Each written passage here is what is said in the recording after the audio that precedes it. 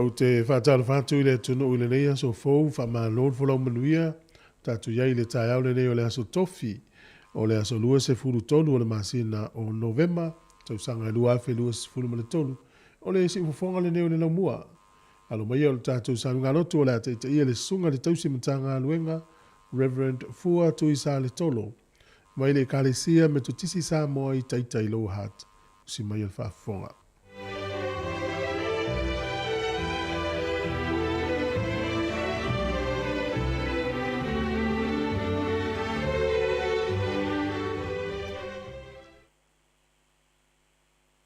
Malo le folau manuia sa mo le ni taia. Na lo fo il fatto to i nga luenga ma au le ni vai as. Ala fai mai ai fa nunga le.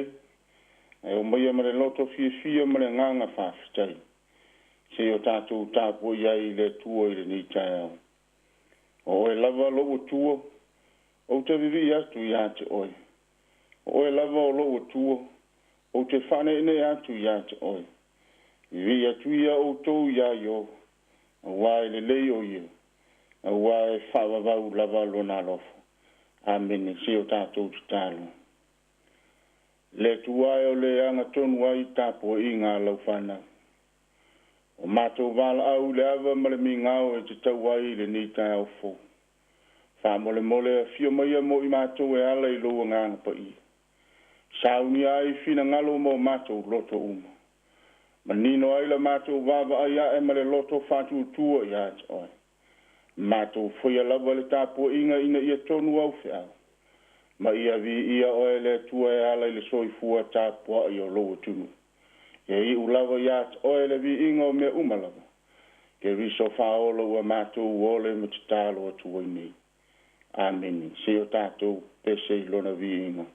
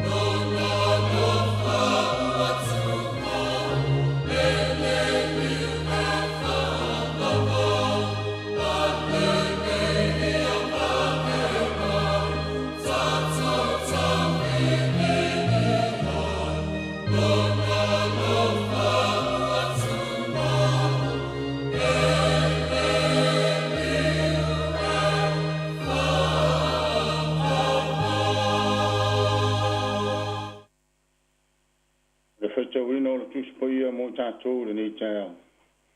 O le maua le tusi whaitau mo tātou le ni asu. Mai lava i le tusi o lo i le tusi whaitau aso le kale sia me tisi sa moa ma tunu I whaf. I ne se rono mata upe fast full ma le val.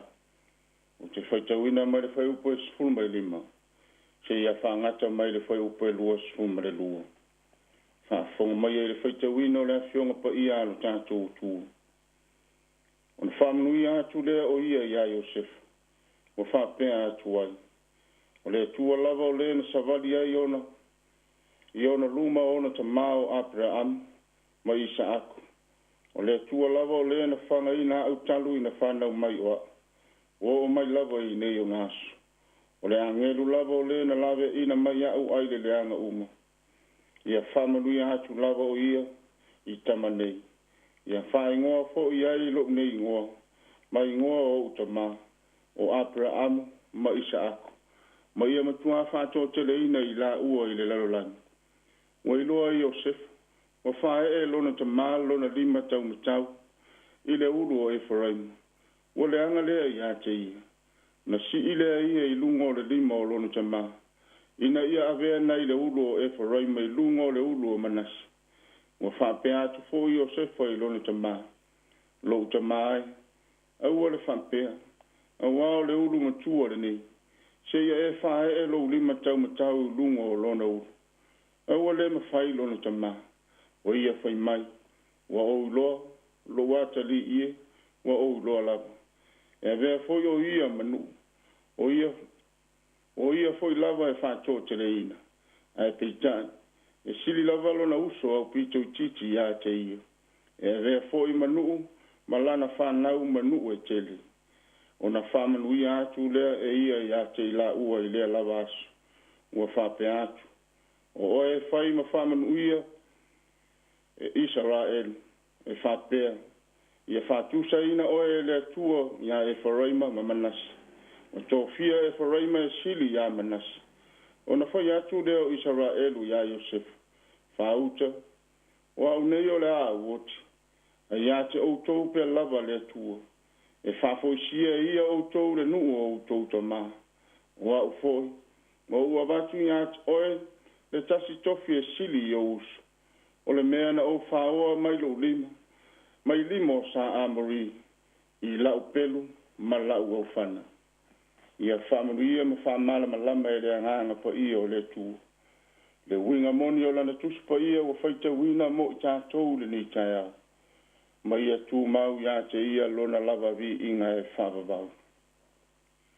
O le launga e le suafa o le te maa. Le alo ma le anganga pa ia.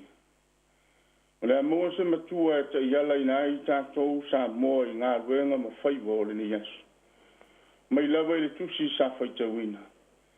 Ke ne se lona mta upo e fast full ma le vani. A o loo I le whai upo e luas full ma I tasi. Upo e whai ma au ni mawhau whaunga ma se whasoa whale a nganga I le ni asu. Whapea lona whaita wina. O na whai atu lea o Israelu ia Iosef. Whauta. O au nei o le awoti. A ia te outou pea le tua. E whafoisia ia outou le nuu o outou tamaa. O le mana vanga ma le toi upu a Jakob. Ina ua tau nganga ifo le lao lona soifua. Le ola na tu uafu I le pule a le tua. Na wao leo o se lau fas fulu fitu tau sanga o le toi ina o Jakob. A le ipua oa lana vai. E manino mea uma I le mafau fau o Jakob. E o ai lana va ai so se mea. Toi upu le matua alof.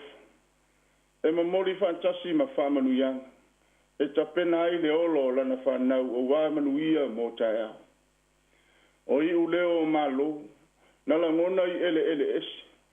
E ui lava o loa o mau le toi ino o Israelu ma lana whanau I ele o ai kupito. Peita. Nala ngona ai nai uleo le lofa whata mā tausi a inga le lei. E le mana o e mawai atu ia. Ai o ia le vana nofo lona ai. Na I te ai fo I nā ma lamo le tai au le lei mo lana whana. Ina ua whai loa e Israel. e ia le taimi e whafoisi ai e le tua o na au ngā tama. Lana whanau i ona ele ele. Le whanua ma le ele ele. Na tautoa ai le tua i ona tama o Abraham ma Isaako. O le tofi lea mo lana whanau. Le pongai lea o lana upu tau mawai ia Iosefa lunatali. Whauta. O au nei o le awoti. Ai ate o tau pēr le tua. E whafoisia ia o tau le nuu o tau tama. O le tua lava o le na savali ai. I ona luma o tama o Abraham ma Isaako. O le tua lava o le na whanga ina au. Talu ina whanaua. O mai lava i le ni yasu. Le tua foi le nā ia te o tau pēr lava. Na te toe whafoisia o tau le ele ele. Na tau toa ai o tau tama. E whai foi mo o tau le nā ele ele. Whai loa Iakopo ia Iosefa. Le tua na osi whengainga maona tama. Le tua na whai ma leo leo ia te ia. Ao le tua na ia whaamalie o na manaa. O le tua na ia pui pui ma lavea ia. E le ingalo ia Iakopo. Le tua na anga le lei ma tausi ia te ia i le ala. Ao whengai ma whaingata i le ala. Le foi o ia mawaya i nai lo nai. Ma ia te toa i loto lana whana. Meo le a foi e le tua mo i latou le lumana. O le whamoe moe o Iakopo mo Iosef. Ai maise o lona ai. Ia aua lava ne ngalo le tua. Aua ne i mawai atu ia. O na whailea maala e mutai foi ma le loa o le tua. Ale mo o le loto le tama. Ina ia whaawa wina pēr Iosef. Le sotanga whaatasi ma le tua. E pei foi ona whaia e ona au ngā tamau ma mai. Whai mai Iakopo. O au nei o le awoti. Ai ate o tau pea lava le tua. O le whai longa e mawai Iakopo ma ona nafa whaatamai tonu o lona inga. Ai sui tu langa e le tua. E whaia mata maa mo Iosefa ma lona inga. Na te taitai ma whaasino ia Iosefa ma lona inga i meu. O toe upo Iakopo. E ta pena ai lana whanau mo ala o le tua. A o toe upu na mamoli whaatasi ma whamanu ianga mo lana whanau. O lea ua tō whamanu ianga mo Iosefa ma lana whanau e tō lua. O Manase ma Efraima. O Manase ma Efraima. E uia o le whanau tō tino o Iosefa. E na avea Iakopo e whai mo ia. Ma whai ai la ua so lana whanau e tō se fulu ma le lua. Whamanuia Iakopo i le whanau o Iosefa. E whai Manase le ulu matua e avea manu. E whai Efraima le wiki. Maana whanau manu e teli. E le ngata i lea. O le whai wa toi tui nā atu Iakopo i lona atali o Iosefa. Le isi tofi e sili atu nei lo onaus. O le whanua na whaoa Iakopo. Mai le limo sa amori. I lana pelu ma lana aufana. Le wata oto to finga ma whamanu yanga Iakopo mo lana whanau. A le whamoe moe ia awa lava nei ma vai le ngafa whauau o manuia. Mo Iosefa ma lona inga. Le ngafa o manu na whae e malie Iakopo. Ina ua inu malie i le tautua Iosefa mo ia ma lana whanau. Samoai. O manuia ma tō finga na whae e Iakopo mo Iosefa ma lana whanau. Na fua ina ua malie le tautua Iosefa mo lona tama. Le tautua a inga ma le tausi matua Iosefa. Na whapongai ai i manuia mo lona ola. Le tautua a inga Iosefa. Na ia fatu ai le leinga i le vaus. Na ngalo ai le anga ino o ia e ona lava usu. Ai tu sei fai o ia ma whaola mo lona a inga i taimi o whaingata ma pupuanga. Le tausi matua o Iosefa. Na fuai ona ia ma mo o lona lava lotu. Ina se ia au mai lona ta mai kanana. E au mai la tau tena nofo fantasi mai ia. Ina ua maua manuia i ai kupito. Le pongai leo manuia ma tō finga ua maua Iosefa. Ai maiso lana whana. Whai mai le au tu o le tusi whaita waso le kale sia me tutisi le nias. O tō finga mai mātua e tau. O tō finga mai mātua e tau. E a fua i seao na tau. A wā o tō finga au mai ai whantasi ma whamanu ia ngā mātua. e mamoli mai ai ma momo ongo matu awa ni le leo le lumana a le fa mo o matu ina ia solo au lo tanga foi manuia ile male nei le atu nu ue o to finga e fai fantasi male tu fai mai a kopo ya Josef o a unei o la wot ai ate o to pe lava le tu o lona winga o le tu ole na te fa malu I to finga e fai masili anga o to finga e fa mo ia I to finga a wa o ia fo ia fu ai manui o to finga umo na fatino fai ba to fio ke viso I le lelo lang e ia la sia le ala I le santau talu lana tautua malo mo le lelo lang na tanu mia fo I le tunga ma to e tu manu malo ma ua manino ai fo I manui o lo tanto wola a fio a e le langi ai a wina mai le nganga po ia o le fai longa le na e iei pea le tua fatasi mai tato na te feso soani so tato vai o tato tofinga a wao le fina ngalo ke viso ina ia fai tato ma e ngalu lue I tofinga wa ia fina ngalo ai tofinga e sa ili ai ma lo tato wola ina ia tato saufanga ai le ola e whavavau manuia ngā luenga mawhi au le ni asu.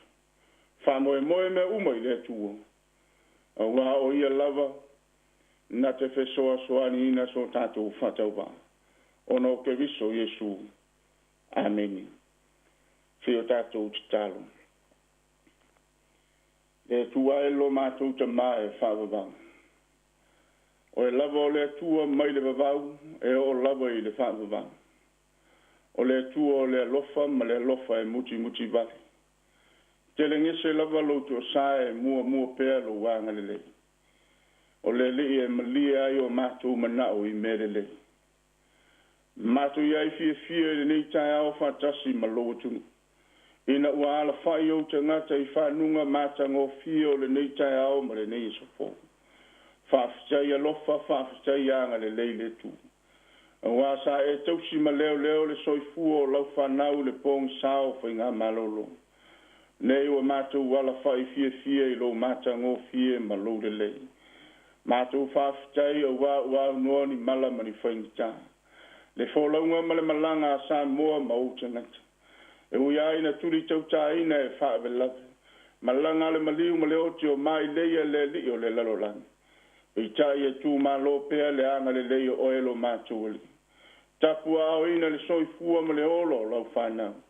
Wā fuai o na saunga le mū mai whaingata ma pua ngā.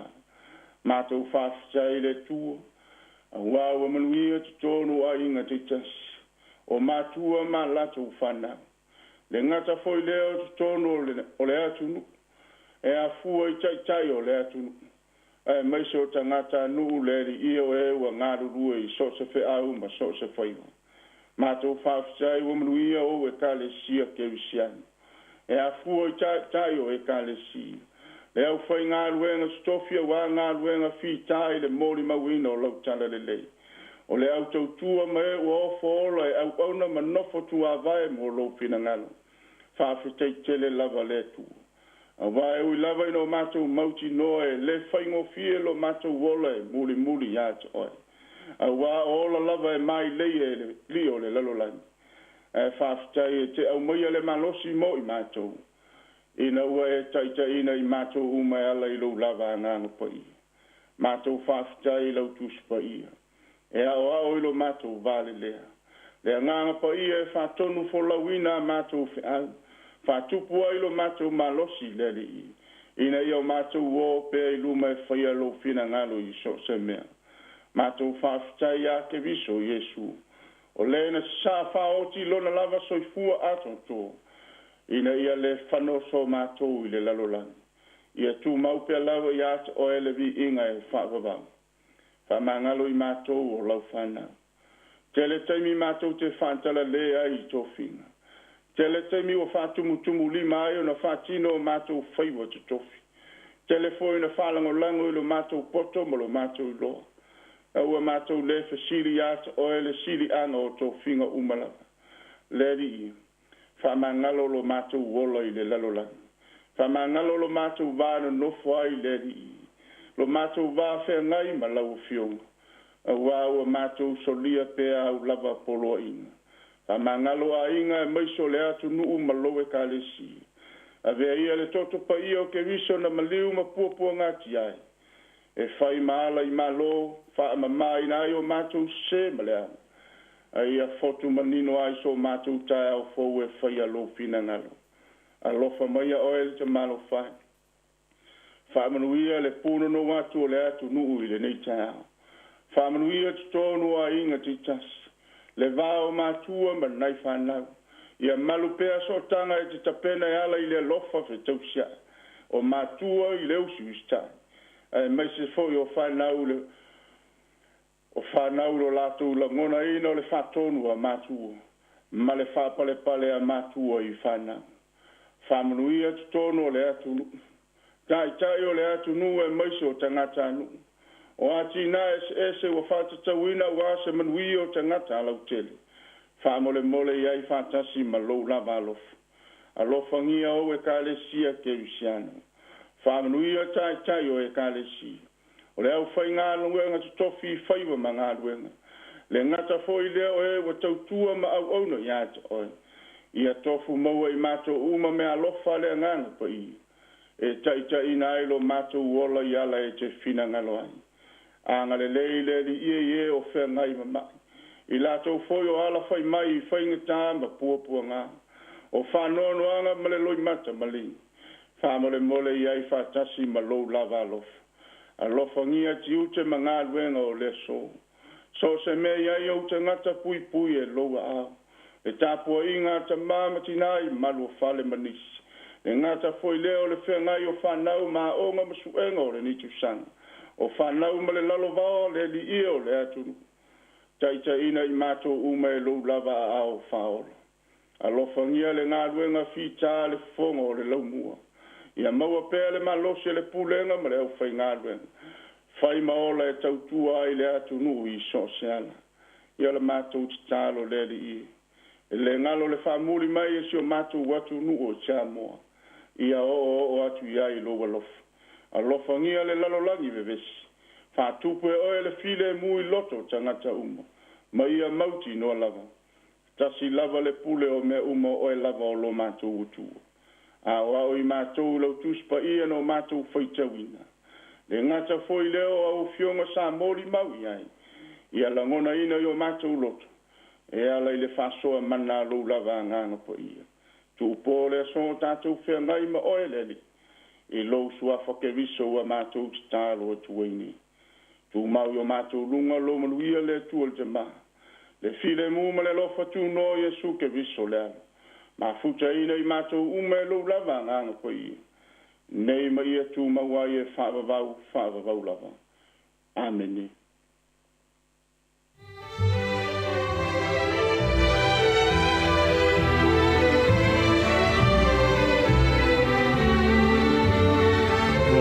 Whaafonga le tātou atanu I le sauri ngā lotu le nei tae au. Tāpinaina le sunga I le tausimata ngā luenga, Reverend Fua Tui Sale Tolo, le kalesia me to tisi sa mo I taita I loa hata. Mumore toere ngā whaaftaitele lau sunga I le tausimata ngā luenga, mo le tātou tāpinaina le upufolafolo le nei tae au. Ia mese o le tātou sauri ngā lotu, whaaftai, ia alma le mana fo I le upu le nei aso, whenga I le atinu I ngā luenga, mwhaiva alo filima o le awhenga iai, whaaftaitele lava I le tāpo inga fo I le whaltua mle no whaalo, ia whapea fo I le pa ia o le kalesia. O lua se fulu mo le ono minute o te einei le tu la fito le sifonga le laumua Wellingtone, ia o le ingo le tua, ia mai le kalesia me to tisi sa moa I kalei stete, mwhanga solo atu I leo le tātou po kalami o le ni tae au, tālo whalawa.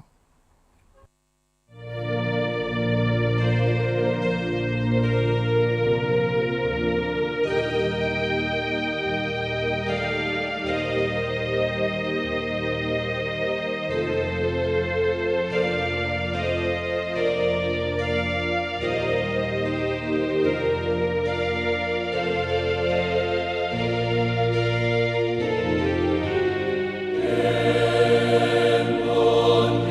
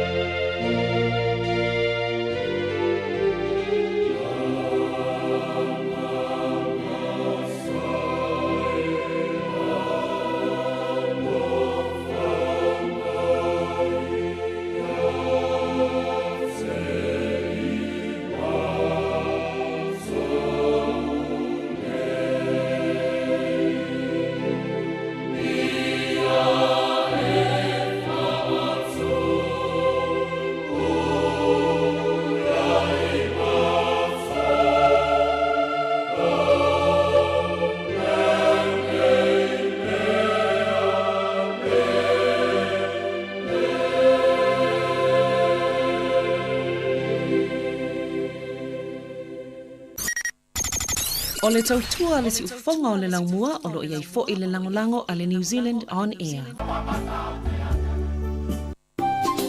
Hi Samoa, it's Auntie Chala here.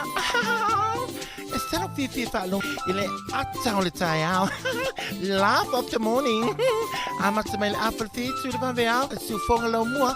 Ata o le tai au.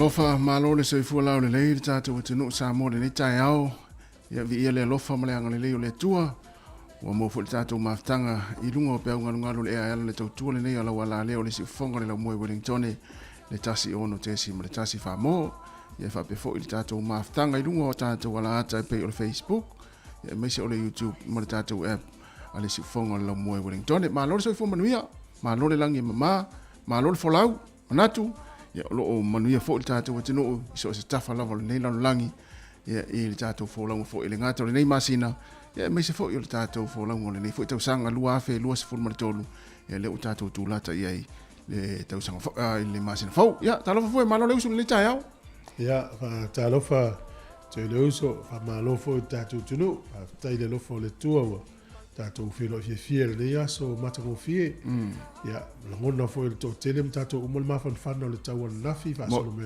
po ni mal ni ta ya o le vota filo ile lo fo le ya o mai ya manuel ni ta ya tai fo ile tu o fa popo fo ile ya so tatou wol so fo le tinu ma yo tatou ta o fo yo la wa fo tatou maftanga pe na masani el tatou se fonga lo mo ya sa o le ya yo pe o lo ya sonia stofi fa so le sforili ya tatou lo vole wala te na umol va ya so ya mo yo vai te mia ni fi le fenga wenga wa tau fo ia le malolonga o le fa umol va ya so mo a o le va ve o na tatou o fa umol va ya so ya ia o le va ve fo le tatou o tu fa umol tau sanga te lo le wa ele te mafu tu wa o ngata maiti ya tatou ne fenga luenga ia te le nga luenga mai ai le si pe te lua va so Christmas ya nga luenga tatou ia le malolo ya fa so lato ia na tonua ia o le tūlanga tā ua il tātou atunu ia o le maua le fia moni a maua le fia ia so uma o lo wola ia o se foile lo se o langa fia ai ia se tasi foile le te whanono ai a toa le aso e whanono ia ele o se aso tā ua na mo se aso le leifo ina i lo o e fo i soifuanga ia pe ia le foi tau foi le a uma le aso e whanono tangata tu sau mai maula aso ia ia le mau vule le tatou ia so ia sa mo na to ina na no matu uma le aso ile ise fe wa nga po ni meto to ul palpal ia e fa pe ale mau se wa mau le aso o le nei matu ia so ia la te lo ia wa so uma lo langa ia fa ta ua ia ini me le le ma le me nga fa o le tatou ma sa ni le vai tau su inga le nga tu bulanga ni tatou lo fa nga lo pulo na lo tafao ia we ale o langa tatou lo mai zamu se fa lo ngole u por tafao sa o le ma sa ni tatou sa mo le fa nga luenga ia o mea whai o le nu o komiti o le kale isia e le isi taimi e malo lo tafao isi ia sa foi le e maona ne lole upuna i Samoa. Le lole te whao. E wala o malito ina maloma tua. Te whao e se moa. Nga, sa ole le ya tala na. Ia e ole ni tai au ia se fatul tatu fatalo fal tatu tenu. Ia fatalo fatu ia le pa ia manu tatu tenu le ni tai au fo vi ele lo fo le tua. Tatu to mafuta fo i lunga po kalame le atal te si fonga la mo i mana tau tua fo le ni yaso. Fatalo fatu i sunga i fa fengainga. Sunga yo una le tua o faila ungo le tala le lei so se fata faita ulanga malo te talo. Ia mo le tatu wa tunu ia me se fo ila tolo fe ngai ia i fe au mga luenga ma onga nei fa na fa pe fo ina fa talo fatu le nga fa alo i ma tua le nga te nei ma tua o tapo i mai tonu ainga fa longo mai la to le tio fa longo i le tasi ono tesi ma le tasi fa mo ia fa talo fatu fo i le nei tai au nei ma tua i tonu mo ta o tangata ma tua ma mo tanga se ia olo fa fonga mai ai ma lo so fo manu ia manatu la fo i lo mo o to fa siringa ma losi i le aso mle aso ia pe ata mafuta le proklame mo le tautua si fonga lau mua ia o lo to fa fonga mo to mai mo mai ai o le lo le tatu tunu i la to fo i wala uso fo i nga luenga le nei tai ao o mafuta mai fo i nisi lunga le awala ma ki mai ai lau telefoni lau le tio i tono lau ta vale mai fa longo mai au e anga ia tua i nga luenga i lunga le pisi ai o le awala fa natu lava ia fa mo pe lo saonga le mu au e anga ia tua i nga luenga amata fo i le nei tai ao Atalo fati fo ia ila tau mafuta mai tono farifai ngā luenga na mata mai silva e le lima na leila le vaveao. Atalo fatu malore on sai malore fa malolosi le fai ngō fie fo i le taimina e tau te usuai. Yo te mana ia na i le moe. Ia ila tau fo i u sa ngā lurua le pōna pō. Atalo fatu ma fa malo atu le tātou proklame ma le tau tua le se fonga lau mua. Ia i tiu te mawhai wasawhenga i oto ana pō i farifai ngā luenga. Ia ngā ia fo i ngā i ainga fo le ni tai au.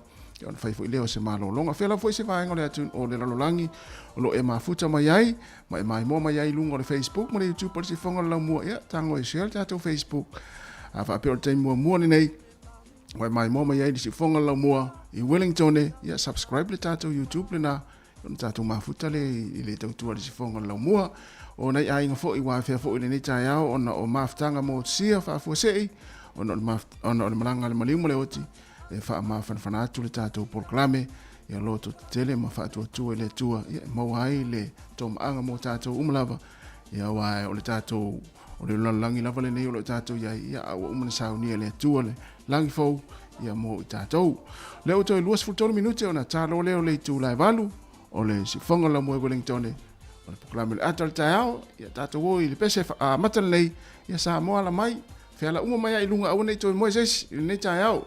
Good morning, Talo Falava.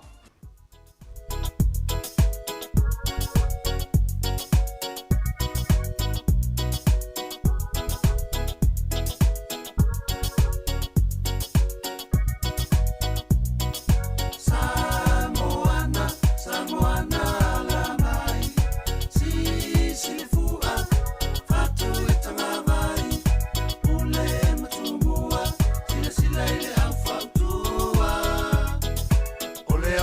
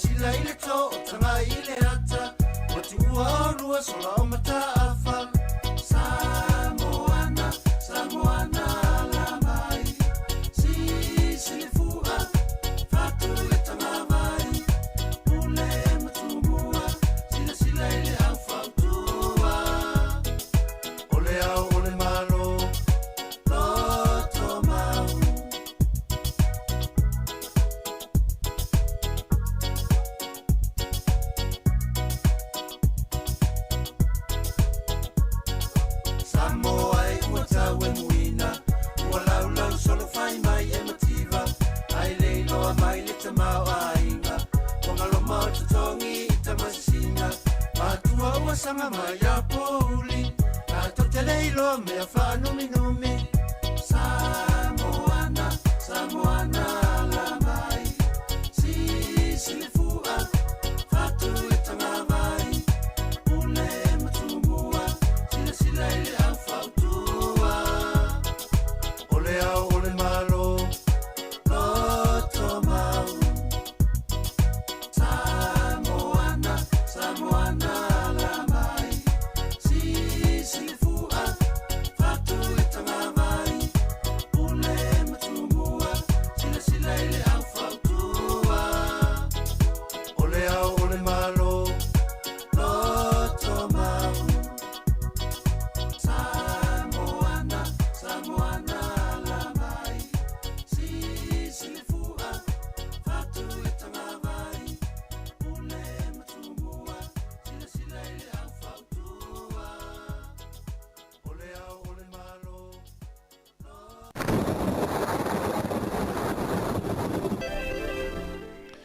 Ia malo so i fuau se men fa fonga le tatou tala o le tau mo le tai au family official le vai tau langi le tau le aso le nei o lo ye valo anga le vai tau e ina i timu tai au o le stona i male sa o le song fuala le so fo langi le tau no inga fa fi a fa yo fi mo la vao ia pe manel mo le fi nei po nei tai au o kapiti manuatu fa nui ma tau naki e langi le tau le aso le nei le fa pe fo i wai rapa tau bo mamarpo e langi le tau Hawke's Bay ina i timu nisi o teimi va ia le mata le lai nisi o teimi o le malulu o le ea le fa mawina o lo i le iva fa solo i lunga sifuru tolu o le ea mawhanawhana wo o tene maulunga i le lua sifuru ma le iva i Marlborough ia o tau bo i lufuru lua fa pena Hawke's Bay wa i rapa i lufuru lima ia lufuru wharo i whanui lufuru lua ia manuatu wa waila le mawhanawhana o le tau le waia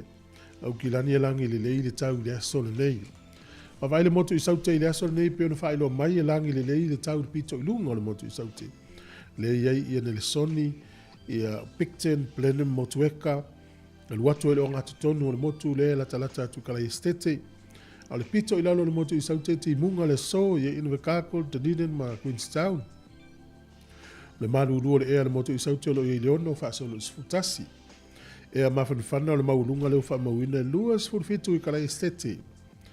Ia o isi vaenga o le motu i sautelo i lufuru tolu, sfurima, sfuruiva. O le au telenga lao le atunu une yaso e matele ina wa ia le mato le la le tele o vaenga le motu i matu nei. Se i vanga nanu u i whakatane, i o Kispen, i o Tauranga, pe i ina i timu i le so, fa pea le pito i lano le motu i saute. O a pia i le nei aso e au aua i luas furu iwa le fu o le vela lufu lima le amawhanawhana.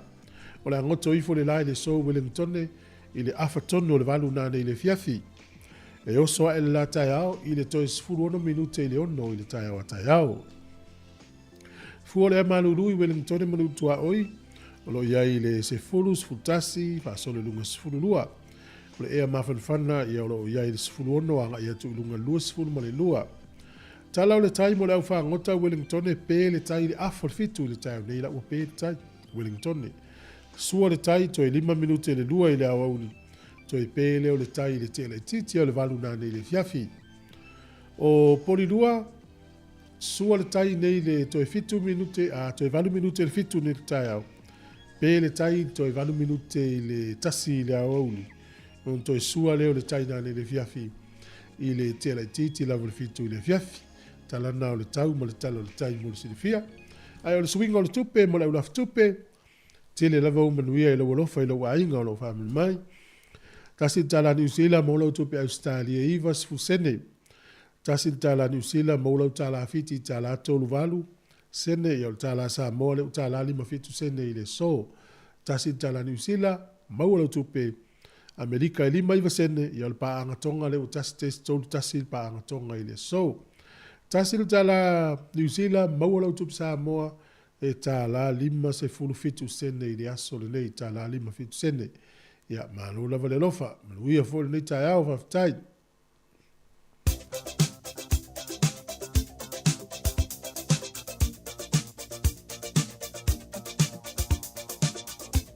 O whaamanianga o asoifua ma sa whanau tato i meri maasani lava na asa whanau at samoacapitalradio.co.nz manuia tele o tōu aso soifua o tōu na soifua mai lene yaso le aso lua se fulmane tōlu o Novema ia whaamani atu le tua ma ia toi whapopo nisi tausanga stele ma fo i pēr le malosi i tino wa fo i whianga ia i whia o mga luenga o le tusi whai tau mō mai lea le Jeremia o lana mata upo se fulmane fitu a lona whai upo se fulu Jeremia se fulu marifitu, a lona whai upu se fulu, i pēr fia whai tau iai.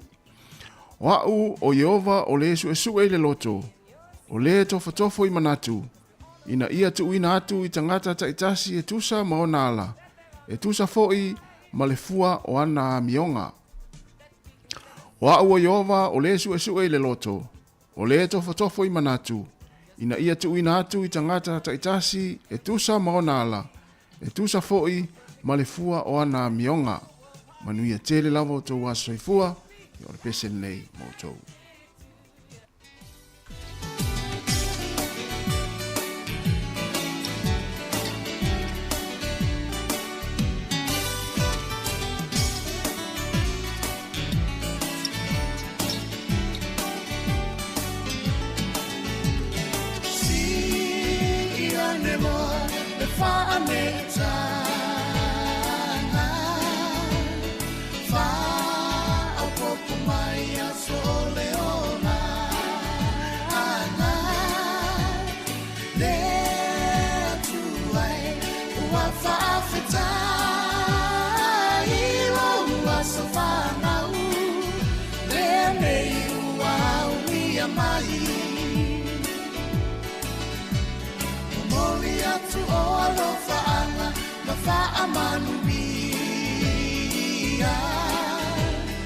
Happy birthday to you all, dear Manuia. No asafana nene wa e auni. Ata tofa afetai, ole tu alava ia via. There to I fa'afetai lo alofa winga wa e foa i mai ai nei a soatele alofa angalo ai ngalo a sosoifu ai au ngalo mola o ai na ai mai sele atua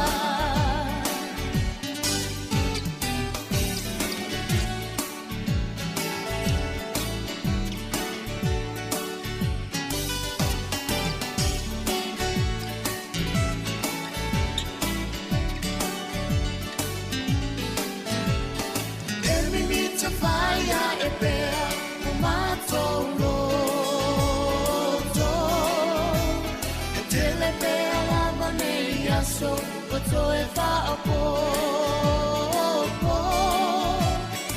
ola fia na to wale ngata ilo so fa na le nei ua ulia mali fa amanuia me tu ai lo so fa na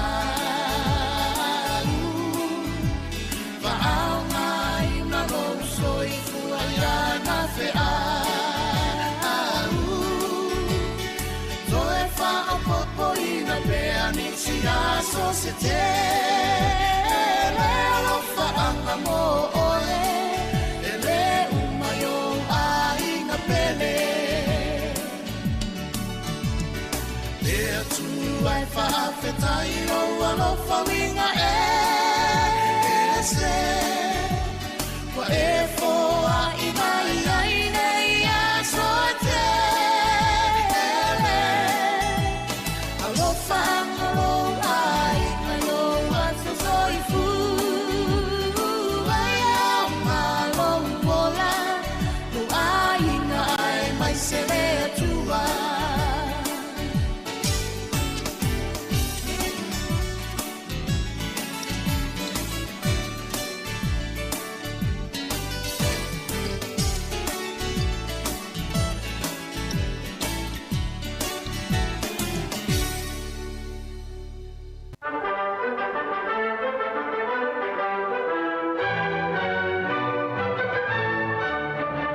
tala fatu le tunu usi mai al whaafonga o le mawai fo ile tala fasal pito la langi me na tupu le so aso luas futolu November o le sol tau sanga e tasi valu tasi lima na whao ngā i le nuule o kānata ia mōri fo ile nungo le awala tau street lights ia na ola light tono nuule o Montreal i kānata na whao ngā i le sua u tafo la e whao light e whapea e mamale le sua u le nei ia e ola i mōri ka tupu le sol tau sanga e tasi valu tasi lima o le sol tau sanga e tasi iwa lima lima o le territorio Peletania i totonu o le vasa intia ta ua Cocos Islands. Ia na tu inatu e Peletania le vainga ia a Ausetalia i le astonu nei tau sanga tasi iwa lima lima. O le sol tau sanga tasi iwa ono sfuru tolu na amata whaasala laua i le BBC. Ia po le British Broadcasting Corporations. Ia le ata leo le Doctor Who. Ia leo o mai le sol o iei pere nei ata whaasolo. O le sol tau sanga e tasi iwa fitus furutasi na aua iei ni sui o le malo saina i le fono malo o whaatasi ma au fia i loa saina i tonu ia o le vaenga o le puipuinga ia po le taua fianga le United Nations Security Council mo le taimi mua mua. Tupu le sol tau sanga tasi iwa fitus furutasi. O le tau sanga tasi iwa fitu ono o le li maulu tau taua falani e suafa ia Jack Hughes Mayo na maulu i se loloto o atu di se lau mita le loloto e au noa ma se mea maanawa na ia whaongaina. Ma le uru e taimi fo ilea ua maulu o isi tangata i se mamao e se lau mita e le aise mea maanawa na ia whaongaina. Ia o le tangata whalani na ia whaia fo ilea mea fau tau sanga tasi iwa fitus fuluono i le astonu nei. Le sol tau sanga tasi iwa lua. Na ulua i whaasala lau wireless me tau le smartphone ia po le telefoni poto le utatu i lo le vai tau to i tia le istangata i le ise smartphone. Ia o le company o le APM Simon. Ia o le nguana o telefoni o le company e tau le Comdex i tono Las Vegas i Nevada na whaasala lau i le sol tau sanga tasi iwa lua. O le aso nei tau sanga tasi iwa ono o le whainga malanga iwa ono tasi ar kompania Ethiopia. Na tuua ia Alibaba e malanga atu i Nairobi i Kenya. E to tonu tangata Ethiopia nta maloloa. Na lato ave wha malosi lalwa alele ina wenungan ea am whaatonu ina pailate ia lele sao i Australia. Ia na umal pensini ma pa ua ele waa lele ile vasa intia. Ia e se lau rua tolu i la tau na whanoa iso i fua i le nei whainga malanga. A e se lau fitu lima tangata na iei lunga o le whainga malanga. O le so i le tausanga e rua afe ma le tolu. Na tuua e loa e tamaitai i tau vā o le Miss World. Le nuu leo Nigeria. I na ua mai ale vevesi to tono nei atunu. E lua se lau sifu lima tangata na maali liwa i le aso le nei. I le na sifi atu e lor tau vanga mawhai e lo le tona. O le sol tau sanga i lua fema lima o Ellen Johnson Sirleaf. O ia le uruai tamaitai. Ua avea ma Palestina o le malo la Iberia. Ma o ia fo ise uruai tamaitai wa ia taita ia se atu nuu Afrika. Le tupu i le sol tau sanga i lua fema lima. O le tau sanga ta siva fasu fitu tono ni usila e fasu furu tasi la tau na afieso i fua i siafi. Na sasau i kalai estete na whai le so na latu to e sauninga. Le so i le tausanga na tasiva whaafitu. O le tausanga tasiva valuono.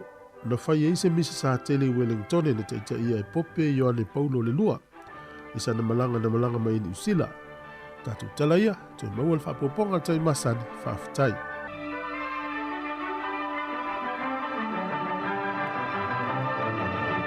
Tatu tala nao mena tupul tala fasol pito lo langi tau sanga umawai. Tai masani fo ida soa tayao. Toi mole le whapoponga. Malo, leo toi 5 minuti ana tale le valu. Whaafonga le tatu tala mai sa mo tau tuat sunga ta se salam sam. Im tatu tala fo whapoponga mo mua. Leo tapena mai ai tuma tai ana fasolo. Si fonga lo mua. Malo, ia i tatonu fo ele o toi mamau fo ona tu wala o ngal whanau. Iyo e. Ia o le whanga solo pesu e ngā le teimi nei, ia malo lava ia o tau tamaiti le a malo si o tau suenga. Man tu aso fo yo tatou su e tatou ia e. Tau sole. Tana umar suenga. Ia pewe o mena tawa ia tau o yo ta follow to fum ta ita yo. Ia. Pe lau nele uma su nga tati ai uma ma peni. Pe ole fai longa na tau me usa o loto da mai dit. Tau ai uma peni tonga ba. A won fai o ton men ma to fai ese. Vai na le ola nga sa ola isa. So ole mo uma le le au. Ia. Ya. So vai et foi le ya tau o foi le o. Tau ai ma peni tonga ba. Yo wato e mata. O peni o titina tama fa mo le le a. O e alu umma tonga va o pe alu lapis. Ia fai longa al fia. Na. Le foi la il nei tei mia o ngal fa nau. E umale va ya sole la sa ora tua ya mata na fai ia fa unga l'Università Victoria la bala to te Ma, le na ia Università te. di Usila. E le la tatu nga il tei mi se deslenga. Ia. E fuala i matua ia la fa ula to fa nau. A loi mata o fia. Mana ia. Ia me se fo ina tangata ia la afa au. Tolu le fata usanga sa su e ia le fa ingofie. Ale se winga foi o no nei tei mi i au fa ua tatu. Pe o aso ia e tele lava i fai longa o le diploma, bachelors. Ia. Tei ni sau o le master, sau o le PhD le sau o. Matautia. Am tu ato a tele ya. Mana Ia o ia. le mānei ia so le fai tau tu ia mālo. O le manuia lava o le tama ma le teine ia po le tangata matua le ia o le manuia umatu ana o tātou le tātou zamo. Mo ile le. Nia tinu e tele ava noa. Ia e wha malo e nei whanau ia wa wha manu ia fwoi lato. Tau mwhaingon nei fwoi tau sanga. Sa o le ia upo le pese ia wa te lo lano no mai upo le pese le a le kukama mai tono le poto Solomon. Ia. E wha whea o el poto. Io e. E sa o le ia po ai ale tangata voi le wai umanuia le a o ngā wa o wina le potala. E te vai tangata le wha rolo i tangata. Na. E wha whea o el poto tangata. Na. E le ilo fwoi tangata rea. Te pila o. Ha pia whata ingo. E te le ilo ea. E te le ilo. So lo le tala noa tangata ia o. So le o te savaria ni wha pia wha pia. Langa ia tama i le tama. Ia o tala na. E luane le tawali. E luane lau tawali le tala noa tangata. I ranga le tama ia tama i le tama. Na. E na. E te walu le whatau. E lu whalea ngalu tāwale le whalero. Te le ai ngala nā le whatau ngalu tāwale. A mai mele sa wali mamma tu tanga le sa. Sini mele ai. Sole. Le tāwale. Ala wangalu ol whalero tāwale. A tamai te le tama. Ia e tau le ia whanau. Ia ono wata mai nao le a wha e ina oe. Ia pei fui o mātou. Mau sa wali ane la aso ua i usu e ngaua. Mau a fo ia wha ilonga mau lunga ma mea sa iei sa moa. Ia la tala no ele nu. Ia oe. E na le ai ari ele i ina na fo ile na pepese fo ile nu ua li ma pati le nu ua li i mo mea lau ngā tongi ari isi nu. O wao le tau ua ia oe tu fui. Pea wha pea la tea onga le sinu. Ko lisi le sinu. Ale te tau sa vali fo ile. Ia mon. O lo te mil tu uanga fo le ua o whailau ngā tongi. Ia te vai e whailau ngā tongi. Ia o lea onga le ese nu e maita mutu. Ai o ta sili lai lea onga. Moni. Ia te vai e tala noa. E luane la ta vale ala tala noa tu le isi nu u. Tuele i tāwale nāte.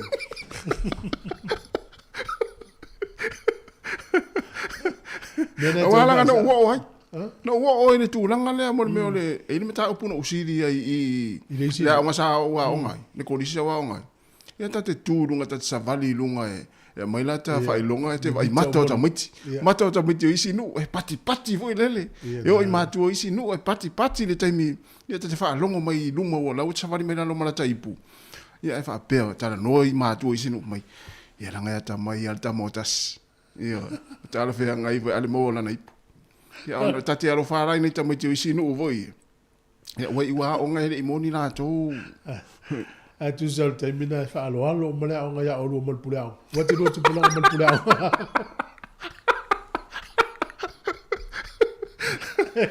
Na o ya filo me ya fa ya. Ai, vai yanga, vai tala tanga te isi siri ai ni longa tong. Ia le wata le varu, si mai fa fonga ta tu tala mai Samoa.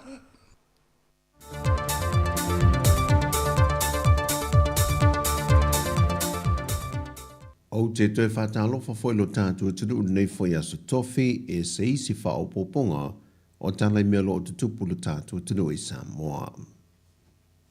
Ua tali maile malo ia pani whanau nongom wha moe moenga o le whala popitonga le malo si anga tau il tise le vaenga le EPC Samoa e le una ia leo so se awala e whaonga i nai malo si anga whaafuwina e mō mai eile e le tise ai tau mia le whaonga i na leo le swau u e le ngata o le tau ngata ai o le kasa e le whaaleanga i na o le sio manga.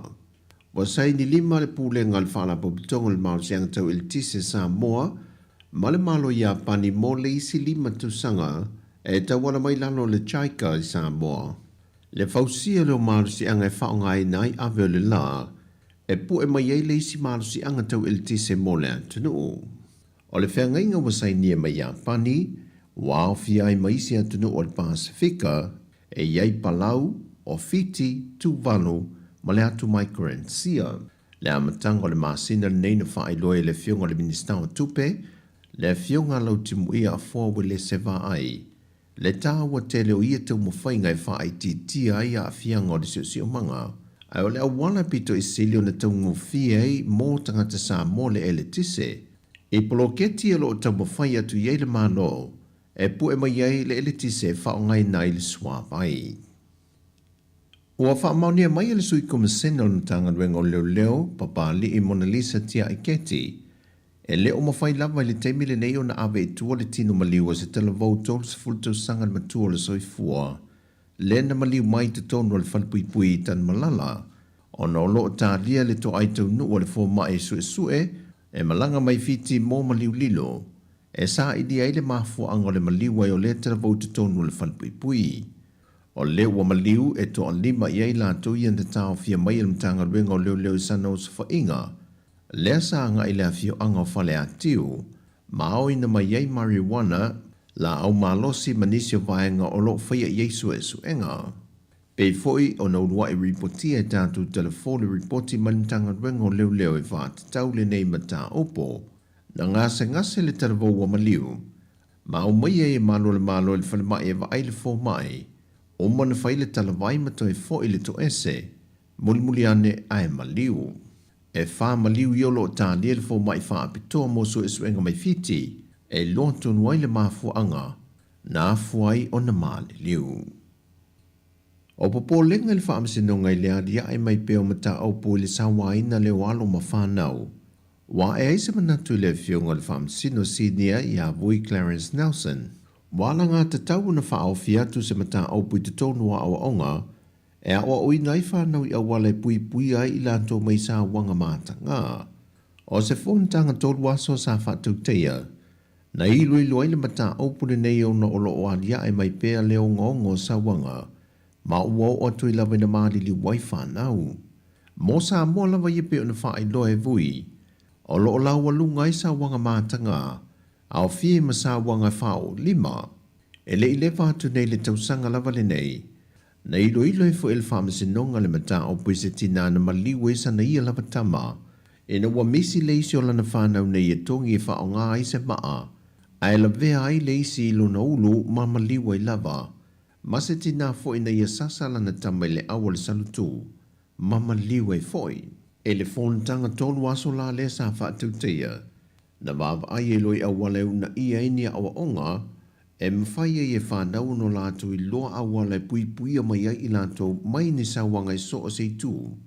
Ma awala whai ngofie e ite i lātou i se meo le a tupo, ma wawe o na whaia se ngā yo i ngā mole saunga le mō, i lea a fia mai ni sa wanga mātanga.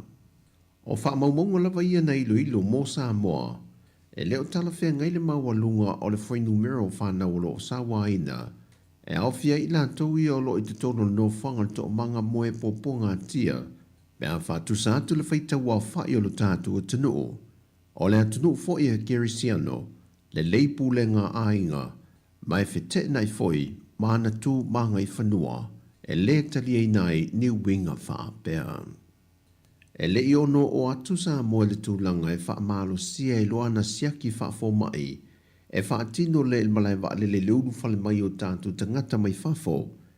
E le toi pepesi e leo le ngalu lona lima o le COVID-19 vai New Zealand. O le whaalinga lea le ofisa sili o mtanga luenga o le soifua malo loina. Ai ono Dr. Alec Ekeroma. Taluai o loo i lalo lava le fwai numero i lanto o loo a fie i fulu ma wha ama e o loo pepesi. I tutonu o le tātua tunu e wha mau maunga le soifua malo loina. Mai le mamalo lea tunu e to tele le o loo auto wa atu e wa ia fo mai. Whai loa ai ono, o le teimi lewa e moua ele mawalunga ni wha mau maunga, o i lanto tangata sa moua a fie le COVID-19 vai le ngalulo na lima le pepesi ni usila. O le a whaatino i lo masiaki whaatsoifua malolo i na sa whaatino mua. I le malai wa alele whaavao maloi whaleolo, ma le waftele e mata autu. Na baule tūlangolo toi fautua ina ai ono le atunu. Mo i lanto uma ele i whaatino ina o lato tui whaao popo po le poster, wa ta siai mai lanto ele i whaia se tui pui pui al COVID-19 pele i ato foi. Ina ia anga ia ne whaatino tui, ina ia saunga le mo mai le pepesi al wha mai. O dala fawia mai lo tātua tunu unei aso tofi, man wia Samoa whasoi foia.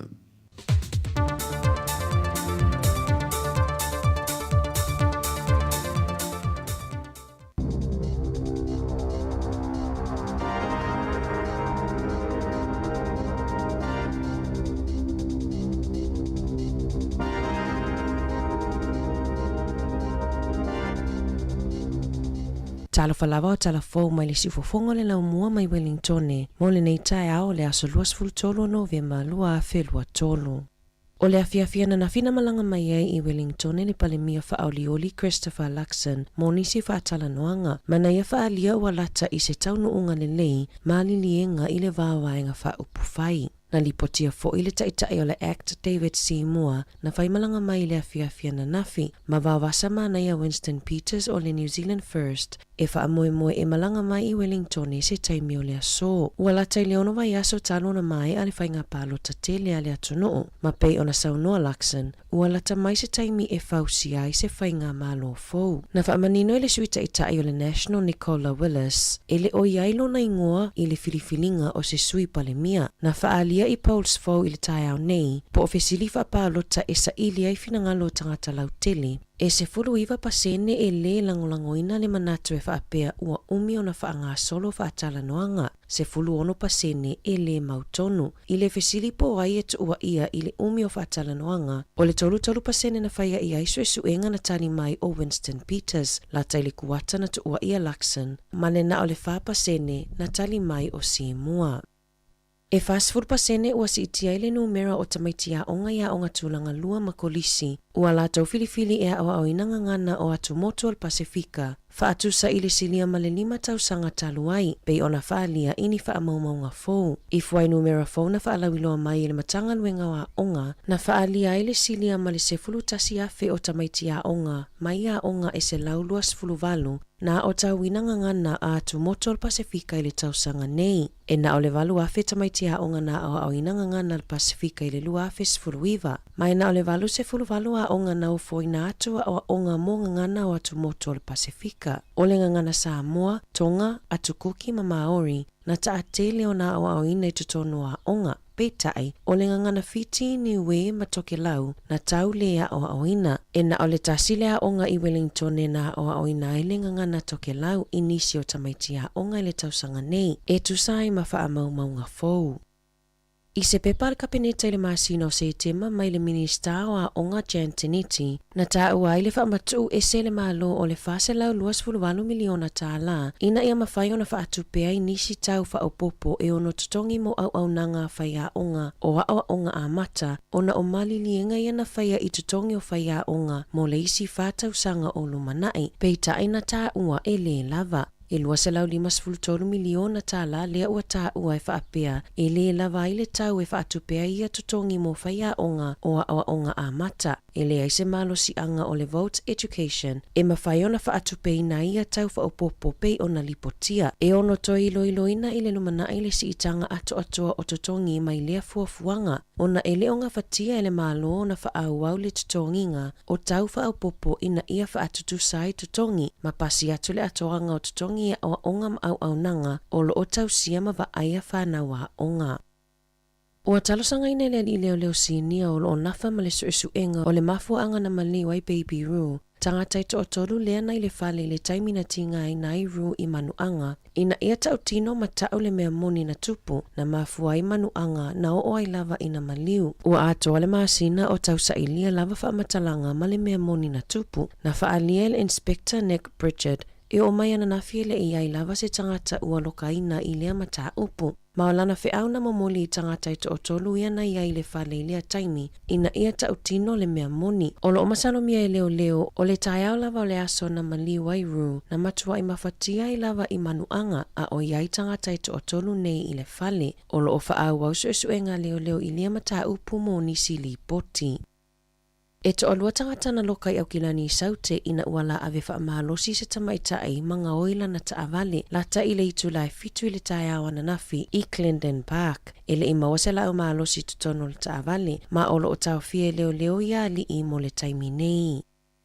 Ua ofo atu se tangata whai pisinisi na te toi tutongi na atu le tolu afe tolu se lau tāla o se salatupe na tutongi ina e se tina matua fitus fitu tausanga mai Canterbury. Ina ua whaasalaina i le malaiva alele Brisbane ona o se sanuisi sai tutono lana ato na ngalo ona ave ese malana ato a ole i malanga i Australia i le aso lua o me. Na fiso o tae atu se tangata whai pisinisi i le Herald ma fisili mo le numero le teo ngā tupe le tina e tu umai ai le tupe e le i whaelo ina le suafa o le naanga le lei le tina. Ai o lana whiau na momoli mai e whaapea, e le tatau na o se tasi i le atu langa atu vale e au noa ma se mafua anga tatau, mai fia e fisosoani, e ave ese mai lea mawhatianga, ma whaamama avenga i sia tina. O le aso na malangai Armstrong, na ia whaatau ina i se sanuisi moa i le malaiva alele ka la estete, e tau mawhaia na fuala au. Peita ai ina ua ilunga le va alele na moe, ai ngalo ai ona tau mafa le sanuisi, ina ua tau no i Brisbane na sue le au whaingaruenga o malaiva alele lana ato ma mawai le sanuisi. Sa whaato e se le tina matalosanga whaamole ua ngalo ia te ia. Peita aina taliane se sui o le au whaingaruenga e tolu afe tolu se lau ta alala na sala e tutongi. Na tutulu le tina ona o le tele o le sala tupe. E ui ina talosanga e le aise tupe whaapea o ia te ia. Na taumawhai Armstrong e talosanga i tutono le 28 aso.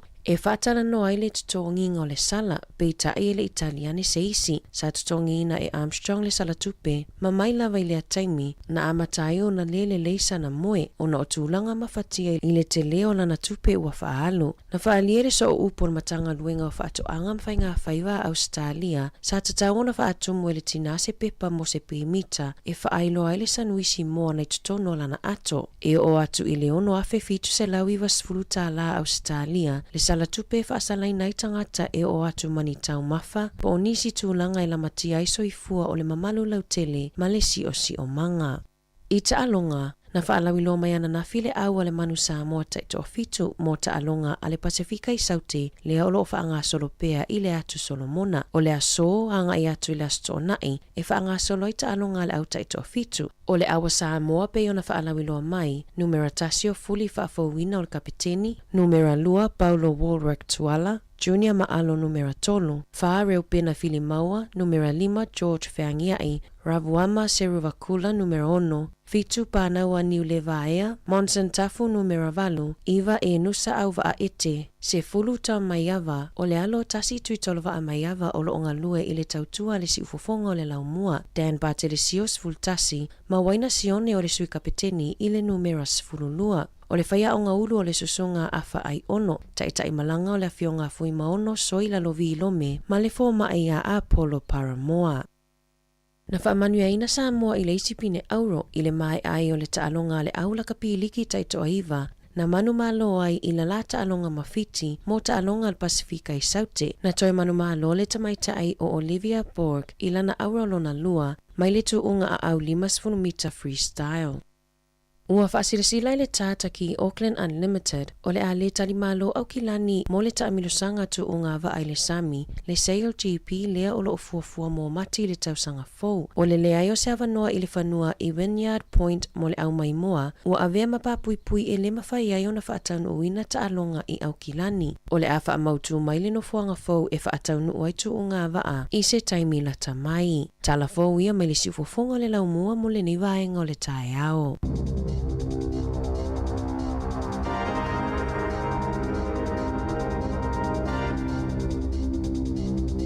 Malo fa tai fa fonga mai tata tunu o se furu 5 minuti o te nei le tu lai valu le tautua se fonga la mua e po kala mele atal tai au to fa malo atu nei fa na fo ya onga wa la fo le tai au po na fo moli atu ya onga manuia lava onga ma su enga la fenga i mo to le yaso malo le moli mai le lo fa nga richo le sunga e fe so nga chewi malo lava le ya le vato ini so tato fa fonga le mafuta me sa mo ma lol malang menuia sunga Ellen ya besili na wa mafayona e toi fo ya tu statu tunu yeah on mea ya o le toi fo i mai fo i fengtane fo i ya la o toi fo i mai na winga lo tala ya pe va pe ya me foi na sa fo i le na e tala la pe toi fo i mai ya o no me fo tu puna ya wa fengo fia wa le mau ai o fengo fia le anu ya o te mina to fo i mai ai sa le ya ya ele me fa tele tina re ainga matamiti ya la to ta ofi o to vatu ai o la unle pasese ya ta si e sangole mu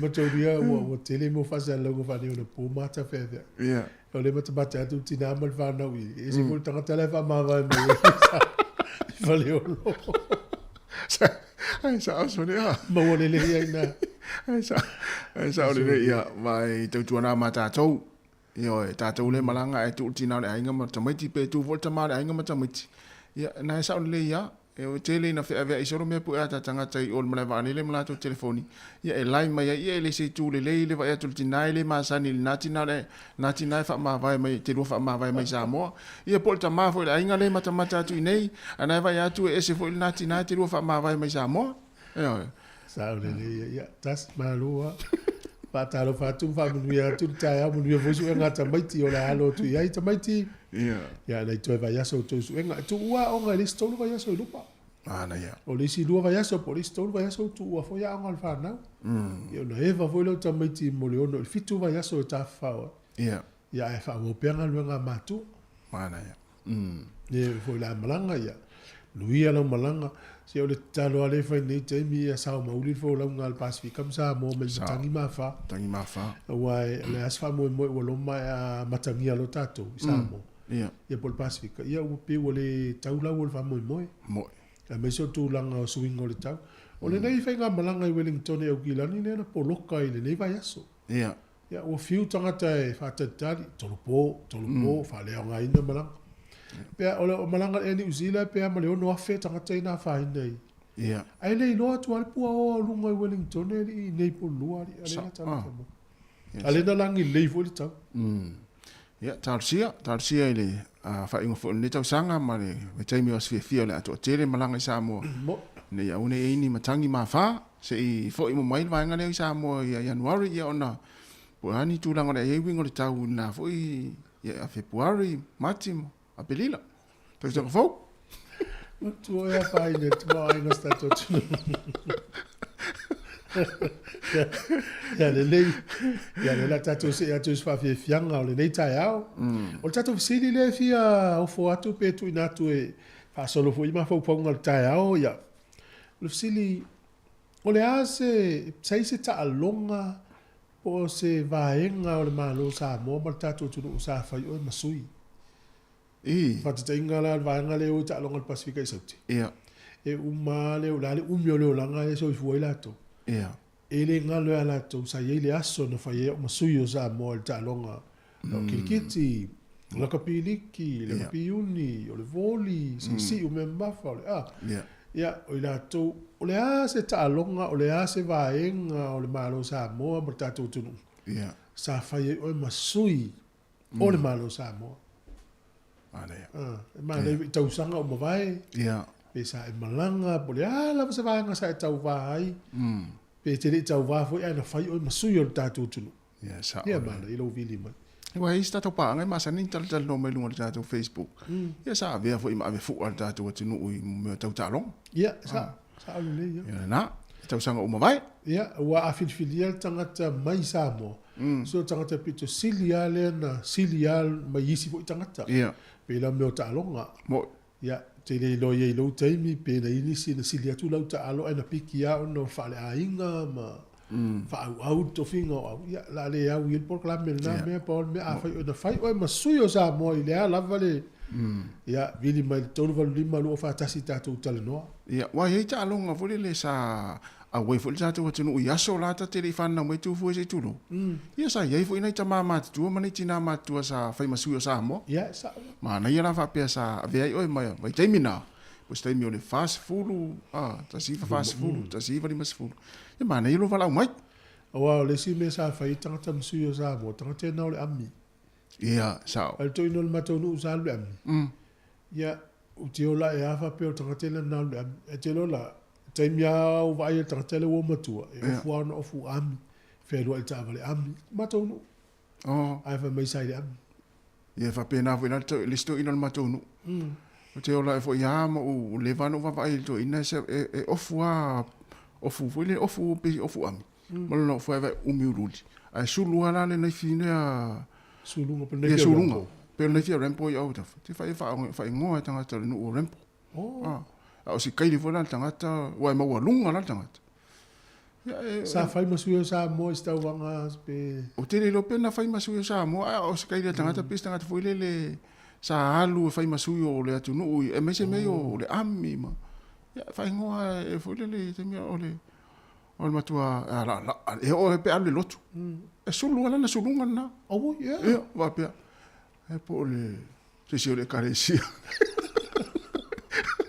wa mo te lotu mo te lotu ya sara mastoina te vai al watu nei ona se vai puts foi na safety ya al watu mal tamalo lotu ya ole volele ma lunga la pe ya stanga ta volele sa ya al watu a te vai ele misi sulunga e sulu ai pe ala tu lotu e mo tarie te mi la mo te light ya mo te ula la ista mo tina ma lo polo tu ina le sa e fai ai gosto ya fai la na ainga na ro so fu me te mini si on faltu o ya o mo sto o ya le la tata to pese a tato autuno ni aso ana ya fa fianga si fongo lo mua o le o lus fu lo minute o te nel valu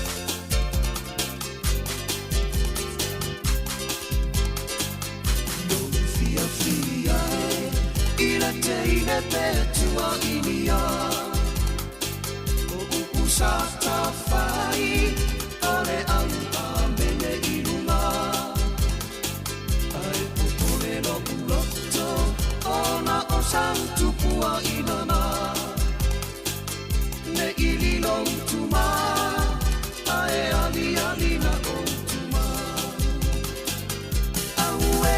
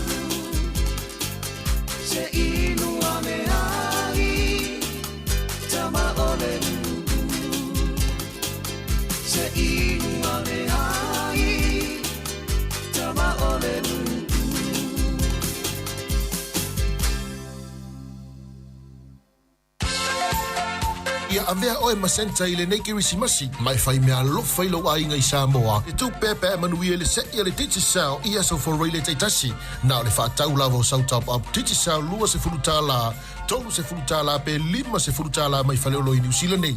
Ma lafo i lo ai ngai Samoa. Whao ngale au nai nge lafo i se top up, lua se fulutala New Zealand pe silia tu foi, mo so wamanoa. Whai e te manu malo, e maua lau lima se lautala New Zealand. Ai angwai te popole, e to e maua foi i lo ai ngai Samoa, le isi tino i tupe lima se lautala Samoa. Whatau nei loa sau tapa putiti sao mo so wanoa, i le seti o le kirisimasi, mo se wanoa e te whai mea lo whai i lo ai ngai Samoa, e iai inga o le nei whapitoa. Ia manuia tele le kirisimasi ma le tausanga fau, sekia titi sao.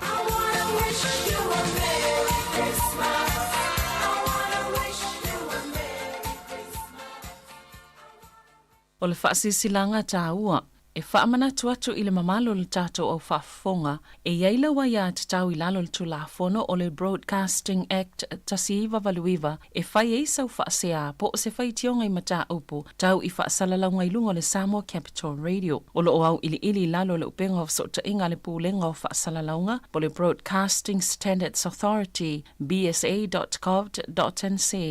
A ia inga mo le whai o sau whaasea i se polkala me whaamanu ali ai lau whaafonga anga. O lo o au fia i vaenga nei, o le ale teime mawhaiona whai se whaasea, o ai tu ainga polkala me mawhaiona o whaasea ai, o ai e whao o iai la o whaasea mō le teime mō mua, whaftai. Upo le tunu e au le tau wola au le whangota, o le me le lei upolu e le lei fo'i mo Savai, o le me le lei e tunu i fafo e le lei fo'i mo Samoa. Le tau tua e le tau to e whaailoaina e ala iuta ma whaamomoli mo Samoa ma so o se tunu, o le ngata i waalalo e whaapea fo'i ma waalele. Vave tau ngofie ai silisili ai lona whaatua tuaina, whaaso tai mai loa le tātou company o le Javen Global Freight Limited, tala noa le tō whaasia le au moana to ala afi pa esesia, telefoni o luatasi o tolu wha, valu o te stasi, po le tuatusi i le kona o Tirangi Road, ma Kingsford Smith Street, Rongotai, Wellington. Alo, waftai luas fulu iwa minuto te enei le tula valu. Alo, lava le mafuta mai, ta programe le atal tai au, toi wha malo, toi wha talo fatu. O lo fito toi mana tua ia le vaenga le na mai tātou talo mena tupul talo fasol pito langi tufui. So leo te ofo le mana vale farani ali, tau sanga tasi iwa fituon. Se lau mita, ia tau se lau mita lea tutu ua ita masawa sawa foi. Ia. O le matua umi ia o te ofo, ia ele se whangu mana va foi lele na whaonga. So ilo loto a. Ia le umi mwhaina e mauru lalo samiau no male, e te mauru lalo. Ele ato se 5 minute. Ah, so le umi te le 5 minute. Ia, fatua ele ato se 5 minute.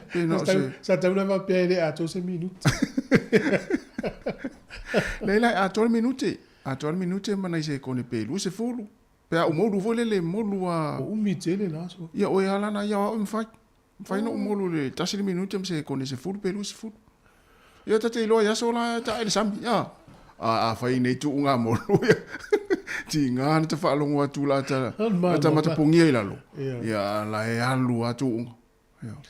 Umi fasi umi tawhio no mana, wale e tele mo misi e ale. Ia hai, maasani vo i meloloto. Maasani vo i meloloto. Ole whamanatu asi ti nāle ua mai mo tātou. Ole ua ngalo i ti nāle na whaatauna na sanuisi mara waalele i Kalaistete. Ia, ui nei, ole ti nāmana lo i motu i sauti e pea o Kalaistete le na iei le ti nā. Sa o Kalaistete. ia ai lau whaatau isa na sanuisi le lo i whare inga vole mle vale. O tu ula tono le ato lo mtu ua ngalo ma iesi lo mtu. Ia mtari le sanuisi le mo sanuisi moa. Le ile miti tono. Ia o to le Australia. Whaasala i lo silo matua e tolu wafe tolu se lau tala Australia. O le mea whai lau tala. I lo umana tu nawa. O le whasalanga a. Matamata nei il porkalami o le pora security le... Le sau me Australia le fui faini. O le tele o tangata mai Asia na tu matau mafa ma me sana watu Australia. Tele vai se sala tolu wafe tala na porkalami. A tele o tolu se lau fasa lau. Ia ai mana tu la orsa nuisi e na fai tang fai silo matu ai o mala vale le ia. Wangalo na ai. Wangalo silo matu. Sole. Ia se vai le fa sala o le sanuisi na watu atia i lo lapisi pe ale. Ale fa sala. Sala silo matu. O va pe. O me le mo mau me tu o mai la to fi por kala me. Tele i lo fa sala se to wa fe por kala. Ah sanuisi. Ah sanuisi. Ai vai le o lo la Asia na mai mala to. O o ano manufasi o fuo la o la o me tu sala ya a o le sala silo ia lo pose ni usila ma fu so fa sala stadi silo no se sala sol ava ia na usila ia ta ilo iti o sila tala al mela fa taileli da to tongi le stanga sala silo mutu tanga fa business ai na va ai le tala silo mutu fa sala ia o fo lo tanga tele tongi tolu afe tolu se la tu se tolu afe male fitu se la usila ia le tupi ia tolu afe tolu se la tala sa Australia tele na sala ole famila tu la lo matua tau tu na mata tu me fa pe ni ngalo na vesi ia pe o tatou foi ni ngalo na vesi le apu mai la wato po se moli ia o isa mo tu sala tatou ia ele ia la se me o ia pe o sa mo ai ngalo se me fa pe alo walu la le no voi Asia e Filipina China o no voi ia Australia ia mtua te le ala fa ia au te fa te vola sa te lo pe fa sa na ave lungo vale le mena ave tono le atono ave lungo vale ia fa to sia kina le sia kia tu ila le vai nga vole le ta te tamia tu mo la ta to tu ia ala vai me ole me ai le fa ta u le sa tau fa sa la to ai ta tele o lungo vale le tonu la le we alu tonu na mala wat o wa pasi tu ma i va nga le sia kia ia la ta i vo le avi lunga e la fa pe ai va nga la ia eu se sanduise se lo matua ai i tonu le lounge le mele fa ta tali ia walu ma se lo matua fa na avi lungo vale le ai tau ma fa ia wa ngalo ia mota tau la malanga au ni ngalo ni me fa pe la wato ni te ua salai oi o lo me za mota si tu lo wale au mai e pe lo au pipi au ma moe au masua sai ni sila na le au wa ma le pepe e sa ni me se miti tonu po se alo man fasi tonu tatu tau mafana ana ia e le si tamana saulan malanga apa so sisi fo ina mai tutuila ia e sa na mai ni apa so sisi fai le faspua Paula apa so sisi tanga ni usila na apa so sisi fai le moa. Ia. Ini wa apa so sisi wanga le fia ia. E sa ta mana. E sa pe fa pe la sa wai o le pork and chicken. E sa. E sa na o le pork. O le beef. E mauti no a mai na o le apa so sisi e ia le na le chicken po le moa fa ia. E mal tuala. A e ui la I le vanga le quarantine ma le au tiu te au gilani. De vela le umin polo kaya oi. Ia. A e fa longo mai la. Fai sa o ia ila utana le la fai atu ai. E fa atanga I New Zealand na mai la paso sisi e fai le moa. E le na va venga yo ia la vanga la. Oh ia. A e le fai ai.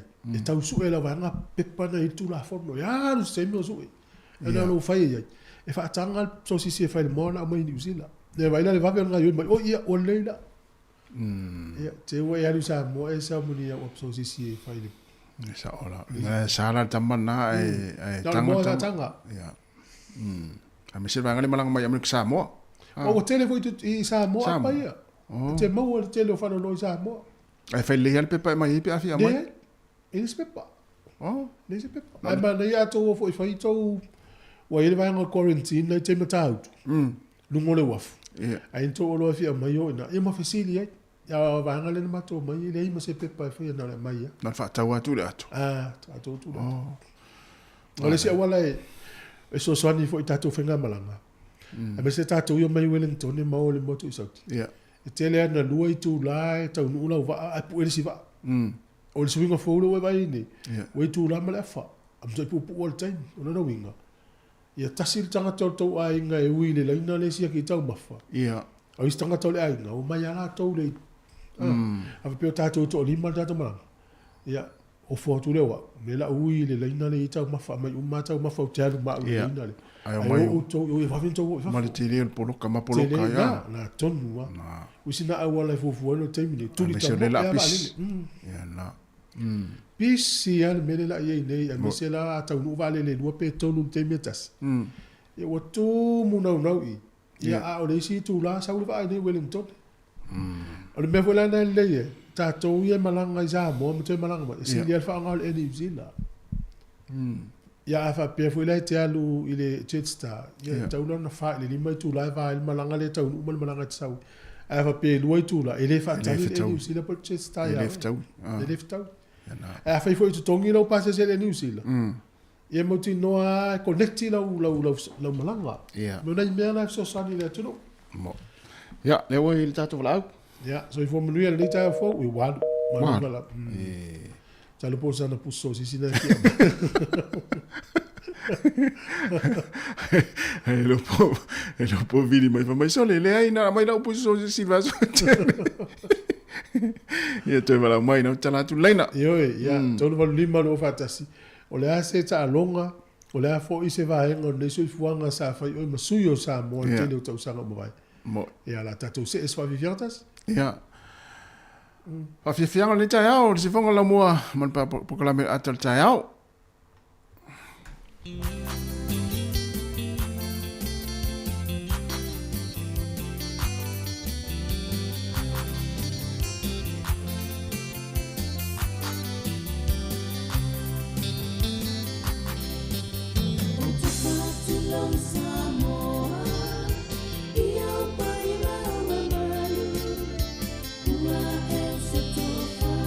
Toi fa o tu tato pesel na le wa ton family tato va tato fa va o sole ia toi va mai no le tale tu telefoni e tu lo telefoni va mole au te talo lo tato telefoni e non fa na tu pe ia tato office fa sa lau ia sa fusu mata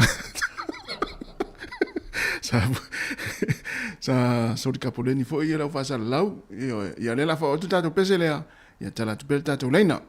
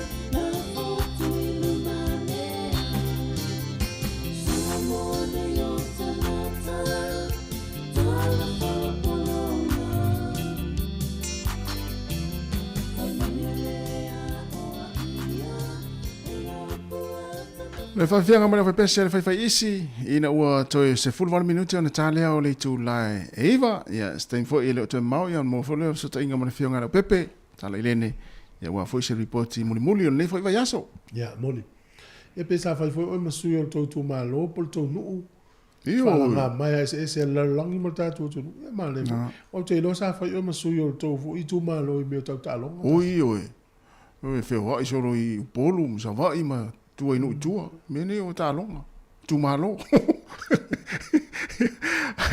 alo ta fie ina vai taimi atu fue o le ai me se la ai tu lo foi ai ngore tai e o le nu ore ia fela ai ngore tai fai tau ka tālo i talanga ra wala i na i malo tau manono oi e le malai na sai au ta fala wa il moto polu a mai au fili foi nei tu malo le ala se fai la sa tal o le ala so tau no au fili tu malo e o tanu ala tai au Boel va ole va. Ja.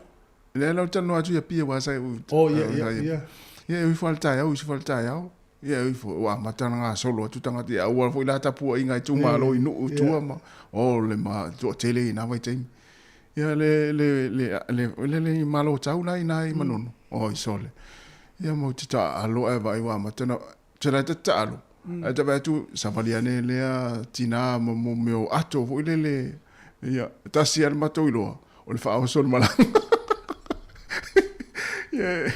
umata longo umana fa eto fo le fai tala muli ia fa mai lo ia to fa o sol tole va le saula me ato i la uniu voi la wia so tele o le ia na mai te to te ola ala le to fa o sol au mai tu male ele ni fa o sol ia ele ni fa o sol na tali malo le tele tu malo e ai tu malo vo le tali malo e laki e mo mai fa o e ai tu malo vo le no ma fai po se vai inu muli ia o te mana tu ana tu malo na o tu ai si ai sole la le fa o so mai si yo mo meu talo lu au o mo so te leite na mai tai o le o ia tai ro ni vai tai mi po to fai e fu la tu so la una la tu la ul tal fa tai pia ia ale la to wo so le tu malo i po mo se tali le o to ia a sa o le ia mai na nai au mai no tu ma mo te sala fai ia le ia na me fai e unia i o la fa ma po au ia o to ele na pauale me te vai e tai mi pe a uma ta longa ia fai sina vai vo le tali ai sina ava mo vai va pena ila so esa ya e pe so le ole al mela to tali au mai tu o ya to i pia le ya se me mo eta alo la mo le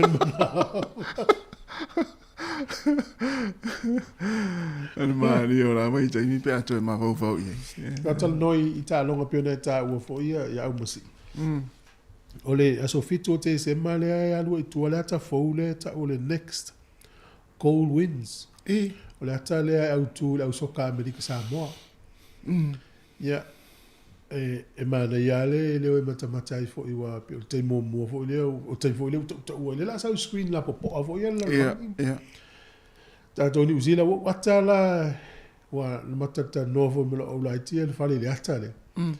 Ia utele i doa ala le ata. Au ute ia le ata e o lesi au mawhine ma son.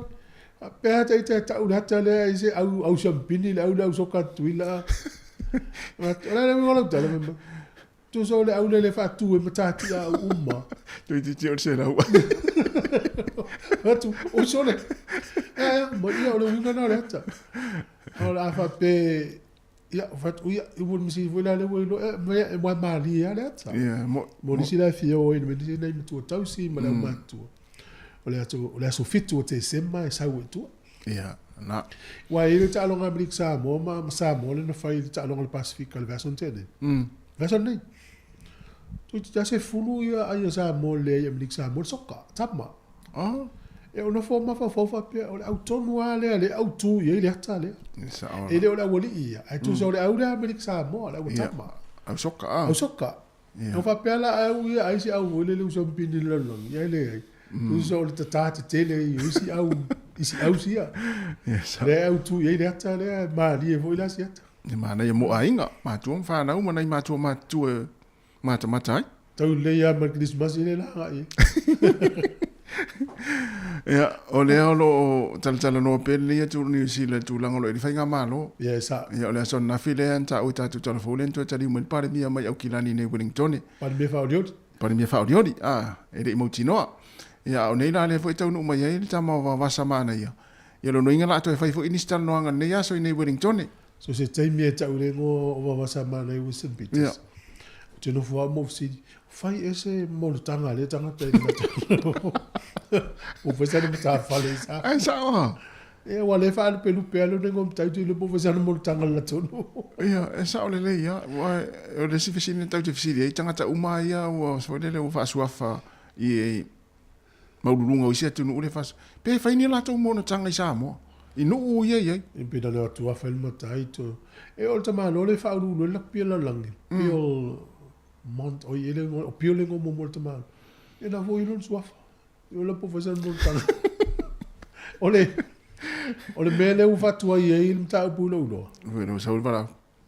Ya ono le vo ile stato. Oi, ya, fa marula tu tatu va se i mai era ngai tatu fa tanu anga le so mai. Ole woli i o Winston ma le lile o Simo. No wingo le fi no uri e poi sui palmia le tu ai elme. E vai lai mau a Simo. Ole tele la tu no foi ale party ale New Zealand Fest. Lona winga tau mai. E o la tau na sui palmia. Si vai. Ja, fa pe o le tala la le Winston fa ye. O leila en vela sui palmia la wat besela. Ja. Ma tu na te no ta si le va nga sa oi. Te no ta si le va nga o le lunga la lo im fa lo pole ele o fa lo mai. O te no ta si le mata. O ai tanga te mana sui palmia. O te na Winston. Ja. O no ma fu anga.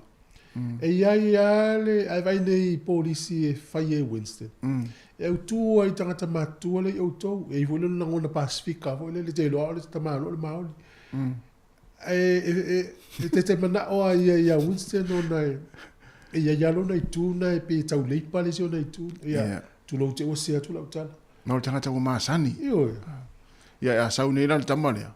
Ia, tami tau te vai atu. Ole ina le tau la mua fa uma le fa ta apele le ministry le Pacific people. Ia, sa. Ina o Simo. Ia, mai se le tau fai foi ave ese ia le avo le treaty. O ia vai le. Te le ia vai nga o mana o tangata le. Ia. Mana ia te aula vai pe mana. Wai manga mau ai to benefit to pensione ma me tu la pe. Ia, ne sa, nei matu e fa fonga mai. Sa olea. Ya, oleh tapi nama macam luang ma le fianga pepe. Ya, si tatu pese la.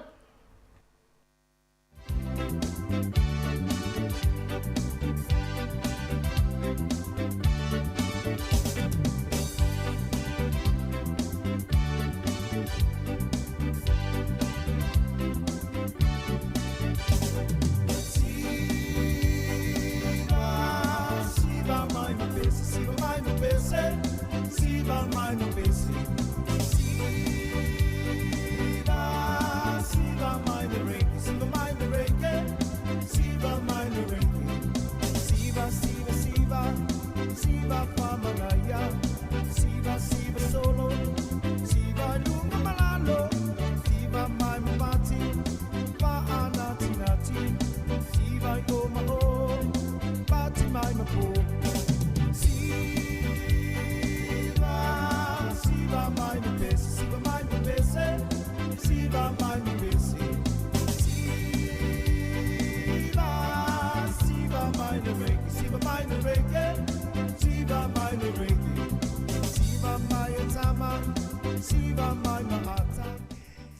Malo faftai ya le wa maua la noe ta no le fionga la peptele ya o le fa lungo titi sanu sila so fo munio la pepe.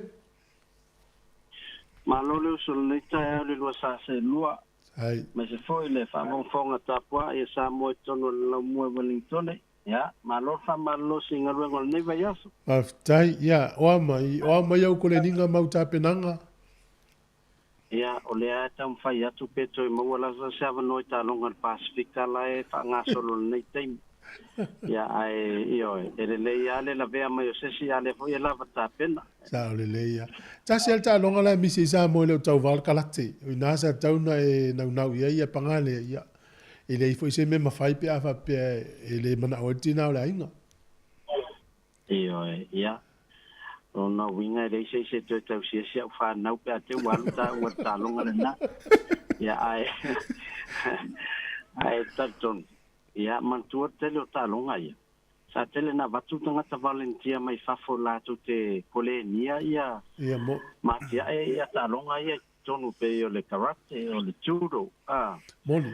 Ia se vanga la isi ta longa la we ia tanga ta sa mo wala vatu mai e fati noi. Ia sa. Ia o me fa tai.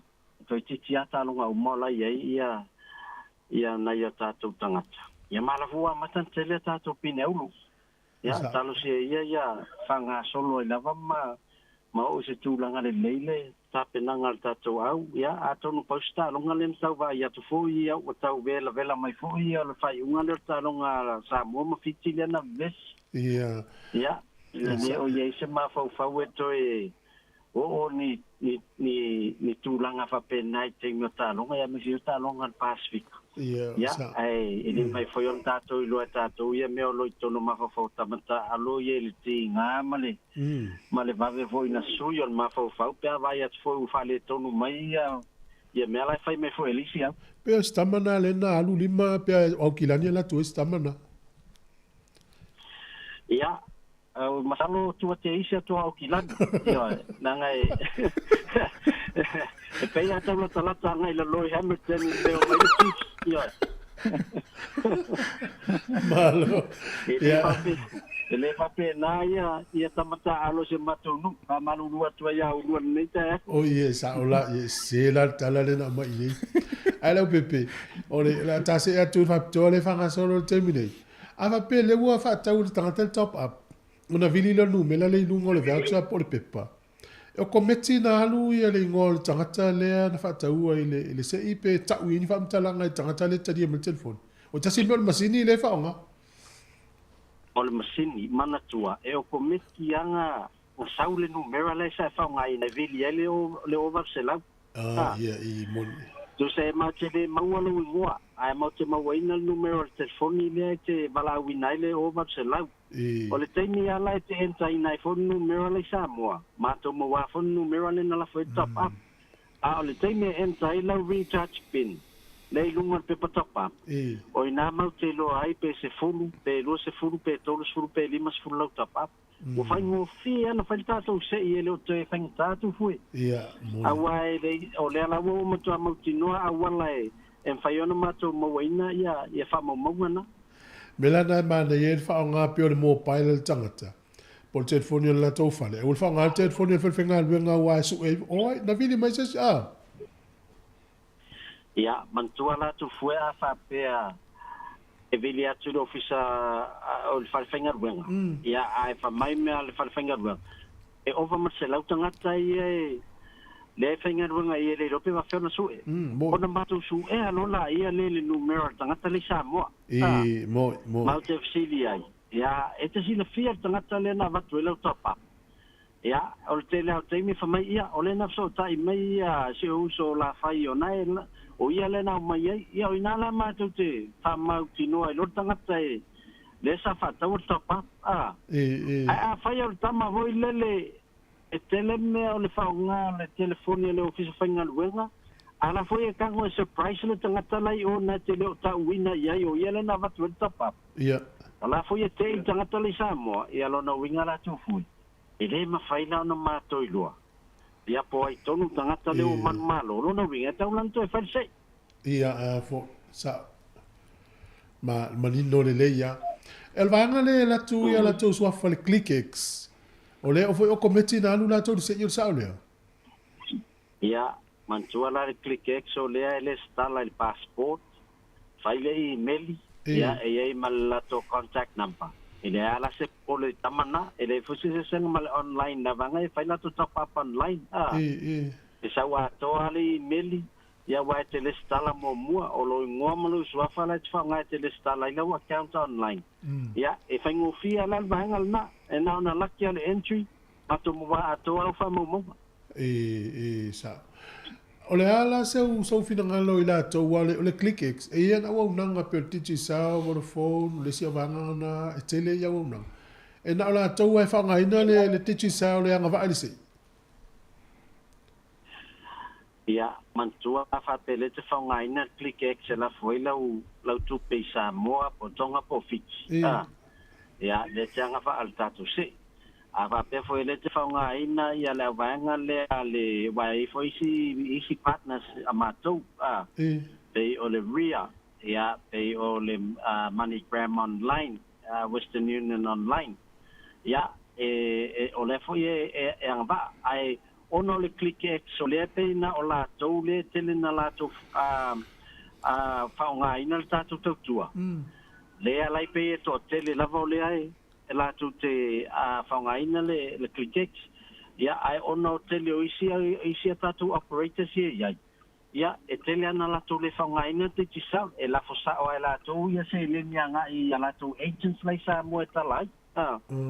Ai o le mau te maua ma wha maumonga. E le peila le ClickX e pei ona o le la fosa o le te tisau. Le alainga pei e tele atu la vano i la tau ia e whaungaina ClickX e alai ona o mai tono tatu se. Mon. Le lau manino atu. E se si vaenga lau pepe tau pen whaino i le tinu? Ia, na ona whamanatu atu fo ia tulanga i la tau o lo whaungaina le tatu tautua le tatu Pacific 40 ma le tatu talo whawata whamalmole tufoi. E mise lava tulanga le tatu cash power. Ia, o le valu a le tae au, a nga i le sifuru lua le po. E tele na whanga yo le tatu service o cash power. Ia, ai iso tatu e tele na fisotai mai leono le vaveau, o le lua le vaveau. Ia, ua vili misa mo la ua per power o mana o le fai. Ona e manino atu ai lungo le tātou website. Ia e tu la e whaatino le tātou au nanga. Ia e whaamarulu atu ai fwoi pēr teo tōta mai le si teo vili mai ai le te li atu telefoni nā teimi. Ia ona o teimi nā ia o lo malo lo tātou whainga luenga tu fwoi ma mai awa. Ia e pei fwoi tātou le tio. E tawana i se teimi malo lo ai ma to siu malos. Ia toi amatai fwoi. E whapena fwoi la le sa. O leo e whai le whai unga tātou pūlenga, whatoa amata tātou cash power e lima le afiafi. Io, tu le avanoa se i o lei tāpua inga ma nui le asa. Ia ona tā whatoa ato e au lo manino mai a whamanino ngā tūlanga na ngai lungo tātou website i pe ani se si whapea. Ia ona leo ngai whai e tau service pia whai e te miuma. Ia ona le tūlanga fo e whamamalu tūlanga o tāpua inga e le sapati. Ia le fo ia lain tu le fiafi tātou a cash power tu lang whapena. Malo, manino le lei. Alpepe mai lau telefoni mo le tunu ue fia wala watu. Amul. Ia, so tai mai le olu atasi li maono tolu whawha, olu atasi li maono tolu whawha. Ia, mo se soani. Ai manuia tele ia ngalua ngol nei aso, ia, ai misfoi saunia tu whai ngol vai aso tu fue mai paiam. Ia, wale lei, manuia fwoi whai ngol vai aso, ia, whaftai whasoi fua mo nei taimi. Ia soifua ia usimel whafonga i tātou tala mai Samoa.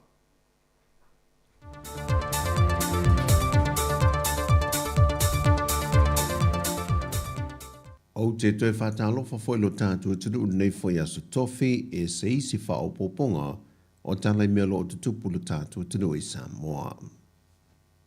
Ua tali mai le malo i a pani whanau nongam wha moe moenga o le whalapo pitonga le malo si anga tau il tise le vaenga le EPC Samoa e leuna ia leo so se awala e whaongai nai malu si anga whaafuwina e mō mai eile e le tise ai tautau mia le whaongai na leo le swau u e le ngata o le taungata ai o le kasa e le whaaleanga ina o le sio manga.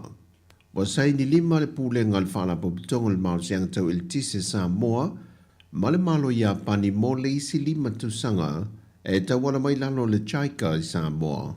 Le fausia leo malu si anga e whaongai nai awe le la e pu e mai le isi malu si anga tau il tise mo le atunu. O le whea ngainga wasai nia mai a pani, wao fia i maisi atunu o le Pasifika e iai Palau o Fiti, Tuvalu, ma le atu Micronesia. Le amatanga o le masina le neina whaai loe le fionga le Minister o Tupe, le fionga lau timu ia a fōwe le seva ai. Le tāua te leo ia tau mawhainga e whaai ti ai a fianga o le sio manga. Ai o le awala pito i silio na tau ngofia ei mō tangata sa mō le ele tise. E polo keti alo o tau mawhai atu iei le mālo, e pu e mai iei le ele tise whaongai nai le swap ai. Ua whaamaunia mai ele sui kumasena o tanga ruenga o leo papali i Mona Lisa tia i keti. E leo mawhai lava i le teimi le nei o na awe i tua le tino maliwa se tala vau tolu se fultau sanga le matua le soifua. Le na maliu mai te tonu le whalpui i tan malala. O na olo o tā lia le to aitau nua le fō mai sue e malanga mai fiti mō maliu lilo. E sa i dia i le mafu anga le maliu ai o le tala vau te tonu le whalpui. O leo wa maliu e to alima i ei lātou i anta tāo fia mai il mtanga ruenga o leo sana o sa whainga. Lea sa anga i lea fio anga o whale atiu, ma au ina mai ei marijuana la au malosi manisio vaenga o lo whaia Yesu e suenga. Pei foi o na urua i ripotia e tātou telefoni ripoti manitanga ruenga o leo e vāta tau le nei mata opo, na ngase le taravau wa maliu, ma au mai e malo le whale mai e va aile fō mai, o mana whaile talavai mato e fo i le to ese, mulimuli ane ai maliu. E wha maliu iolo o tā lia le fō mai wha apitoa mo su e suenga mai fiti, e loto nuai le mafu anga, na afuai o na mali liu. O popo lenga le wha amasinonga i lea dia ai mai peo mata au po le sawa ina le walo ma whanau. Wa e aise manatu le fionga le wha amasino sinia i a vui Clarence Nelson. Wala ngā te tau na wha au fiatu se mata au pui te tonua au onga, e awa oi nai whanau i awala pui ai i lanto mai sa wanga mata ngā. O se whontanga tolu aso sa whatu teia, na i lui loi le mata opune nei o na olo o alia e mai pēa leo ngongo sa wanga, ma ua o atu i lawa na maali li wai whanau.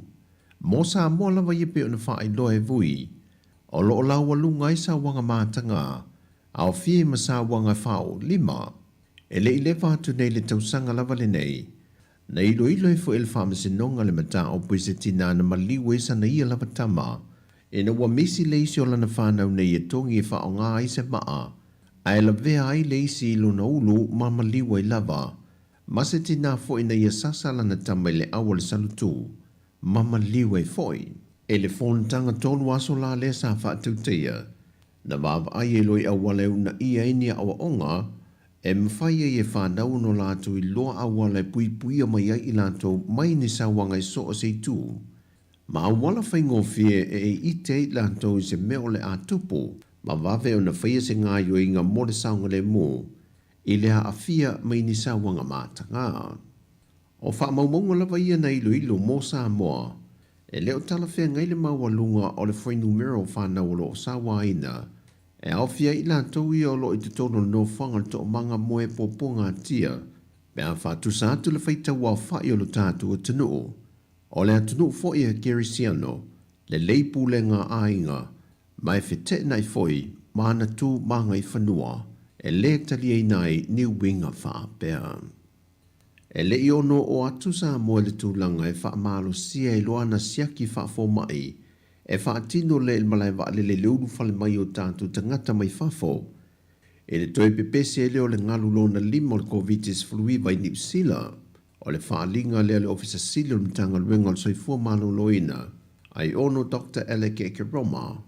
Tanuai o loo i lalo lava le fui numero i lanto o loo a fie i fulu ma wha ma e o loo pepesi, i tutonu o le tātou o tunu e wha mau maunga le soifua malo loina, mai le mamalo le atunu e to tele le olo auto va atu e va ia fo mai. Whai loe ai ono, o le teimi lewe mo wailif ma walunga ni wha maunga, o i la tōtanga te sa mo wa a fie le COVID-19 flui vai le ngalulo na lima le pepesi New Zealand, o le a whaatino I lo masiaki whaasoifua malolo ina sa whaatino mua I le malai waalele whaavao maloi whaleolo ma le wafitele e mata autu. Na baule tūlanga lo toi whautua ina ai ono le atunu. Mo I lato uma ele I whaatino ina o lato tui whaao popo po le poster, pa ta siai mai lato ele I whaia se tui pui pui al koviti pe le I ato foi. Ina ia anga ia ne whaatino tui, ina ia saonga le mo mai le pepesi al wha mai. O tala whawia mai lo tātua tunu nei aso tofi, man wia Samoa whasoi foia.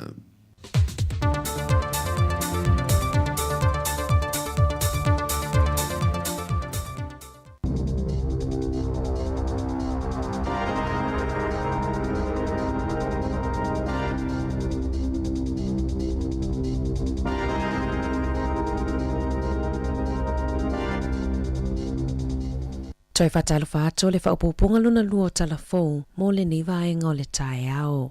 E tele ofisa o whaipule le National e au fiai ma le ofisa o palemia whaaulioli Christopher Luxon na vali I vali mumu e tangata o lo tutu mo se file mu o Palestina o lo whaaua ona vala au tangata langolango o Palestina I New Zealand mo le malo ina ia tutu whaatasi e vala au ia tau fia le taua I kasa whai mai o le vali lanu mumu e whaatusai le toto o lo o latou lima mo le mali liu o le whai tau wafe I kasa o Judith Collins ma Paul Goldsmiths na whaalianga ina fo o la ofisa I vali mumu pe o na lipotia le leiti o New Zealand le tae ao nei o le aso na nafi na lipotia sa whai aise mali lienga I le vao le malo Israelu ma le Hamas ina ia tau fia le taua mo aso e wha. Ina ia whaasaulo toi tangata I toa 50 na tau fia wha malo si kasa. E fesuia ai ma le toa se lau 50 tangata Palestina mai Israelu. Ele o mautonu po ai na fatonu lava ma afianga I le si o manga mai ngā luenga o le awala le transmission kali. O lo o whaia suenga po a afianga o le awala I vai tafe mai ai vai. O whaamatalanga fōua whaailoa mai. Ua whaali ai whaafitau li o le transmission kali, o lo tū mau pēa tanu mai le tatalanga I le amatanga o le tausanga taluai. Na ngā lulu e whaipa anga nisi o kamupani mo le apolo keti e au fia I le waka kotahi. Peita ai ele o mautonu po o ai e tu ua ia. Ua whaailoa le whaamanumalunga o le pule ngā nuu whaitu malo a Wellington I le leti o New Zealand, ua amatau na whaia sa ili ilinga I le solio tu la fono e iwa, I a fianga o puna oa manatura, e au fia ai manisi o whaatafunanga I Watanui Inlet lea ua whaalima le sawasawa o le whaaleangaina. O le afiafia na fina malanga mai ai I Wellington le palemia whaaulioli Christopher Luxon mo nisi whaatalanoanga mana ia whaalia ua lata I se taunuunga lelei maali lienga I le vāwaenga whaupufai. Na lipotia fo I le taitai o le Act David Seymour na whaimalanga mai le afiafia na nafi ma vāwasa mana ia Winston Peters o le New Zealand First e whaamoemoe e malanga mai I Wellington se taimi o le aso. Ua latai leono vai aso talo na mai ale whainga palo tatele ale atunoo ma pei ona saunoa Luxon ua lata mai se taimi e whausi ai se whainga malo fou. Na whaamanino le suita itai o le National Nicola Willis e le o iailo na ingoa I le filifilinga o se sui palemia na whaalia I Pauls Fau I le tae au nei, po ofesili whapalota e sa ili ai finangalo tangata lautele. E se fulu iwa pasene e le langolangoina le manatu e whaapea ua umi o na whaanga solo whaatala noanga. Se fulu ono pasene e le mautonu. I le fesili po ai e tua ia I le umi o whaatala noanga. O le tolu pasene na whaia I aiso e suenga na tani mai o Winston Peters, la taile kuata na tua ia Luxon, mane na o le wha pasene na tali mai o Seymour.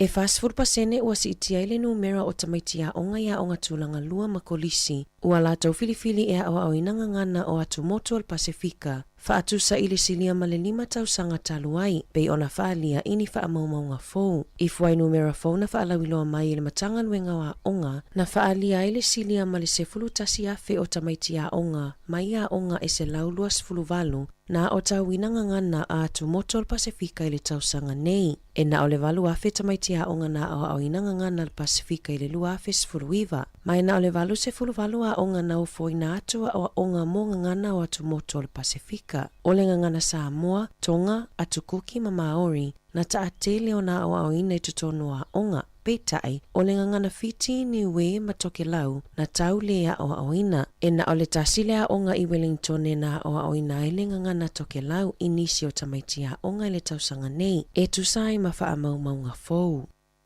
I se pepa le kabinete i le masina o se tema mai le minista o a onga Jantiniti na ta ua i le whaamatu e se le malo o le fase lau 2.8 miliona tā la ina ia mawhai o na whaatupea i nisi tau whaopopo e ono tutongi mo au nanga whai a onga o a onga a mata o na o mali lienga ia na whai i tutongi o whai a onga mo le isi whātau sanga o lumanai peita ina tā ua e le lava. E lua se lau 5.3 miliona tā la lea ua tā ua e whaapea e le lava i le tau e whaatupea ia tutongi mo whai a onga o a onga a mata. E le aise malo si anga o le Vote Education e mawhai ona whaatupei na ia tau whaopopo pei ona lipotia. E ono toi iloina i le lumana i le si itanga atoa o tutongi mai lea fuafuanga. Ona e le onga whatia e le malo na whaau le tutonginga o tau whaopopo ina ia whaatutu sai tutongi ma pasi atu le atoanga o tutongi o onga ma au nanga o lo o tau sia ma va aia whanawa onga. Ua talosanga ina le leo sinia o lo nafa ma le suenga o le mafuanga na maliwa i Baby Roo. Tangata i to'otolu lea nai le fale le taimina tinga i nai Roo i manuanga. Ina ia tautino ma tau le mea moni na tupu na mafua i manuanga na o ai lava ina maliu. Ua atoa le maasina o tau sa ilia lava whaamatalanga ma le mea moni na tupu na whaalia le Inspector Nick Bridget e o mai ana nafi le i ai lava se tangata ua lokaina i lea mata upu. Maolana feau na momoli i tangata i to'otolu ia na ia i le whale lea taimi ina ia tautino le mea moni. O lo o masalomia e leo o le taiao lava o le aso na maliwa i Roo na matua i mafatia i lava i manuanga a o iai tangata i to'otolu nei i le whale. O lo o whaau au suenga leo i lea mata upu mo nisi li poti. E to alua tangata na lokai au kilani i saute ina uala ave whaamalosi se tamaitai manga oila na taavale la ta ile itu lai fitu ile taiawa na nafi i Clendon Park. Ele i mawasela au maalosi tutono le taavale ma olo o tau fie leo ia li i mo le taimi nei. Ua ofo atu se tangata whai pisinisi na te toi tutongi na atu le tolu afe tolu se lau tā la o se salatupe na tutongi ina e se tina matua fitus fitu tausanga mai Canterbury. Ina ua whaasalaina i le malaiwa alele i Brisbane ona o se sanuisi sai tutono alana ato na ngalo ona ave ese malana ato a ole i malanga i Australia i le aso lua o me. Na fesota ai atu se tangata whai pisinisi i le Herald ma fesili mo le numero le teo ngā tupe le tina e tu umai ai le tupe e le i whaeloa ina le suafa o le naanga le lei le tina. Ai o lana fe au na momoli mai e whaapea e le te taona o se tasi i le atulanga atu vale e au noa ma se mafua anga te tau mai fia e fisosoani e ave ese mai lea mawhatianga ma whaamama avenga i sia tina. O le aso na malangai Armstrong na ia whaatawina i se sanuisi moa i le malaiwa alele i kalai estete e tau mawhaia na fuala au. Peita ai ina ua ilunga le wa alele na moe ai ngalo ai ona tau mafa le sanuisi ina ua tau no i Brisbane na sue le au whainga ruenga o malaiwa alele lana ato ma mawai le sanuisi. Sa whaato e se le tina matalosanga wha mole ua ngalo ia te ia. Peita aina taliane se sui o le au whainga ruenga e tolu afe tolu se lau ta alala na sala e tutongi. Na tutulu le tina ona o le tele o le sala tupe. E ui ina talosanga e le aise tupe whaapea o ia te ia. Na taumawhai Armstrong e talosanga i tutono le 2.8 aso. E whaatala noa i le tutongi o le sala, peita e le Italiane se isi. Sa tutongi ina e Armstrong le sala tupe, ma mai lava i le ataimi, na amatai o na lele leisa na moe, o na o tūlanga mawhatia i le te leo na tupe ua whaalo. Na whaaliere so o upo na matanga luenga o whaatoanga mwhainga whaiwa Australia, sa tatau na whaatumu e le tinase pepa mo se pimita, e whaailoa i le sanuisi moa na tutono lana ato. E o atu i le ono afe fitu se lau iwa sfuluta la Australia, le sala tupe whaasalai nai tangata e o atu mani tau mafa, po nisi tūlanga i la matia iso i fua o le mamalu lautele ma le si o manga. I ta alonga, na whaalawilo mai ana na file au ale manu Samoa taito fitu mo ta alonga ale Pasifika i saute le olo whaanga solopea i le atu Solomona. O le aso hanga i atu i le asto nai e whaanga solo i ta alonga ale au taito fitu. O le awa Samoa pe ona whaalawilo mai, numera tasio fuli whaafowina o le kapiteni, numera lua Paulo Walrick Tuala, Junior Maalo numera 3, Faa Reupena Filimaua numera 5 George Feangiai, Ravuama Seruvakula numera 1, Fitu Panaua Niulevaea, Monson Tafu numera 4, Iva e Nusa Auva a Ite, Sefulu Tamaiava, Dan Bartelisios Fultasi, Mawaina Sione o le sui kapiteni ile numera 10. O le whaia o ngā ulu o le susunga awha ai ono, tai malanga o le fionga fui maono soi la lovi ilome, ma le fō mai a Apollo Paramoa. Na whaamanuia ina Samoa i le isipine auro i le mai ai o le taalonga le aula kapiliki taito aiva, na manu malo ai i la lata alonga mawhiti mo taalonga al Pasifika i Saute, na toi manu malo le tamaita ai o Olivia Borg i lana aura lona lua, mai le tu unga a au 5 mita freestyle. Ua whaasilasila le tāta ki Auckland Unlimited o le a le talimalo au ki lani mo le taamilosanga tu o ngā wa ai le Sami, le Sail GP lea o lo ufuafua mo mati le tausanga fou. O le lea o se awanoa i le whanua i Wynyard Point mo le au maimoa, ua avea mapapui e le mawhai ai o na whaataunu uina ta alonga i au ki lani. O le a wha mautu mai le no fuanga fou e whaataunu uaitu o ngā waa i se taimi la tamai. Tala fou ia mai le siufofonga le laumua mo le ni vaenga o le tae ao.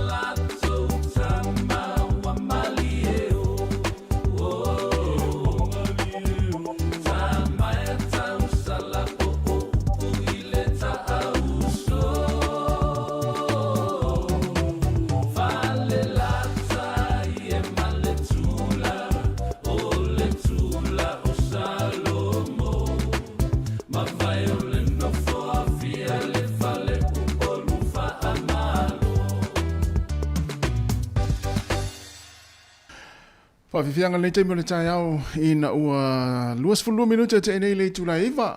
Le poklame le ata le tai au, toi whamalo, toi whatalofa atu. Nisi uma futa mai lunga le tātou Facebook, ma le YouTube.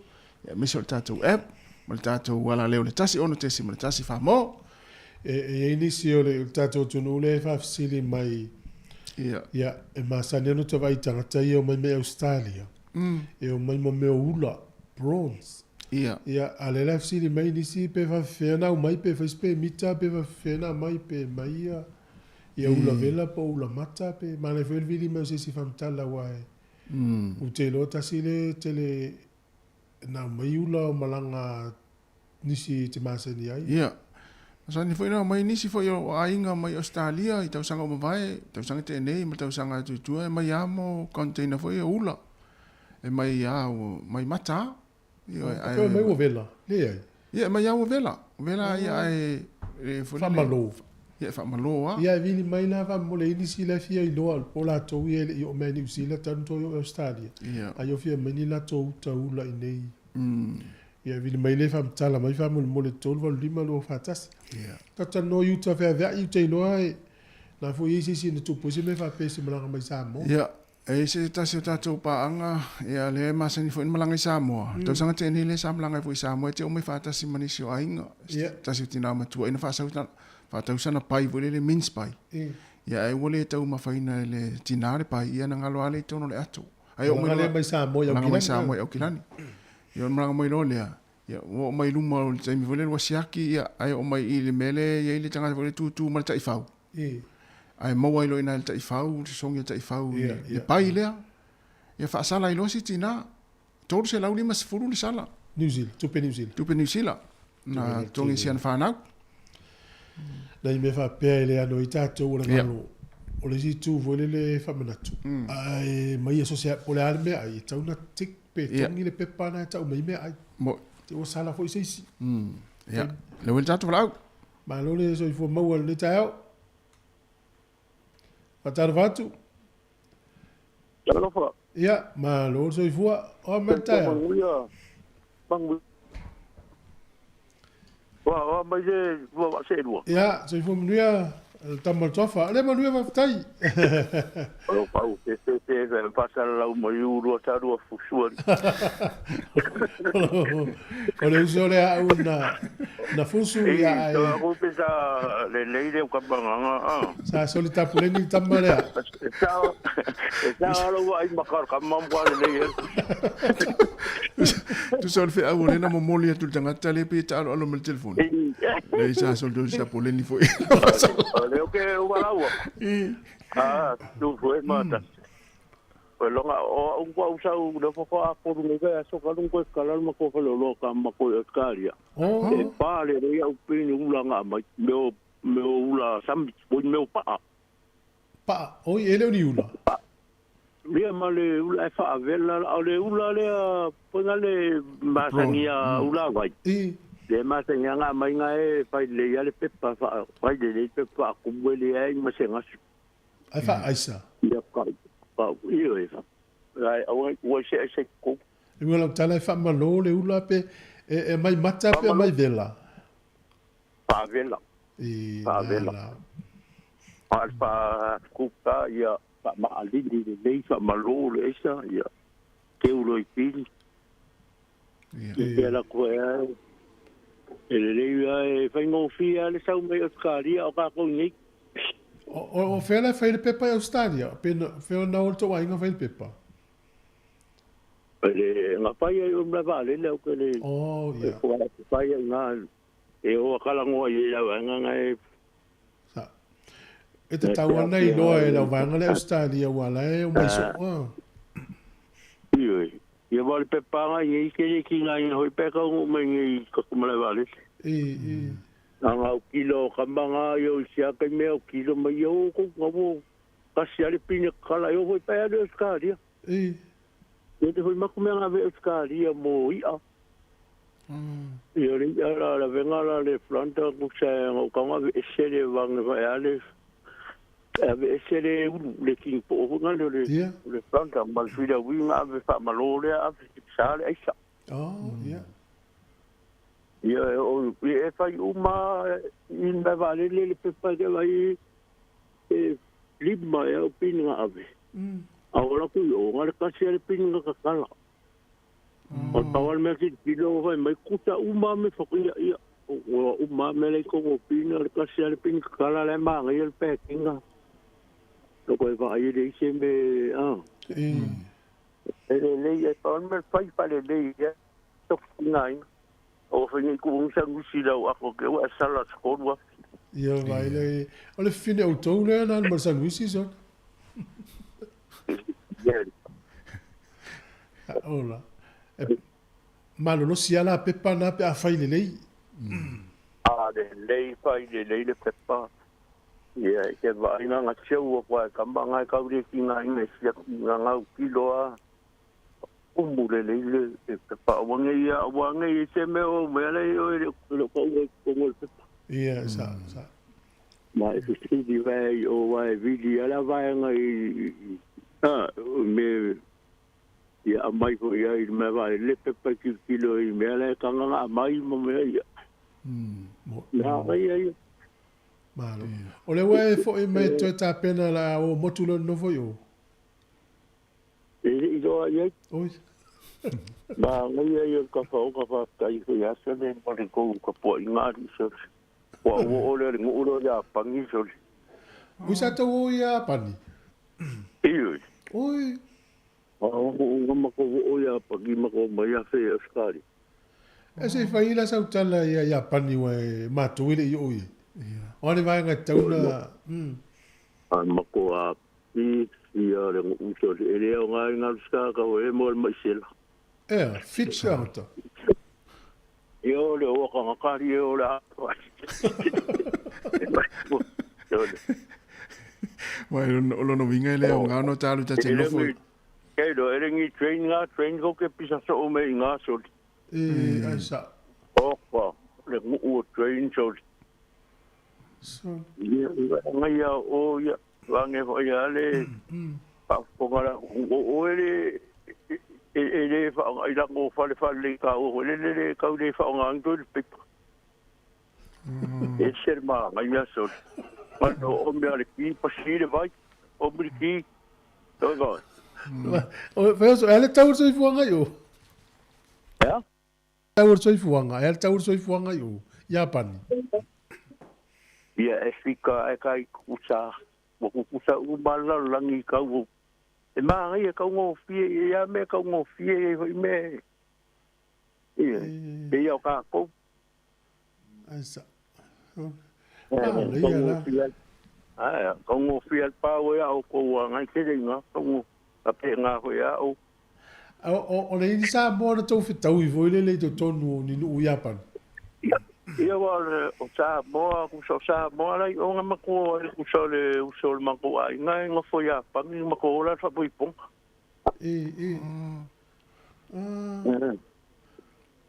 tu sara fai poi ponga ya pa ni fai poi ponga ta tu sa mo ole wa se ho ima nga yo fa poi ponga so la me ese me rin tu sa ia pe sa va di lungo me pinki o ka so le o se sa varia la kilo kuro wakari selma nga ya la kilo ele foi se vesia ka kawanga ora fa ya pangia ka lu ele kere ka le ro ni ti ya en ka la van ba o le leila fa ya panio la ingo se uso sio ai Wale le ia o ia ngai fa liua me le unga le ngau. Fe o lolo fo ia ke musu e. Ke lo mo wai ka ko. Ala alfa pala, ala alfa ia panio el polo la capi. El polo es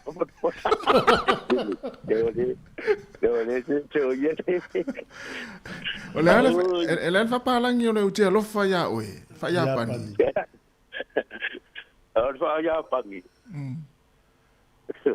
E fa mo le mo le ka ke de do ngi. O le te loa. Mitsubishi. ade. Ngai ara ngai ke do ade. Ia pa tai lo vi mai le la u mo te. Kai la manguia do as. E se aso e to e sa u lungo le na fa tala ia pa ni si si via vatu. Yoi. Ia bolele. Ia vai tu eu. Ia va sai, ia va de go. Alo. Vai le me nga le sa u ma si to le ma ia pa. Ia. Pa nga le vai.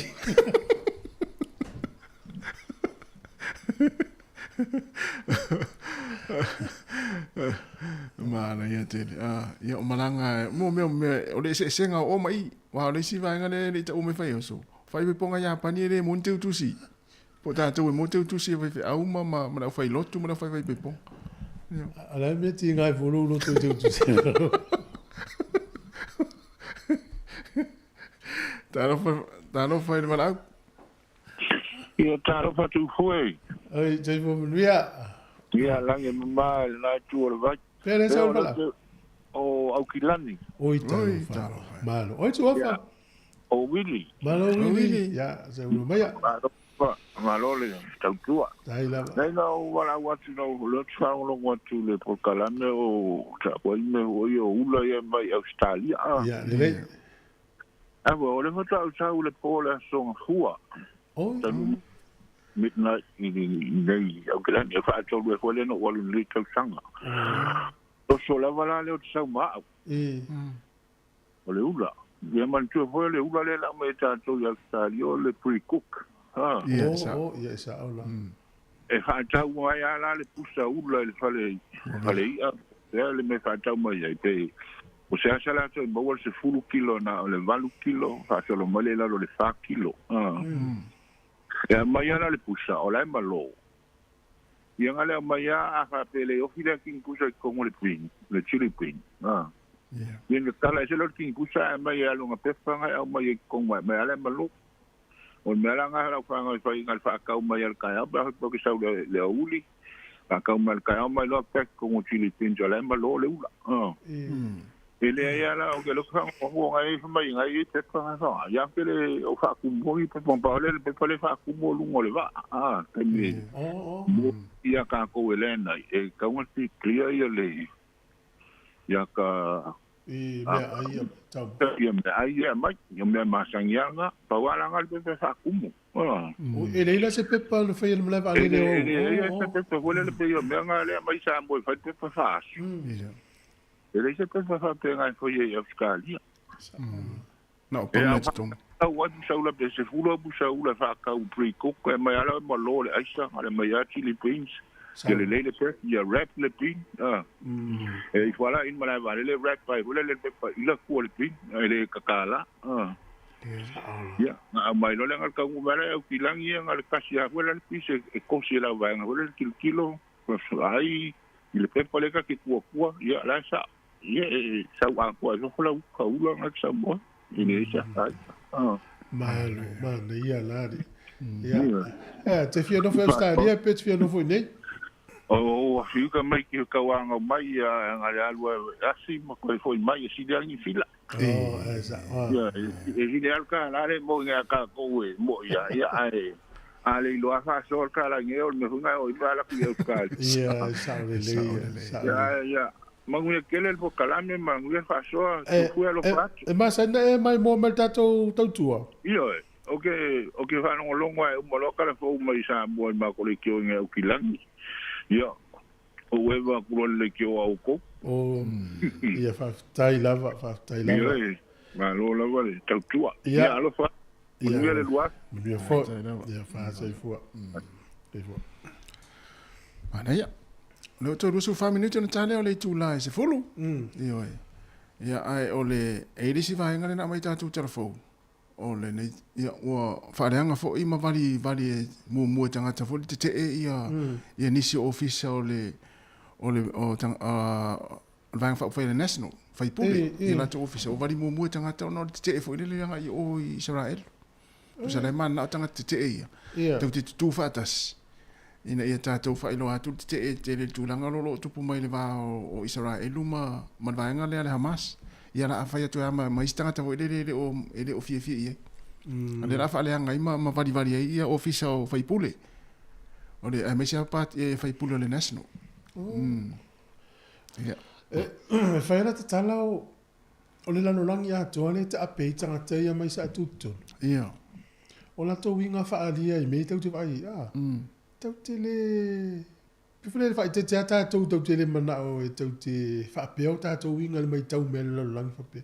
Ia o winga ai o tangata Samoa. Ia o winga o tangata I whaali te iroa I whaavevesi o tangata sole. Mani si vaenga te whai te te. E fiu solo te e ia isi atu no lanolangi I li vaenga. E le ia se suinga. E le whapea ia peira o tātou. Le te e tua te le. Ia ele ia se suinga fu le whapea whaalongo mai ia tai tai o atunu la Israelum. Ona whaile o le tūlanga le atonu. Ia lus taimi ia o tūlanga ni le isi me o... Tu sa lai whai o le taua le leanga I fua me isi atunu. Ia le na. Ia le wil malau. Taro fal malau. Toi ko mwea tu foi. Ia, mahalo whaafutai. Mahamutasi le mga lua. Ke le lope nga whasoa aku sesi. O hoi le whako au sau mai au skaria. O alu I ngai wharawela vele weekend. O kako ula whala. O le koe karia. Oi, nā whaina sa ula whala. O wala kua mara ula whala nga ula. Ai ke o kaofia.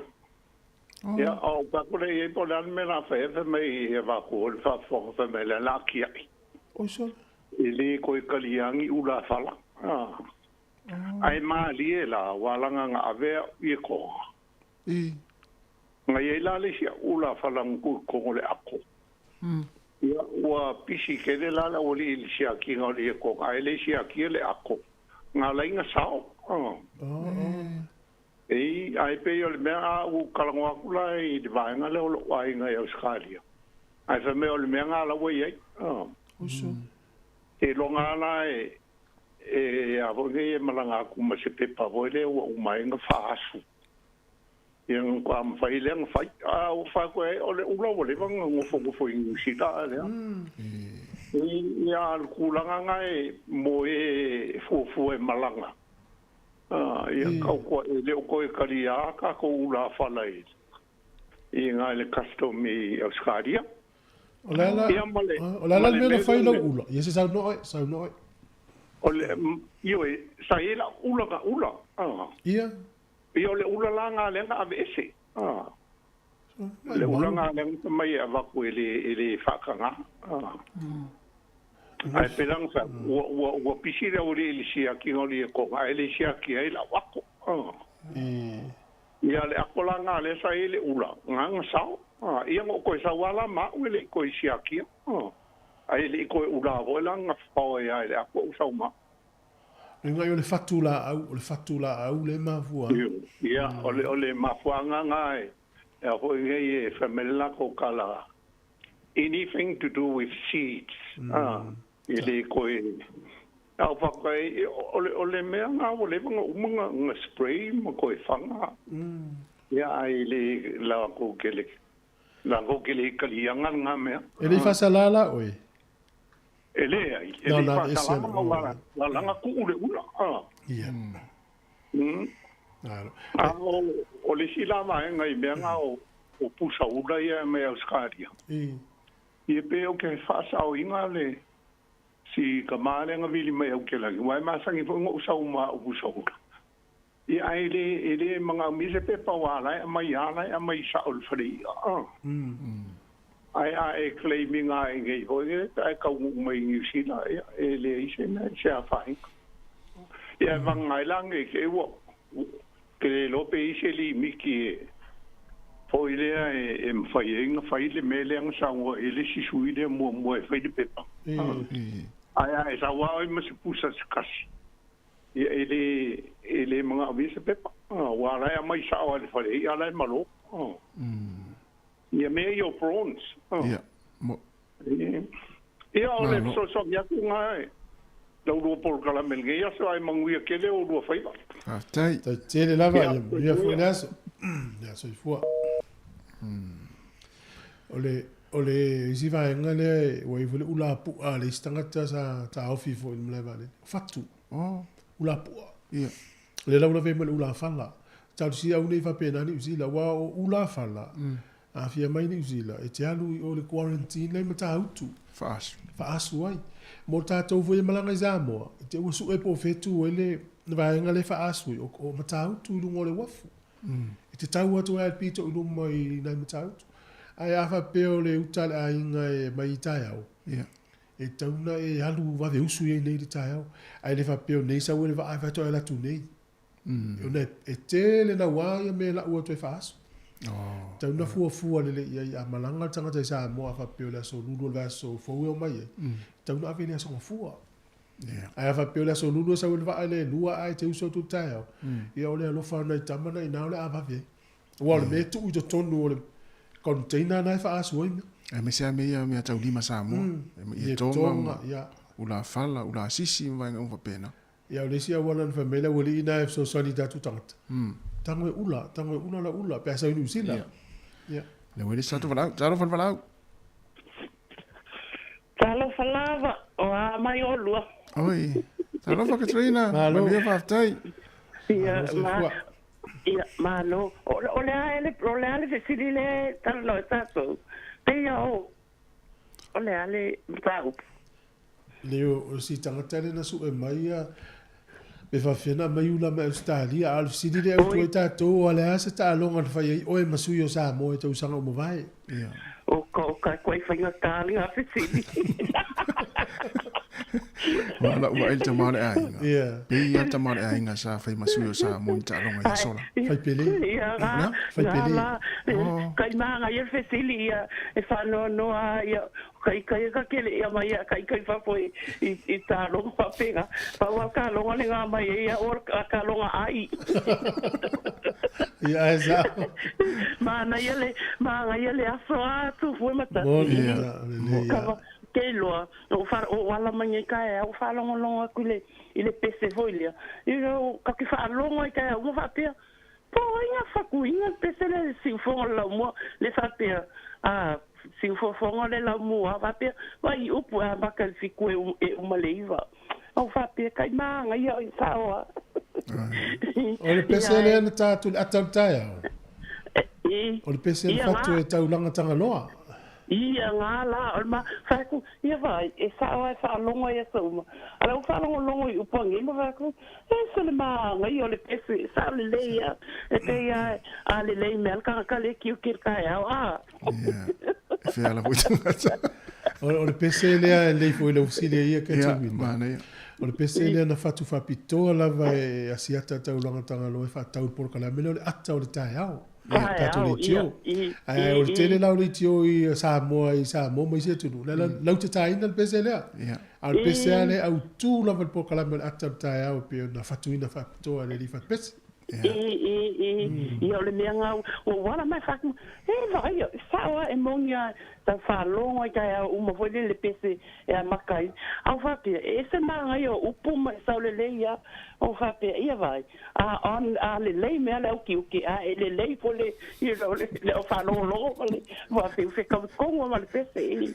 au whalonga whapea po la maka upune kalonga ma le o le ile ia manga ia foi le aso o le aso fai pa ku foi ia sa le ia pangale o ta ilima pa te o sala se isi ia ngala sa le ia le mena vala ma loa ia o lo ko ngele le ngalu lu le aso ma le aso ai pa manuia le tu e a ma luenga ia a sa lo a fele sa wele le nisi foi le tu foi la wow o le au fa ui ka le investigate o le so fua sofa o le sofa ui e te tauna lau le lisi ele i o le sofa o te sepa ia pa o le so le po okay ia fa mai se tu foi si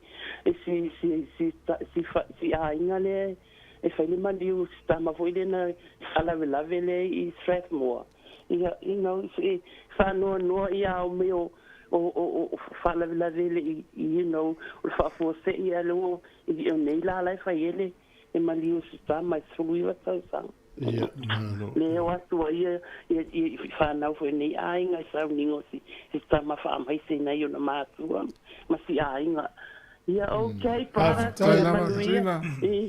manuia le aso ia Pa so fo. Fa fo mal tata fa fianga vai foi taimi le ua to sfulu fa minuta de sfulu.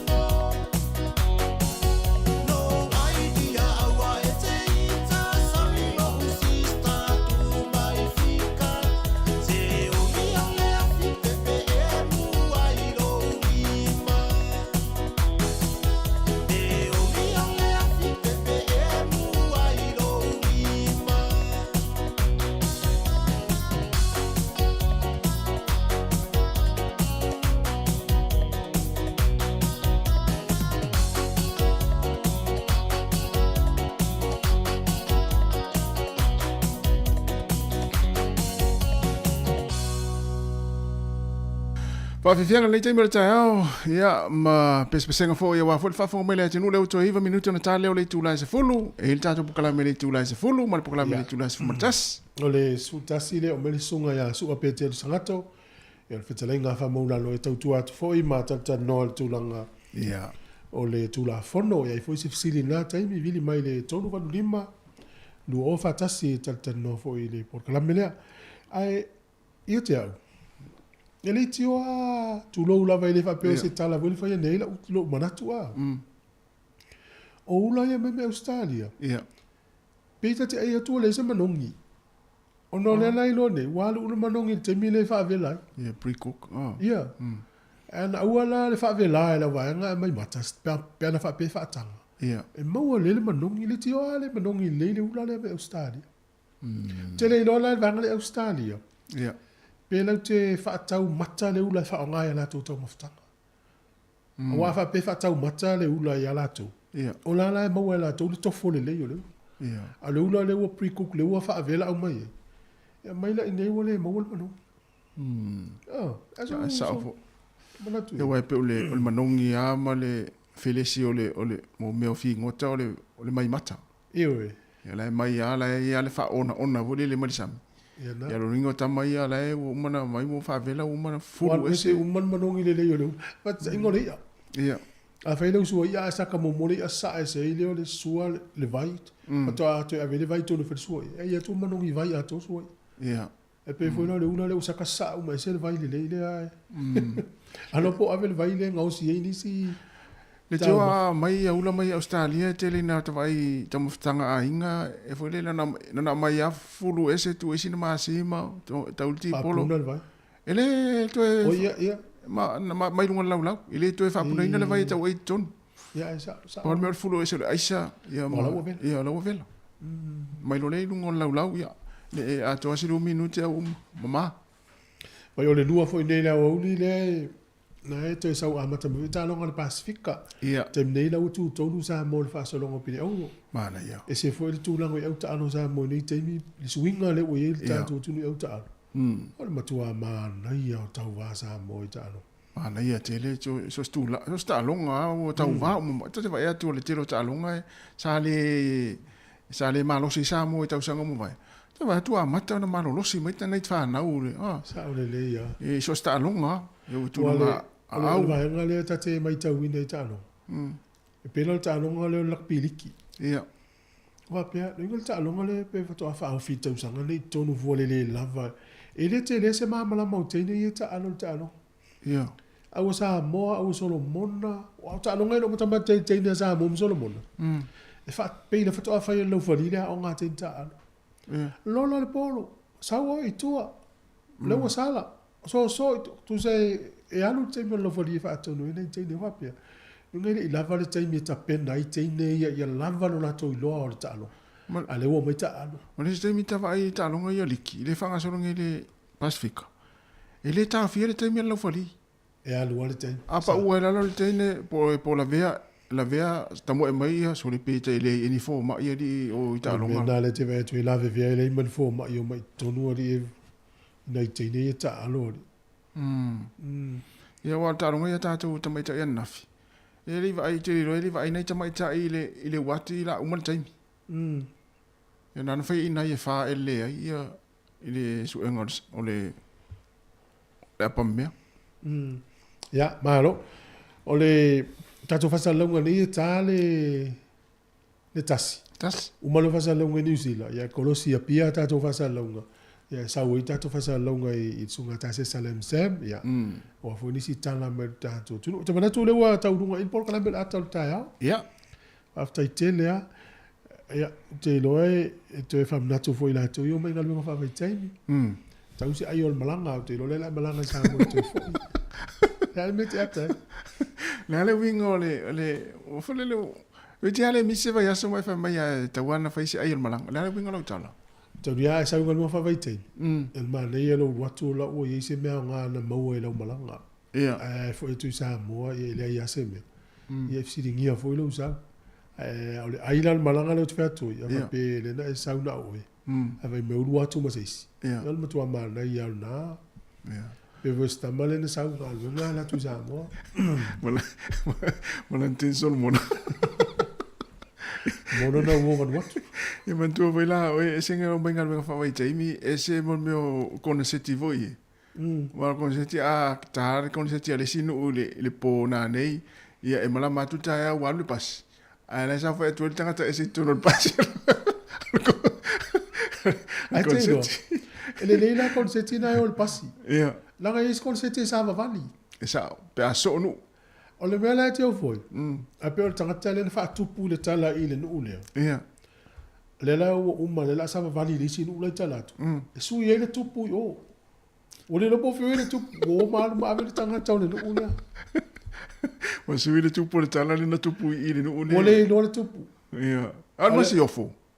Ia apo masi ofo. Ia wa fiu fa pe ona le la tai le to tai o tonu. Al ma tonu le na tai so o tonu. E o tu o fiu e su el masi ofo.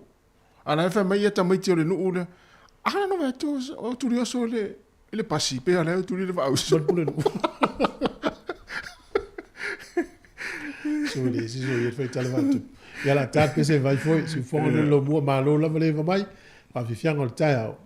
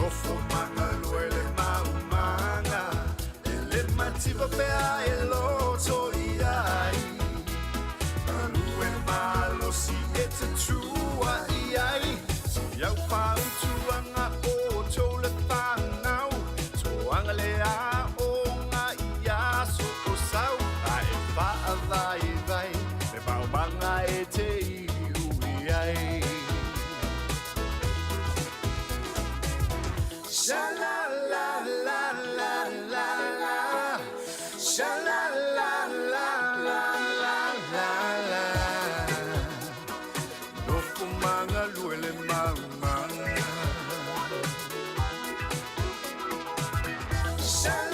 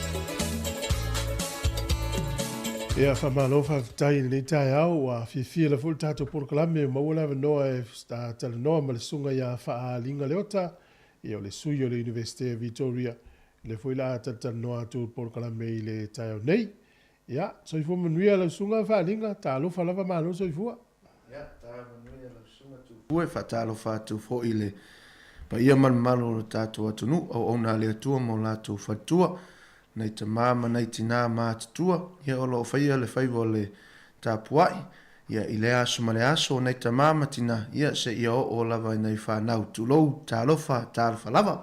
Ma lo se fua la sunga whalinga, ia o maia la sunga fo, ia mai se tautua ni vai tau.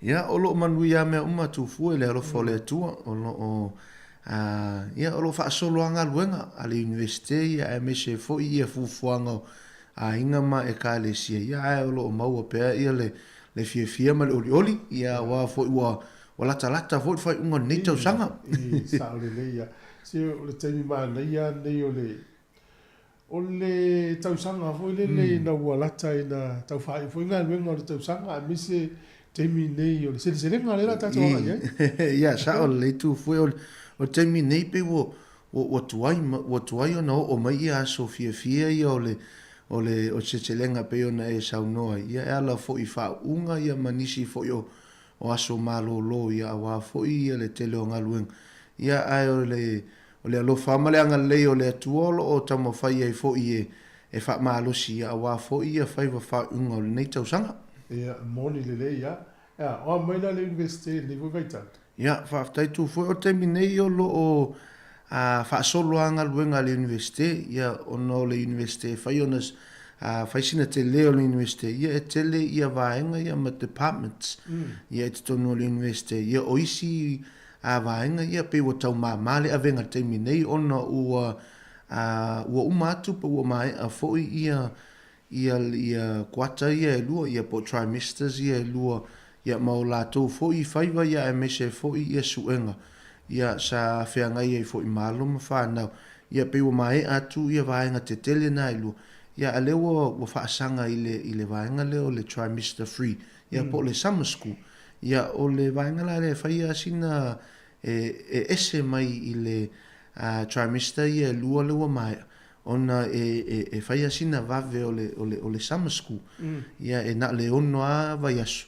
Ia e tau mawhai e whai ei ia wasenga, ia e leo wasenga uma. E leo wasenga uma lai whai temi nei. Ia e ia nisi mata upu a whai a wanoa le whai a onga. Ia po le lecturer, ia ma whina ngalo e whai ia le wasenga. Ia o lo o wha wau pele na wasenga temi nei. Ia o nisi o lo o pisi ia e o nisi fo ia pe o temi nei o tau mai fo ia se la tau fo i ngā ruenga. Ia ma wa ai fo tau sanga fo ia po a fo ia ni vaenga tā ua. Ia o alo fo i ma whanau ia o le vai aso nena o matu nei. Ia sa mai a ona whai e la tu suenga.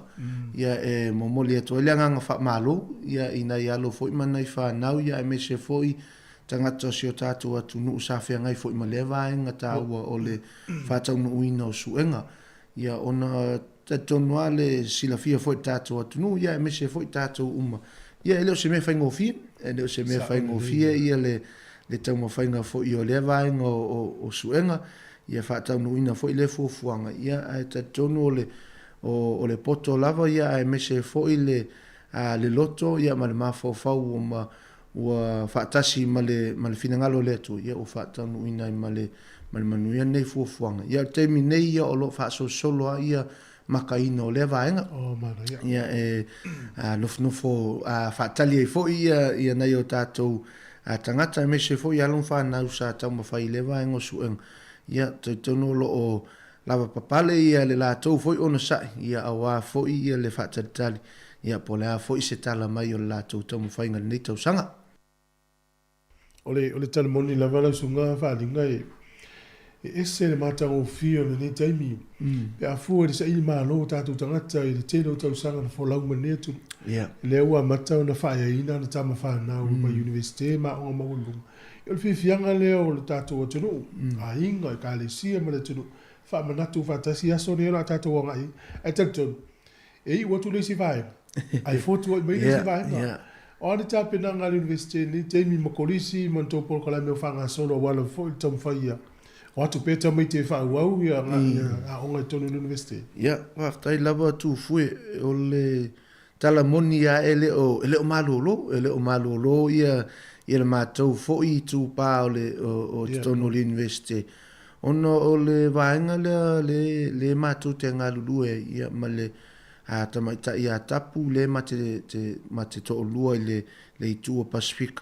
Ia o loo vaenga i luma. Nga iluma ia le mātou fo'i ngā luenga. Ina ia tama whai e wha solo pea, ia le tama whainga o alo ma whanau Pacific.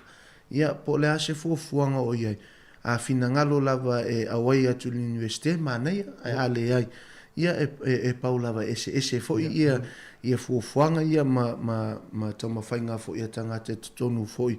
Ia o le neisoi fuanga lo tātou iai. Ia ai o lo whaawau pea le mātou ngā luenga. O le recruitment, e wha ingo le recruitment. Ia o le aso anafi sa whatau nu inai fo i le si aso tele fo i a mātou i tono le recruitment. Sa mātou whatasi ai fo i ma le tele o year 10 students. O nei tamaiti, ia o la whato a mata fo i le lātou tama whainga te tono o kolisi. Ia sa whatau tungina le wha moi ia i tono lava le universite. Ia e ova le tolu se lau ia tamiti Pasifika sa mātou whaatasi. Ia pe ia ona tātou i lofo. Ia masila fia fo i tātou atunu. A tu whaatasi lor Pasifika. Ia ua whaia singa whainga tā o le tauma whainga o le aso. Ia ona o le ia pisa. Ia ma le ai mese fo i le fia fianga o nei na ialoma whanau. O le tō tele o na ialoma whanau o le lātou taimi mua lea. O lātou o atu ai le universite. O le tele fo i o la tau sa fesilingia fo i a le aso nafi. Pe iei nisi o la tau ainga ua o le atu langa o le universite. Ia po o mai a fo le la tau tau mawhainga. Ia sa ia nisi o ta meiti sa si ilingo la tau a au. Ia ma tala mai e iei ia tangata o la tau ainga ua mai o la tau tau mawhainga po o atu fo i po lo ia terminei le universite. Ia a le tō tele o na i alama whanau, ia e le aini si o lātou a inga, ia sa o i lea tūlang. Ia e pei o le aunga lava leo ni wha moi sa wha tino ina lea soan nafi. Ina ia tatala ina, ia le sila, ia po le vainga fo ia na i alama whanau le lātou lumanai. I le tele o mea e mawhai o na lātou au sia, pe le tele o vaenga e mawhai o na lātou o iai. Ia pe a whai ia e whina ngalo ia. Ia ai o lo ia i le tele o vaenga e mawhai o na lātou wa ai. Ia e tele fo ia na o nisi ngaluenga mana ia. Tele fo ina o nisi whai o lātou pisi nisi ma me whapena. Ia o nisi fo ia o lo wa ai le tū lea o le tauma whainga tutonu a onga mawalungu. Ia a wā fo i se lātou wa ai. Ia i le numanai ia e mise fo ini ngaluenga o lo tauma whai. Ia e au sia, ia pe o se vaenga mana, ia na sa whatino ina lea soan nafi. Ia sa, ia pe e tele ai na iai ia nisi fo i o tala tangata, ia i tātou Pasifika. Ia whapirita nia, you can hear us before you see us. Ia a whaaliwina, ia e langona i tātou, ai le iwa ai atu, ia. Ia e pe o vaenga mana, ia na ono le universite ua whailawa sina quiet ile terminate ona wale ni tamaiti o ave la to basenga ona le summer school ia pe o te mana ia le fa pa o i fo na le university ma fa tele i fo ia le fianga te tonu university ia pe o senga fia na ia mato ia ina ia i lo ai ma sila fia ina ia lo mana i fa na e ma fai fo ona la to a wale university pe a fai la to te fina ngalo ia te lola na fo i tamaiti a nafi malu i tau e tauna avela tomu tamaiti mua. A ua le ngata mai lea onga e wha aua upea o atu university. O le si tu wha ringa ta sina tfo ila sunga i mo le taimi nei anga ia tu i le taimi o whaunga. O ani poro kala me le universite le taimi nei. O le apu atau wala mai si aso o whaunga ta pena ini se malanga mai. Ia, whaatai lava tu fu. O le taimi nei o lo o maea ia whemalanga i fo ia i mātou le sa tele ana na whatau nuina i le tausanga.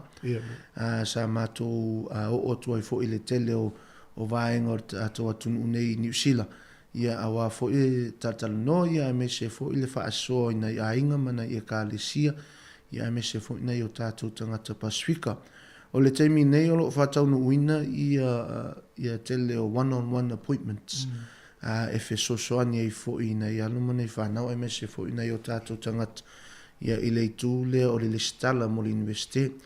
Ia o le vaenga tā uala le e fe sosoani e tele ia tapu ia ai me se fo ilo nei tangata nei o tātou tangata Pasifika.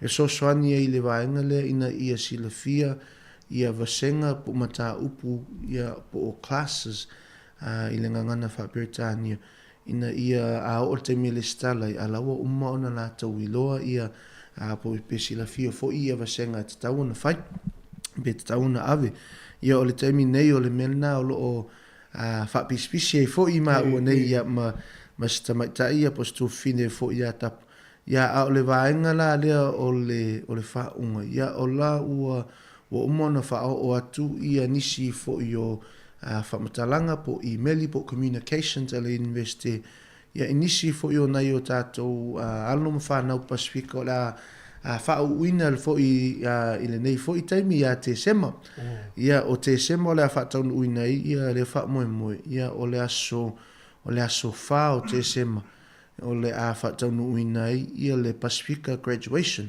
le aso whao te sema ia o le aso ngafua lea ia o le vai aso lava na o le vai aso na o whaunga a le Pasifika ia ma whaunga fo ina le whataunu uina i le Michael Fowler Center ia ma whai e fo ila le savali ia po le March mo nei tangata o le a uina le nei fo i taimi o le tausanga o le aso whala o le aso ngafua ia le whaunga Pasifika ia o le aso ono ma le aso fitu o le aso lulu lea ma le aso tofi ia o le a whataunu uina ia whaunga te tele ia e whaia i le Michael Fowler Center o le taimi nei e na o le tolu lava ia whaunga o le a whataunu uina ia e tasi i le aso lulu ia ma le lua i le aso tofi ia o le aso lulu o le afo le lua le whataunu uina ia le ceremony mua ia po le whaunga mua ia o le aso tofi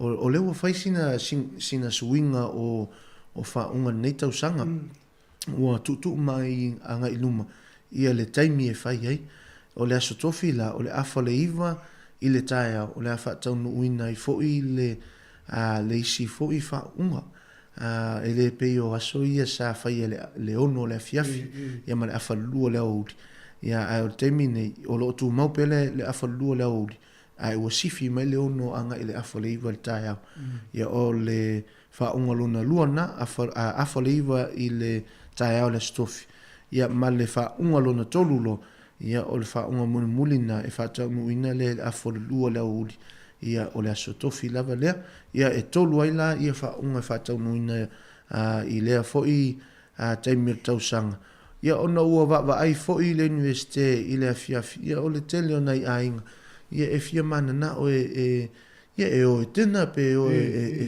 fia fo inal ia i tonu al lato ainga ia ua le mawhai ono whaunga ia wha solo le afiafi ia a leua mana ia le suinga ia tu ua i lea wano nei ainga ia e mese fo ina i o tātou tangata ia po se wha ala potonga fo ia e o ia lato e whaise lato tena ia e fia ia ma wha mana tui nei fo i lea la sanga o leo langa ua o ausia nei o tātou tangata.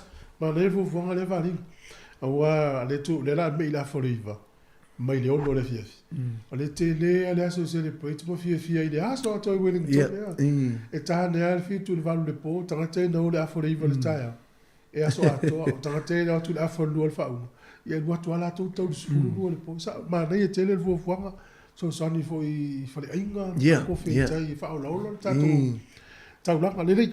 Ai E whaina tā se e atu, oi, o te inoa la, si taimi le vāo, le taimi nei anga i atu i whaunga o le Lisbon kala me la uli lisi i whaari. Ia, o le nā lava tu fue ta tonu o le tātou por kala me muri fo ina mali investe, ia e whaasala lau ai fo ia pe whailoa tua ia swafa, ia ona i o tātou tangata maalum whanau o le a whaeina fo i lea wai tau o le tausanga. Ia ta tonu e se taimi, sau se taimi ia a vanoa ia le afionga ia luman vau ia ona su mai lea o luman vau ia e whailoa atu ia e ale ai ia o lo unei whatawaa ia o le a tama whai foi i lea itu ia e sosoani e foi ia ma whailoa atu ia e pewa mana ia o e tātana noanga tu fui ona e whailoa atu foi nei ainga ia o nisi foi o lo o iaina i o la tau walo ma whanau ia po nisi fo i o lato a ingo le a whaau fo i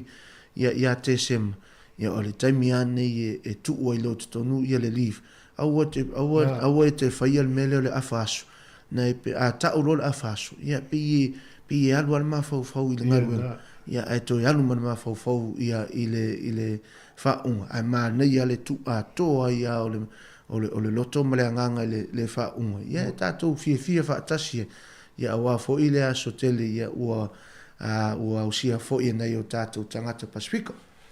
Le ai se mea lofa pito sili na fia ai le ainga nei no le tamaititi a whau i lo investe mam tata se mwhai longa so o se tūlanga whapena.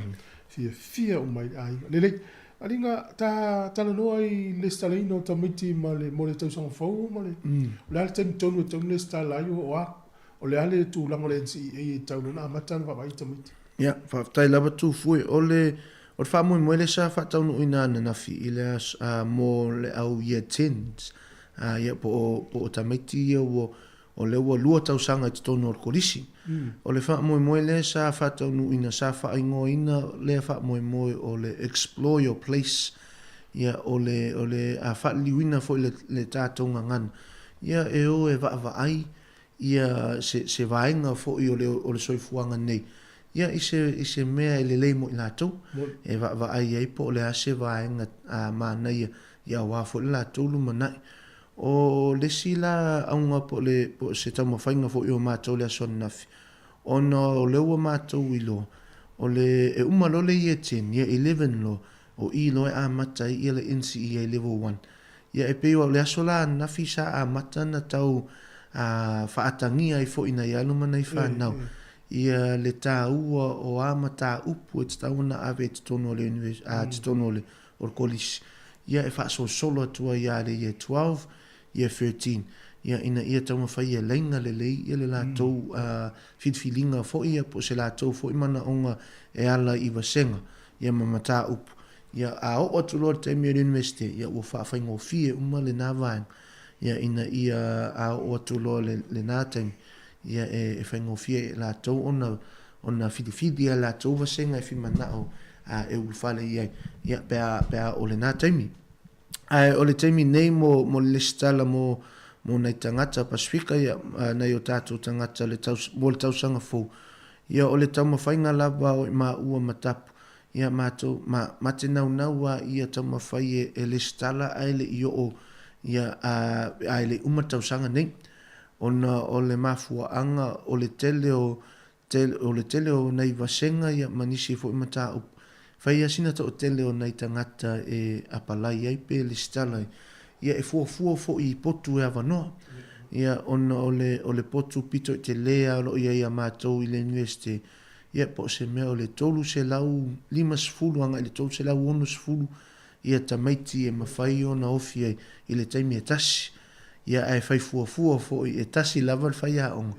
Ia ne i le lava ia nu fōtu tono le potu. Toi e whaopopu atua i male tasi lava le taimi e whai e le vasenga. Ia o na whai ngatālea nei tangata o na urufale tono le nāma tā upu. Pei o nau ta ingala na ia i mā umata putama whai ia umata usanga nei. O umona le stala. Ia e mautino ai mawaila wa wanoa. E moni lava whato a tāpunia fo ia le stala le tausanga fo i le aso 10 Januari. Ia ai pi ma na ia le vavi.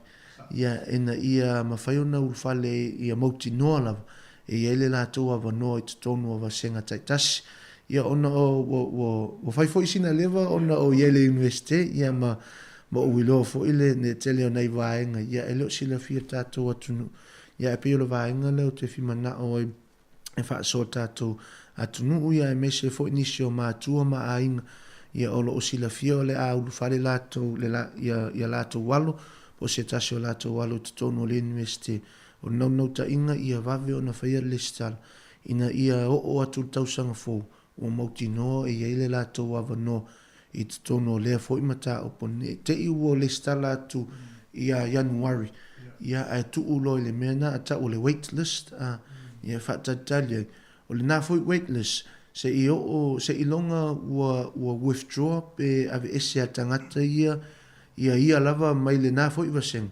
whaato a mo waile se awa no ia o tangata tono le na waitlist ia wa fo le na mata up fa formal tato ta wol vanga le utal no to i falinga ta wol va vele stalo ta meti ta sanga le nei fu mo te sang fo e mo yo la solus fu Januari e fanga tele stala ia le mai ta we falinga ia le mo atu e fa si to mutele ale le va vele stala falinga wa to no credit o le NCAA to no mo mi le stala i wa pe tu ai pa fa tale di 13 ia fa ta lava tu fu o le vanga ta u lava le tu fu e tama whai lava e whai loa tu i alo ma whanau tātou atu nu a mese fo ile lau tele o le Pacific.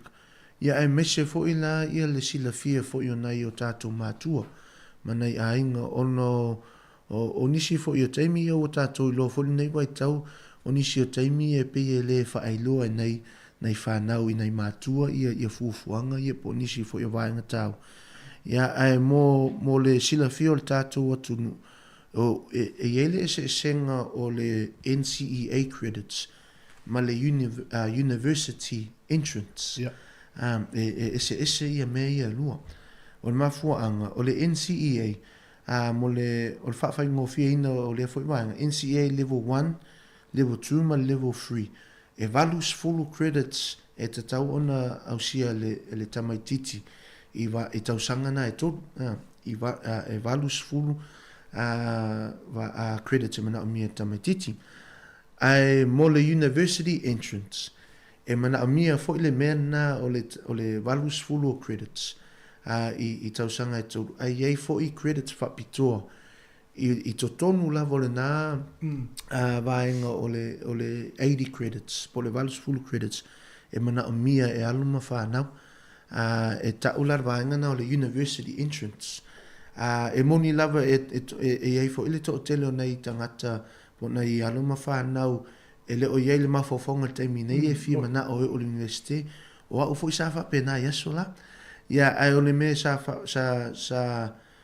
laki ai fo ia yaso na ia sa maua lava ia sa usia lava le vaenga o le university entrance ia ina ua o le lautausanga muli ia sa suia i nalo mafofau ia ole o walu le university ia o credits lai mana o mia to tonu o le level 1 e mana o mia le sfulu o credits math ia po le vaenga le o le numeracy ia po le numera ia o vaenga ia level 1 tau maths stats calculus algebra me whapena me umana e tau le vaenga le o numera o le level i to tonu lava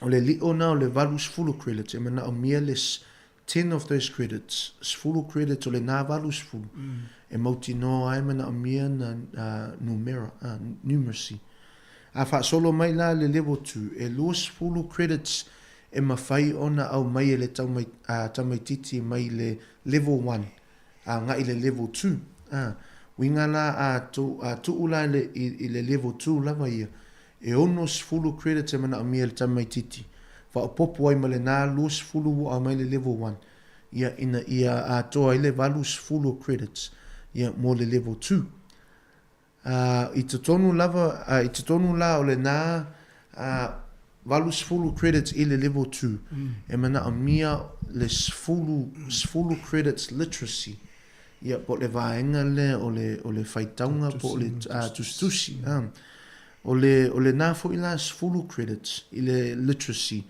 E lima e tatau ona writing. E lima fo i tatau ona reading. E lima reading, lima writing. Tu whaatasi. Ma wai leo le sfulu o le literacy. Ia o le nā fo i sfulu. E mawhai ona mau e tatonu e le na o le English. Tala o te aungani atu fo i tu walalo fo i nei o tātou mātua.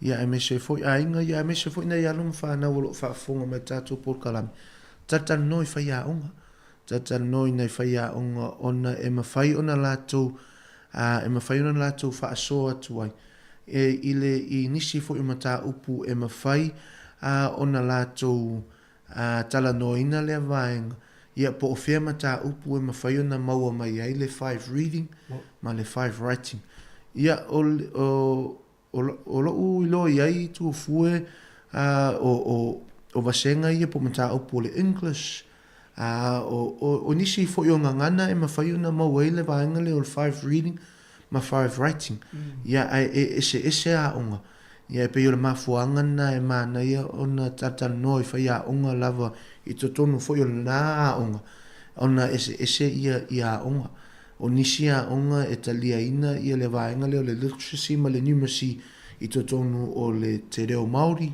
ia po totonu fo I o le Samoa, Samoan class, ia o nisio o whaia onga po nisi fo ia onga, e le talia ina le vaenga, ona ese lava ia onga. Ia o le level 3 la, ia o le vaenga la lea, ia e tolu ia approved subjects e mana o mia e le tamaititi, ia e le lato year 13. O le tala moni lava tu fue o le tele o tātou mata upu o loo iai tonu a onga temine ua approve e NZQA. Ia iai lava nisio o mata upu ia e lei approvinga ia pe lei approve NZQA. Ia e manei a le va ai le naitu ne te iwa watu ia le tamaititi ia ai le maua ia le vaenga.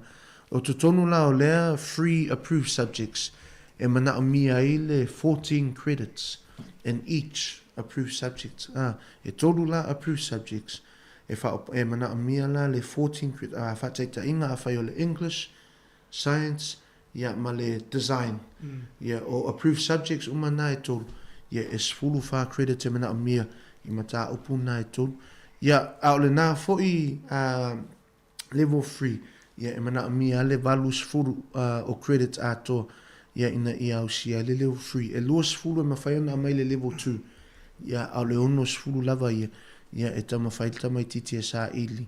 Ia I le year 13. Ia peo se whaasoa tu nā tu fue. O te loa e whai a singa whangata. E mana ia le talital noa I a onga ia e mese fui. Va ai I le website o le NZQA. Ia e a whai e lea. Ia e mawhai ona whaasoa ta I mai ia. Ia ona tātou tala noa lea ma whaasoa tu. Ia po le ase vaenga e le o silafia le ia tātou tala noa I lea. Pe mana ia le tu whātasi ta maiti o le au lotu stele o nōne le se hōre whaelo I mātua whamanino nei vaenga ia. Whaisi lawe lawe tele. Ia. I lau fui whālono o atu e anō tātai mi whālinga. O le aise si vaenga o tutoe. E me se lau telefoni mana te mi te awa noi mori fisili. Ia.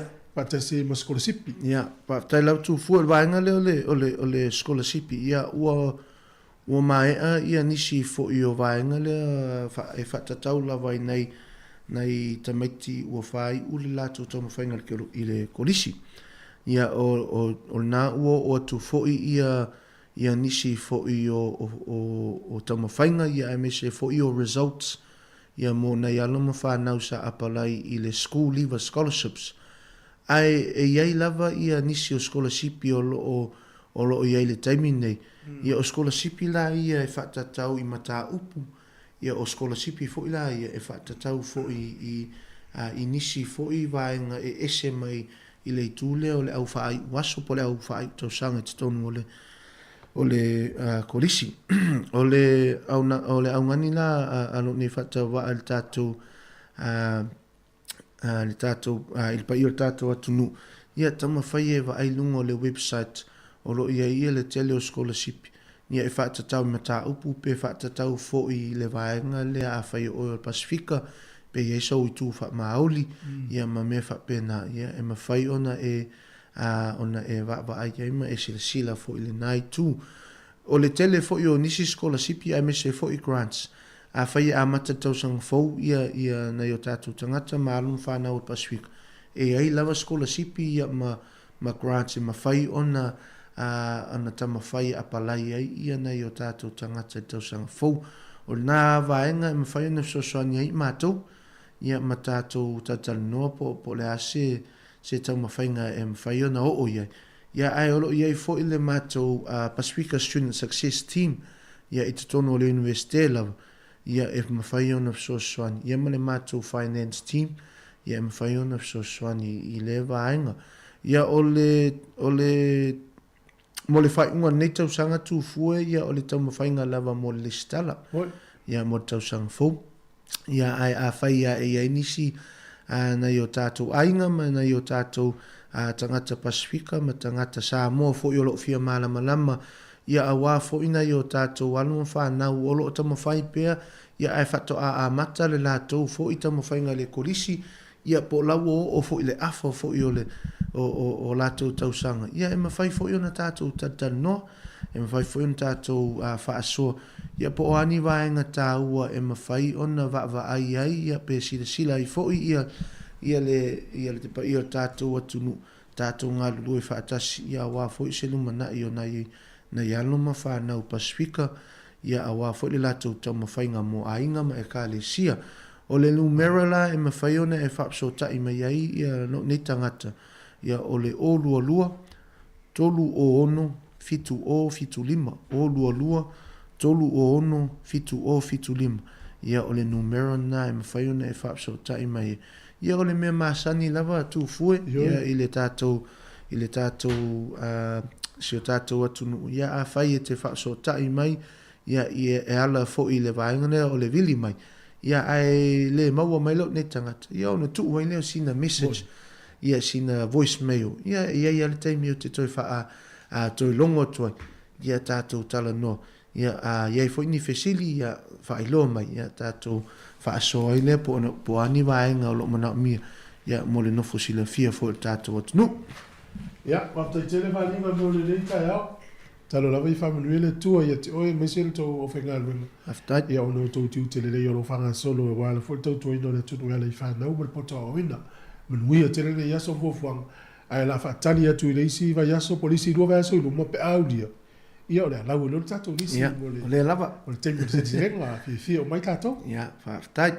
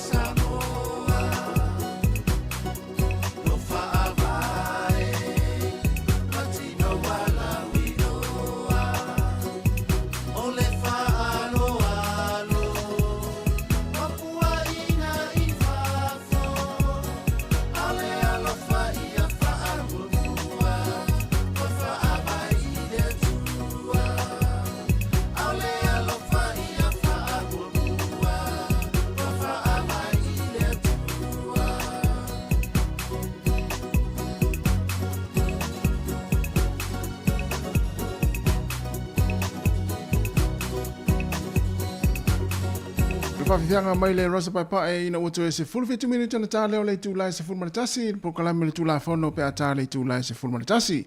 Toi whaatalofa ma toi whaafelo i atu tātu patiru uni nei tai ao, ma futa mai fo i tono ainga o maota o lawa, e meisi fo i o maota o tangata mātutua, ma maota ngase ngase, e whaatalofa atu, e meisi o nalo e ma futa mai tono whalewhai ngā luenga, o lunga o le taavale, e tono lau taavale o lo e whelua iai, a lo ki mai lau le iti o whalongolongo le tasi o no tesi ma le tasi whamo, ia whaatalofa atu, ia malo fo i le fo le nei taimi o le tai ao, a whiangai o tau whiau mga luenga, pa mua pia lau saonga le mui lunga le awala, e pia whapeo nai te ngalue mai i lau taavale mai whalongolongo mai ia i le siu whongo le lau mua.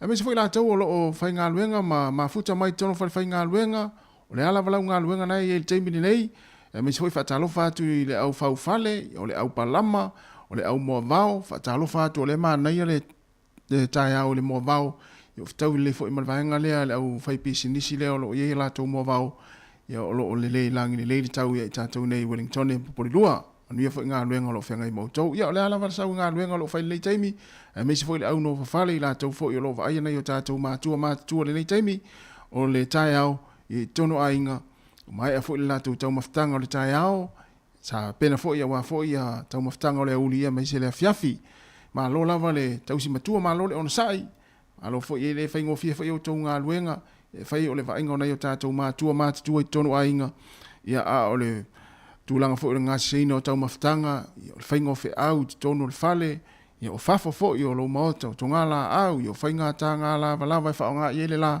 ia o pei o vaenga uma ia e nafa masi vaenga lea e no fale, ma lo lava le on sa nei taimi o le tai au, si fonga le o lau mua mana whaafia fianga si filo i tāris fultasi o le tātou pokalame o le tūla whono.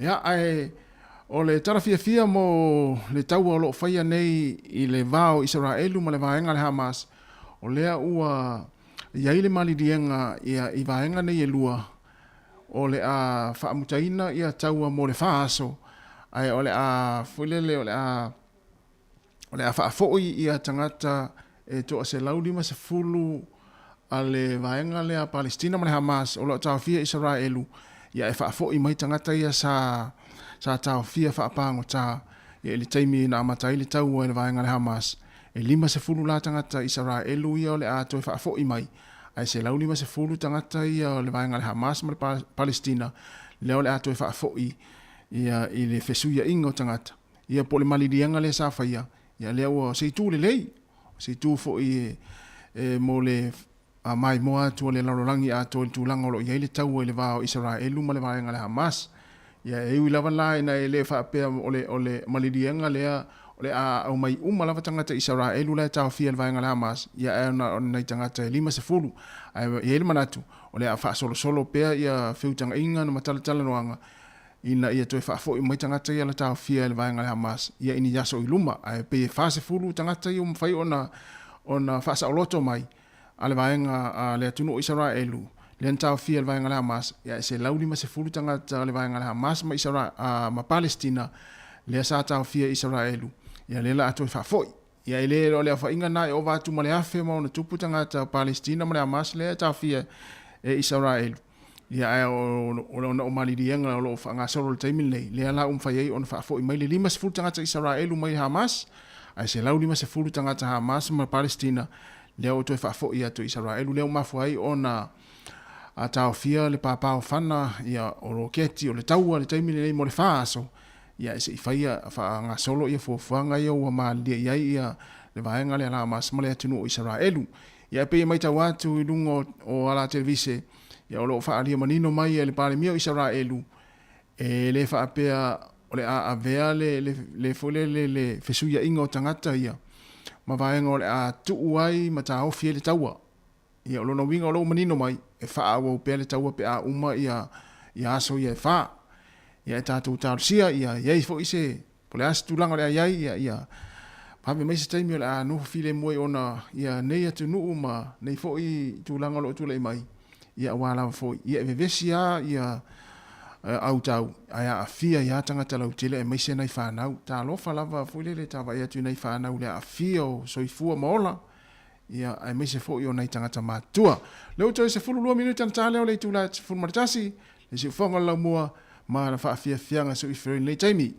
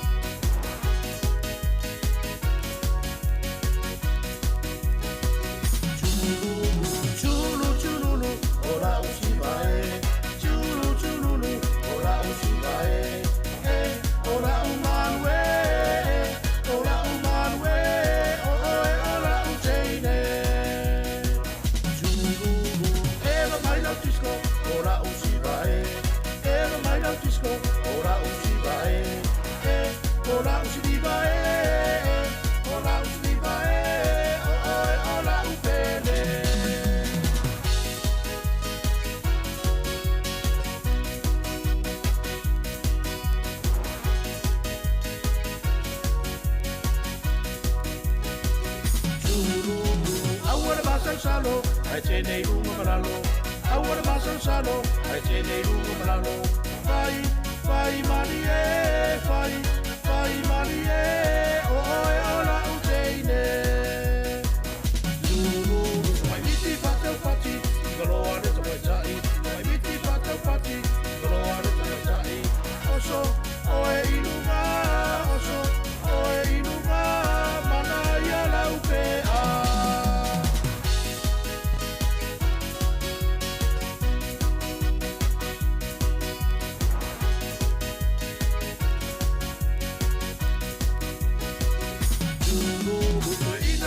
Vale, o tu si pola o fale, o ina o mi vale, o tu si pola o fale. Ae, ne pou peixe vale, ae, ne pou peixe vale, a woi kota a vale vale.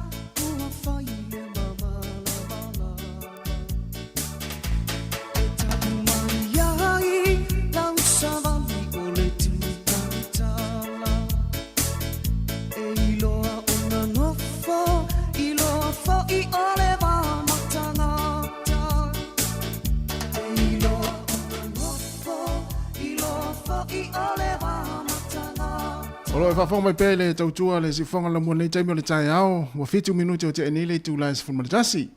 Ia pei o na sile fia le tātou wa tunu o le taimi masani fo inei ma le asa fo inei masani e tātou pokalame o le tula whono. Ia o lea ua fifia la le tai ao lea ua whaatasi mai fo ile sunga le malo ia si o pe teru sangato. Ia ua whauina o tātou pokalame o le tula whono. Ia pei o na sile fia le nei lava pokalame. Ia o le tula whono.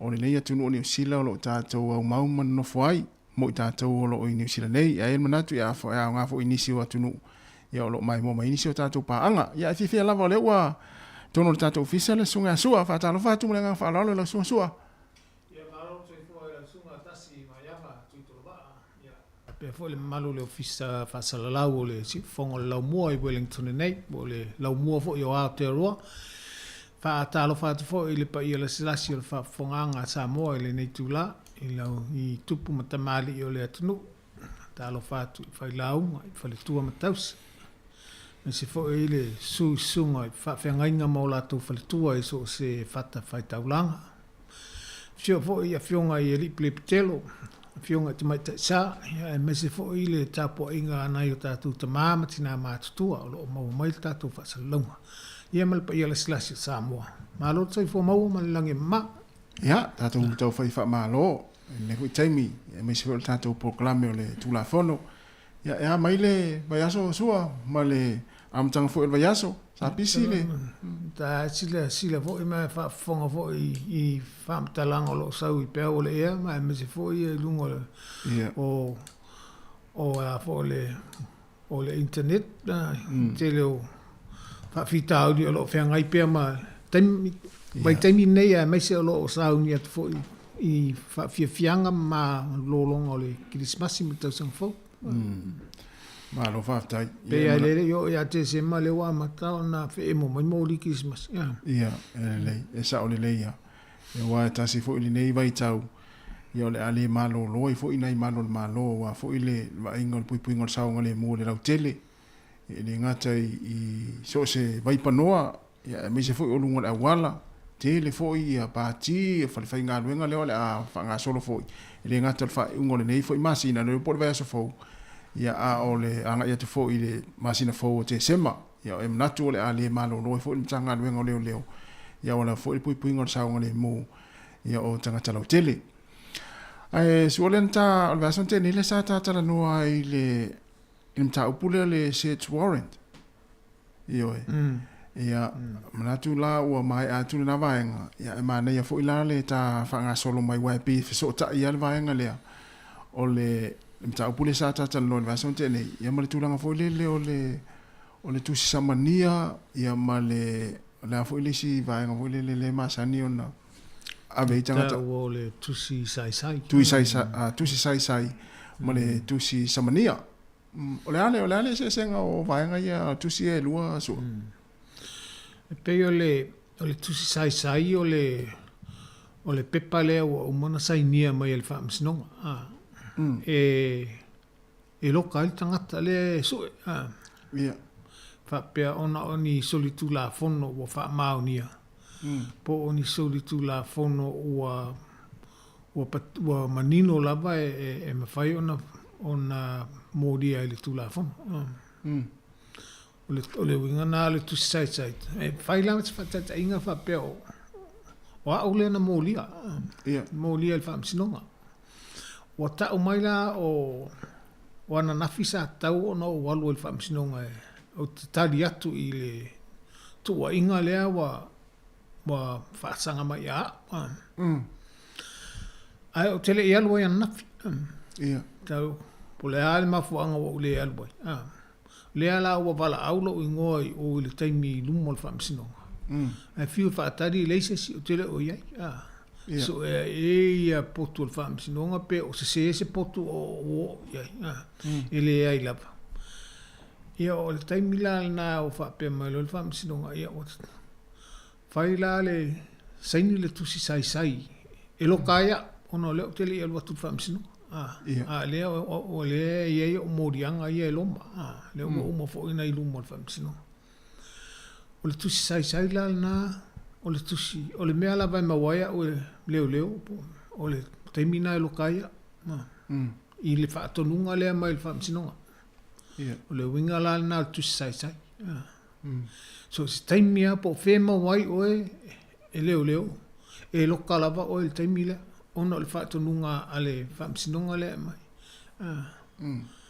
e o le winga la na le tusi sai e loka mai el tangata le so se taimila o lea wa umana sai nia mai e le whamsinonga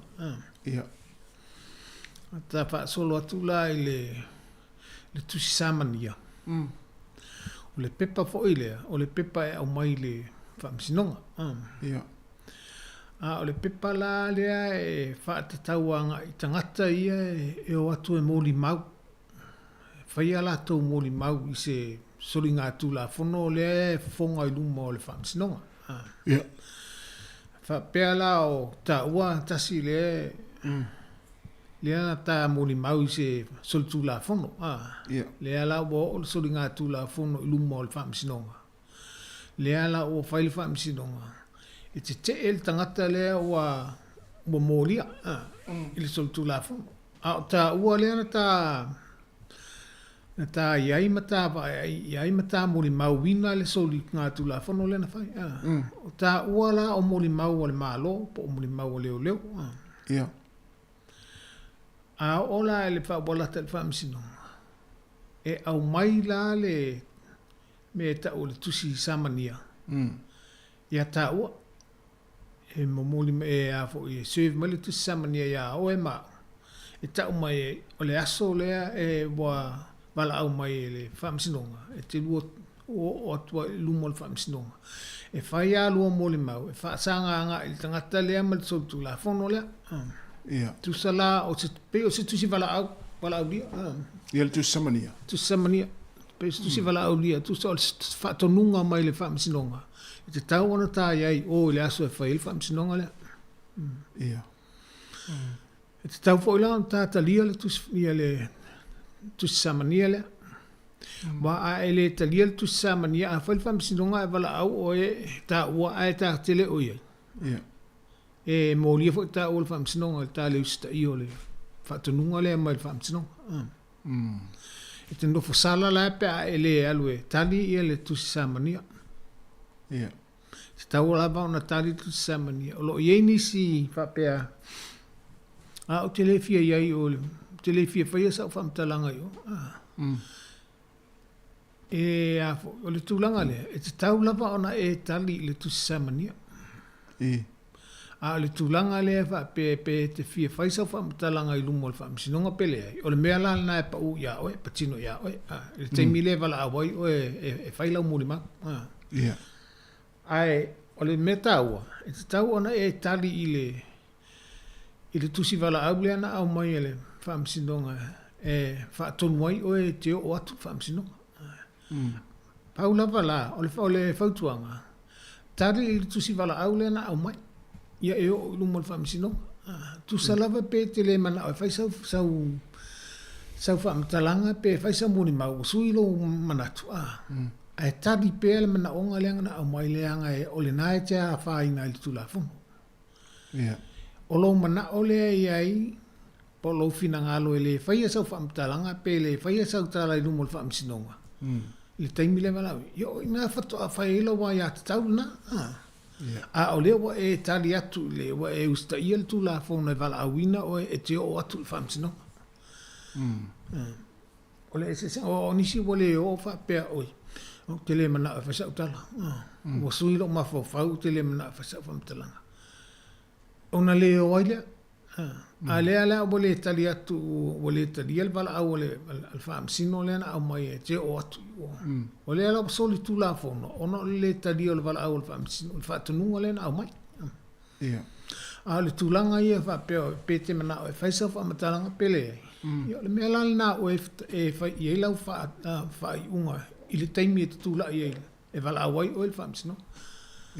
Le ala wa e mama atu le tua le e tele o sol tu la fono la pe ai o pe o e tali le tu samania le na mai. Ma talopo tau mala le. Ia. O lona winga o le tu sai e fapito le tu sai mo tangata moni mau. Pe o so si ava e sol tu la fono. O tu sai lo ka tol tangata le o sol tu la fono.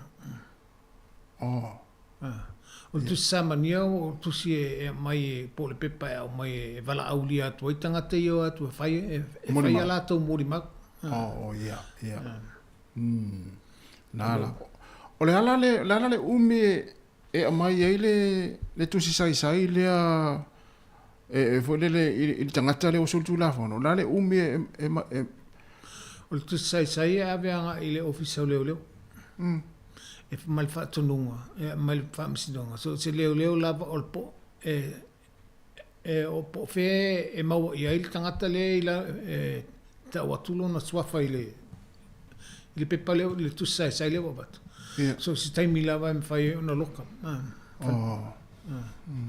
tu sai la eva leo O le tulanga po la e inisi vaenga po le la pesu nga leo e te ua pa pe a fa pe wa le leo pe la wa o le la tu sai ele o te leo tu sai a o la te mi fa pe fa tu lo ta vale po le asi si me ana matu tal no me leo e ta o tu lo ngole a sia ke tu leo a fa mai ele masini o le tu sai o ia leilo ala tanga te sultu la fono leilo tu sai ai o polo inga mai o fa masinonga le mai i leo le mafoi ona na fai tu sai tanga tale io ia na tu sai o tanga ta o sola ia ia na o le vai ngale wa ini si pe wala tu wangalo ala tu sultu nga tu la fono poni me va pena o leva na malanga fa ia ia e malanga mai ia e toe malanga mai la tonu le tunu ia mana tula o ngoi le fa sau mo le va ngal tute va ngal immigration pole officer malanga ia fa pela o na o mona tu ia le ngoi le tonu fa mau ngai o tangata fai malanga mai pe fai malanga tu fa ia e fiki mai lunga le ngoi le fa pe o le na o mona tu ia o tangata le il tu sai o le ia sa o fa solo ngai al masini ia ma vai tangata ia malanga mai pe malanga atu tau le ngole fiki mai mai oi vai le ide e mo mai vai le ngole le ngole le ta mai o le fa eso o le il tu sai o ia la no vingo tangata soltura fon wa fiwe su ele o siringa so fo le tauna o tu ai le o avere tu sai le ia o le foi tu sai ia ave ia ila to ele tongia ia la tu sala o le van fa ta mi ia sei vai la le va nga tongi sala ia wa o le si va nga le tele ina na maua i le fewa inga ia i le o atu ia tunu i fa fo po to malanga mai o tu sai ona ua ai ni sala le vai taimi ono no foi ni sila fa tainga mai taimi sa no foi ni sila ai sai in so tu la sala po ni sala ta vale po ni sala mama ia ai le o tongia o fa putu ia mantua la sala a mata tu pena al fast food tala ele tongia o na ave lu mol fam sindonga o fa popo ele si fies futala so e mai eu mal sala na po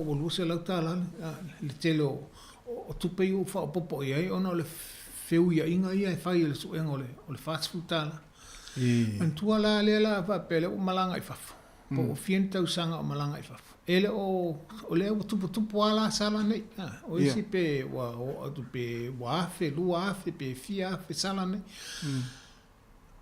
bo fiu le officer of amsinunga e su ma lafo i tusi i le tangata i le mea sa nofo mo ele o tali mai ele ai fo i la po feo o mole i lo po feo e su e angai ona fai lo le tu sai o le tu sai la lea fa tau i le tupele ele tongi al sala o sala tupele o le tulanga la e ma sani ona malanga mai nisi mai fa fo to fo i mai pe o mai o le tele la o le o mai fa pe o le o mai fa la blave ia o le vana na o mai stadia le la o fa la blave o toi malanga mai malengalo ya la to o le ala pa e ola ia sala nei na le tongi ele fieta usanga o tona ne o umon fa el fa un alfa misno ola fa le tu sai o tangata le ona ele o mau ma che le lo po fe le se tongi o se sala le se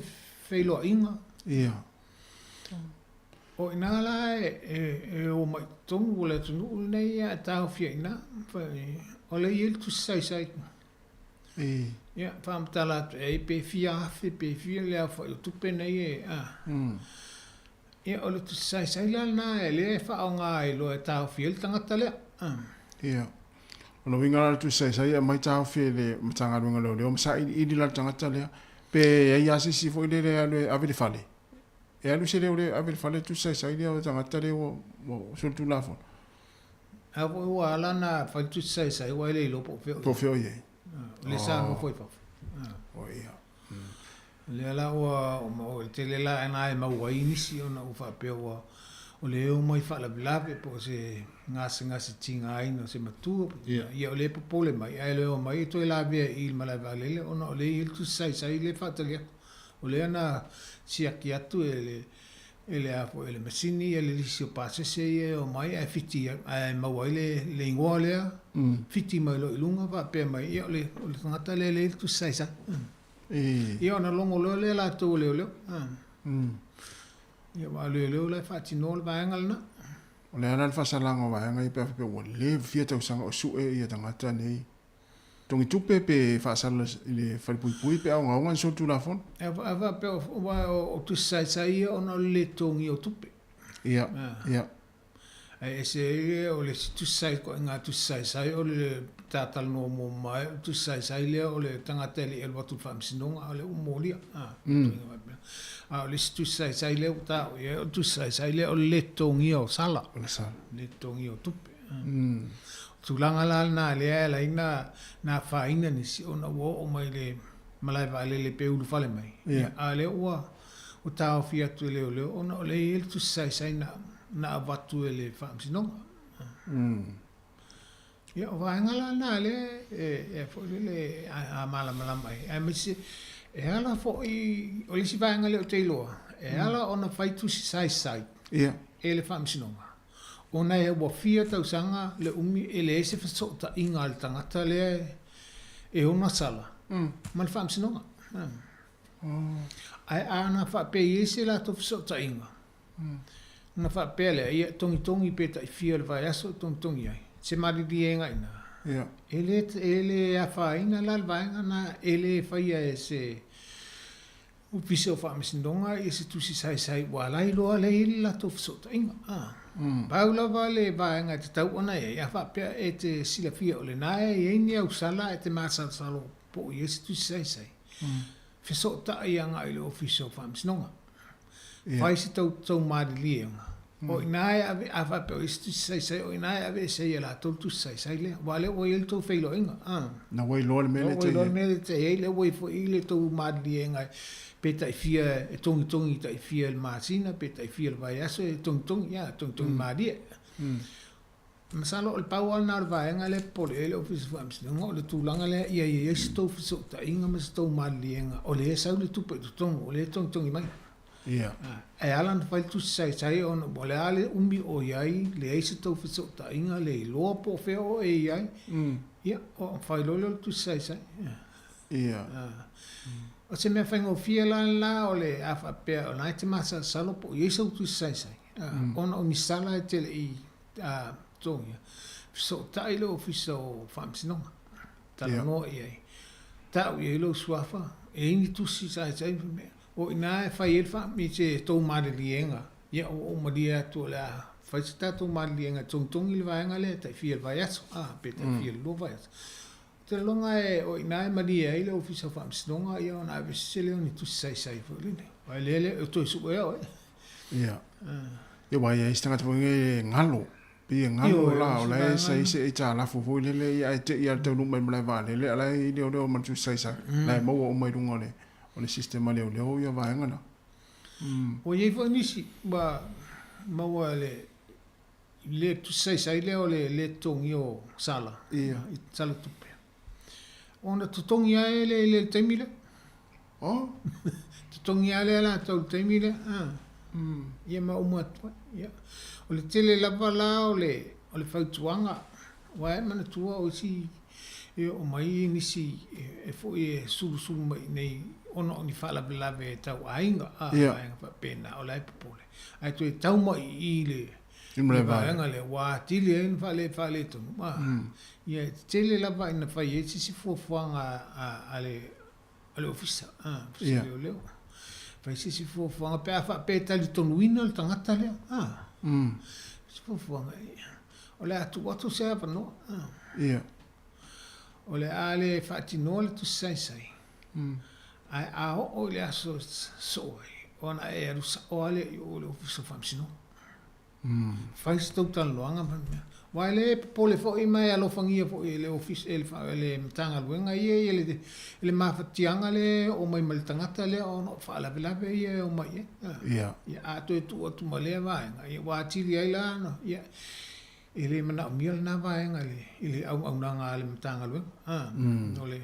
to fa tinga a lo ile si au wala fa ia pe fa pe na o le fo e fa ia tu fo le alo fo le o le matanga luenga. O te tangata fo o la fo te vai atu o la nau mai. Whai le mea sako. Tulu e lava noa fa pea ia. O tae au. Po le ale so e matala ile ofisa o whamisinonga. Na e malanga lo le iai. Tau i lo sua whai o ele anta file o le mo i se a le o mana o te watu e a fo i. E fai se tau tala noanga, ma fai se tau whai unga i se ngai o inga e mwhai e on tong, Ia. Na abe se lo leo tu se. O le tūlanga la iei. A mua whapeo se tangata le ana sau whala blawe a toi fhoi. Ia. A le o la I o le ofisa o whamisinonga. E whai le malienga le antala no aina ma leo leo. Ia. A le la o toi fhoi. E le mana tuala o lo le o le ofisa whamisinonga. Ele o ave se a fo ila lo ia le tu sai le e pipi I lo ngo. Ia. A fa pela te le fa nga yo inga le la o to el watu to e alwa o stadia po fele la to fo le tu le to fo e to fiti mai fo lunga lo ngo wa le e singa yo ingo e fa Yo na la le mo lo la ele sa o na la le ala lo kamo I lo la o le si tu langa le nga yo inga fa wa le la to ya le fa na fa ina o mai le o fo fuanga malau malanga le po ini si to malang fatasi o le fa tamala I nai vaenga ya ele e fengo fie lava pe anda fa pe tupuloa fa se awala e a fo il fa fitau lo ngol taua la vaenga le tu sai ia le to so ta inga ma le tanga ma leo e lo ai me la no le tino fo ai ma le office fam sino tu sai mai le office fam sino ele fa ia tanga leo ele fa ia leo tu sai o me o mona o mai tu sai tu sam o mai sai ni mai o le office fam sino sai ni mai fam sino le fam sino po le stal ele fa ele se nga yo nga le fa la to fa nga yo nga paula nga le o le fa tino Patino o tusia a mai tu sai e va fela ta foi le le vana su leo e mana mi leo le le tusia mai o famsinonga e su e ya le vingo le telefone le va pe lo wele la wa sa ide leo se tanga ta foi le wo le vana su e ala fiu le su e ala o fese tu nu la wo lo ala le no foanga le no foi o ila mai de em fai fam sinonga ona avera le pepa le ai o male o mai tanga tala o de setunu sa vo no so tu la fono ele ai ele me fai ona so ona la fo ona o sai ni le pepa le e tau no atu le ma fo anga tau ma moli mau ma fai ai ona fai le pepa le ele so ona la fo mai pepa ia te le nga lu nga fai anga ia ma se pa pe o le tu sai o le tanga tale su o no winga e ta mo na wo ye mo lianga a le ia batu fam sino ia o le si va o mo lianga fo ila ia te tau ona mauti noa e lava mo li mau fai ele mo lianga ele me fai ona te o le so e tas o mai as tu sai na talo so le ai sa le me fai la no winga su va ile lo na sa no mai se vanga na u fa maliina il fa sinonga ia i fe le I mafuanga ia peia ia lava fo ila ia ni fa ni ia lava fa mau nia uma mafuanga ia pei fo lava le fainga o le pepa fo le so fa malo se fale por tale se explore lenta tal noi ia Ia e o atu i lumo le whaamisidonga, whatau tō e i lumo tuspa ia. Mau tusinga ia o watu au muri mau. Ma fuaanga. Ia mawhai ona talitonu ina e le whaamisidonga. A wā a le lava muri mau a ele ai al whaamisidonga ia e le talawhianga. E ato mai tuba e le taliaina. I le se mea whaingo fie fo ilo o alu, e tau lava na e alu e sa auni o au mōli mau, ma mea umai e te alu atu ma o e wha mau maunga. E ma whai ona wha maonia. E ni wha maonianga? E wha maonianga, mea umai e tu i lumo le whaamisinonga. E le eise tala, e le mwhai ona e whatua se tala, tu i lumo. Wa whaiti le su e ngā e maua o le tala whatu. Wa e pelo la whaamisinonga. Wa e pelo a ia le whaamisinonga maulunga al malo. Ono no winga, o afuala, o e leo lena e pelo, o le whalpuipui. E le eise si, le mwhai ona o lunga mawhawha, nā tūlanga. Ia. Ana ia tele. Ia, malino vaenga pena, ia vaenga umarawana, ia le seini wa ia o le whaamisinonga e leise me tupu. Io, e tauana malie mai whaamisinonga. Mea malawa i o ngai umai e whai lea whaina, e lea ia tau tangata. Ia. Mai umai whaamisinonga le se ilonga e malie mai whaamisinonga, whai leo na la whaatino e leo. Malo whaftai. Ia, sua, se tā watu sin tā pese rea, ia mai foi. Ia ro tarat pel tātou leina le taimi pe aise se fia walau mai. Se vaenga fo e fia maramara mai. Ia, ona tare atu foi leo le sunga maro ia. Sua, ia le se vai atu foi sina pese rea, ia o tue tari umai lea wha uli tātou tanoanga pokala meo le tūla fono le si fonga lau mua.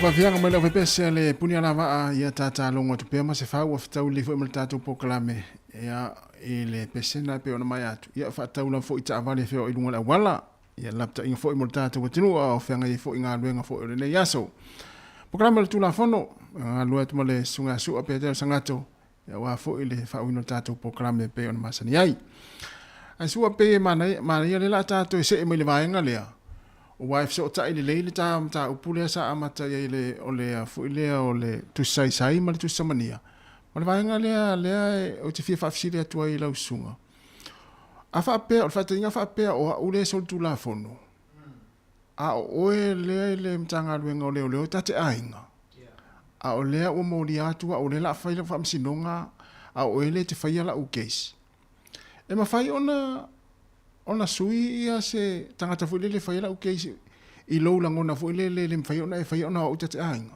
e tupu nei New Zealand va na pe io tupu e fa tupu la fono e fa ta i nai ia le tanga luenga ia ali i mai ta official le ole tu la fono la va ia a fa pe oni tu langa fa pe e le te tau ona i mai le amatanga o la wa e talo no mo le o le keisanga i famsino ia ele ele te tau no o famsino o ya o fa pe o ta wa le ai ia e mai le amatanga la ban o ilo ai ta o ta te ainga pe e ele ta so ta inga ele ona e masa salo mi ai ele la ngal ben o ina mai le amatanga la ba o te ave se ai ele keislia ele lautangi mo fa peato avela sisile no fai lo le mato office bai ole tangi le au mai male fa tsale fa ulu mai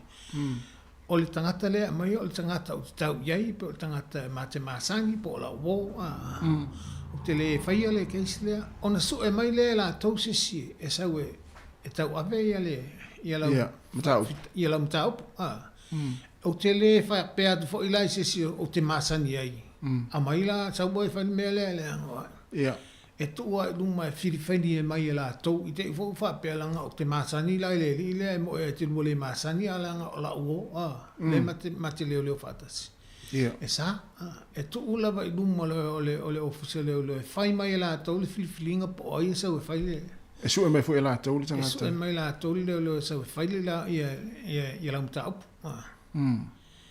ele ai foi le sa o ya po le sa i wa o le ai e fa so ta inga la vale fa te i au wana i ni masa o salon tu salava pe fa mai o silia tu lo porto le fengo mata o fa pene tan voi te ainga i li me fai ona o fai li me fai na o fai le anga e tu sa pe fa mai na o te lo o mo me o moi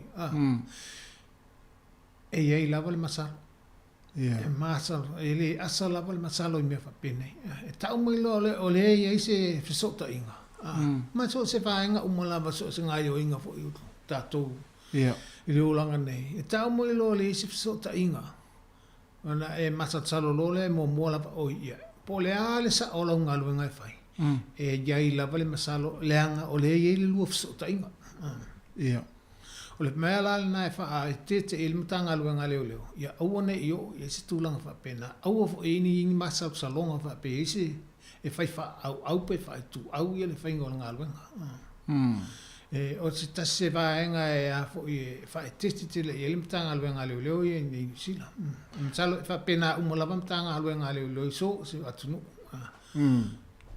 ai ma fai ala na e fai ia la o ale fa te inga e ma fai ala na e fai ala o case pe fa pe ta te ainga ala wei lo fo mtanga luenga ta te ainga e fai ana e fai ai o la u la ia la o case ile me fai langa le ta so i lo la vanga mai fai ana e fai o e ia la o case o le mai fai sa o fai unga ma ile me fai la vana o fai tu sa lava pe sa ola fai unga fai e iai lava le masa salonga ona o lea i el taf so tainga le nā tonua tu sa lava pe ona o fai tu sa pe fai mai na o te ilo fai le keisle e le fai na o fai a leanga o i el taf so tainga o ia Ia au la vane e se masal salo fo le ma tu ia fa pe fa ai tu au se fa ngo se ngalo. Ma tu la ngalo ngal leo e fa e o nga tomu la vai le fa tu au. Le fa ilonga tangata, le fa ilonga lanu, le fa ilonga fo le e kalesia. O le tau tonga na o lo i ele matanga leo ngā leo. O le tau tonga fo le na o tau tonga matanga leo ngā umā leo telo le lalangi fa pena. Ia pe o le ua so le tula fo le o le tau tonga le fai te pe o tātou e tau tonga tuspa ia leo le taimo la tau tonga. Ia le o so le tula fo le o tu sa lo mana o e se ia le asa tau no fai pele tu te ia lona fa maoni fa toi fo ia o longa fa ngatal me o le masalo ia ia o tato fo le asal masalo ia mo e o me la fa te la va ia po le ala va lo sa e lo le ele taf so tainga e ia la va i la to e masal salo tu langa le mai o le na tu la fa tangata e le se fai tiu fa pe ona o ai le no le na tu lo tangata fa pena ana ia te le vaenga le wo i tatou proklame wa tawana ta wa pe ia e le ngata i nei New Zealand fa pe fo isi atunu i tate vai fam silonga ia misi fo isi tatou tunu i Samoa e fa pe ala una o tatou tunu ia le io le tupu fo i nei atunu vaenga fa pena e fo le e fa se tuanga lua i la to o lo fe ngai ma nisi mta o po nisi o tawainga io e me se lunga ainga pena o ia o so swinga na tawatu la matanga me fai so swinga te le lo po ile so ma wa e o luanga o nisi o e ma sani fo i tangata la lata ya ma sani le lava mafta no fa se lo la ia le tu le fai la le me mo no fai a te le i lo tangata le so tainga a velo ele si leo na te fa o no tu langa la na e fa tisti le velo le so tainga le ia ai sa fo malo malai vaenga na so e ta se atu i le vaenga le tu si samania e mo vai hole le moni mau e fa fe pa tu samania o te musu te reu wa mo ia la sa u va ai le fa la velave ma le mena tupu au te re to e fiaru te moni mau e a fia u pe te la ver e sa so la fo vai ngana a va pe o le na o tu le tu samania ia o le na te silsila fo ila le pepal na e va to le fa to nunga mai fa msinonga o le na fo o umona sa ngel fa msino po le stala e vala audia yo pe fa to nuina o e te o atu il fulumo fa msinonga le taimi vala awai ale male aso e vala awai ale soltu la fono le po fa msinonga le ia e tawana e alu e tali le vala au le nana au mai po fa to nunga le nana au mai le mantua le pepa le na o tu e tu lima o le na e saini e tu el famsino po le listala o le na e o tu el fa tito le fa tonunga fa al tu la fono e te o mai i le ofiso famsino po i lumo le famsino i le aso ma le taimi o na ta o tu si atu ai pe te fialu la pe te le fialu i le fautuanga lama e te tauana e alu te usita i el whaatonunga lea wa e le alu o lona winga wa e le usita i el whaatonunga o lona winga o lona wa e stoli tu la fono wa e stoli tu la fono pe a e le alu a le mantua la o nai sau e melfame o nai te le fia toi talanoa ina ia mea te le mana o whaisau whantalanga o le fautuanga alu e tali ia le whaatununga le whaamasino e te o atu i lumo le whaamasinonga. A e o i lumo le whaamasinonga o le nā wa e le soltu la fono wa nā wa e talia ia le tusamania. O luma atu la o le vaenga lina. O le te whape te le fia talanoa ina le. O ina la e whailau whae unga pe te talanoa, pe whai sau whamtalanga, pe le ai sau whamtalanga e whai se moni mau i taimi o whamsino. E se mai la le whaenga lina, o le nawa e sao mai i sol tu la fono o lou le tali o le whamsino, o le tusi samania. Le ai la nawa e sao, a o lunga la o i tutonu o le whamsino. O ina e pule ai oi. E mwhai ala na e whetu te le e fia, e le mwhai ona whamalo sia o e whai sau whamtalanga pia e musu ai. Pea ele mana i lumo le whamsino. O le taimi la le whamsino le o whanga solo le mana umia ia o le taimi nea.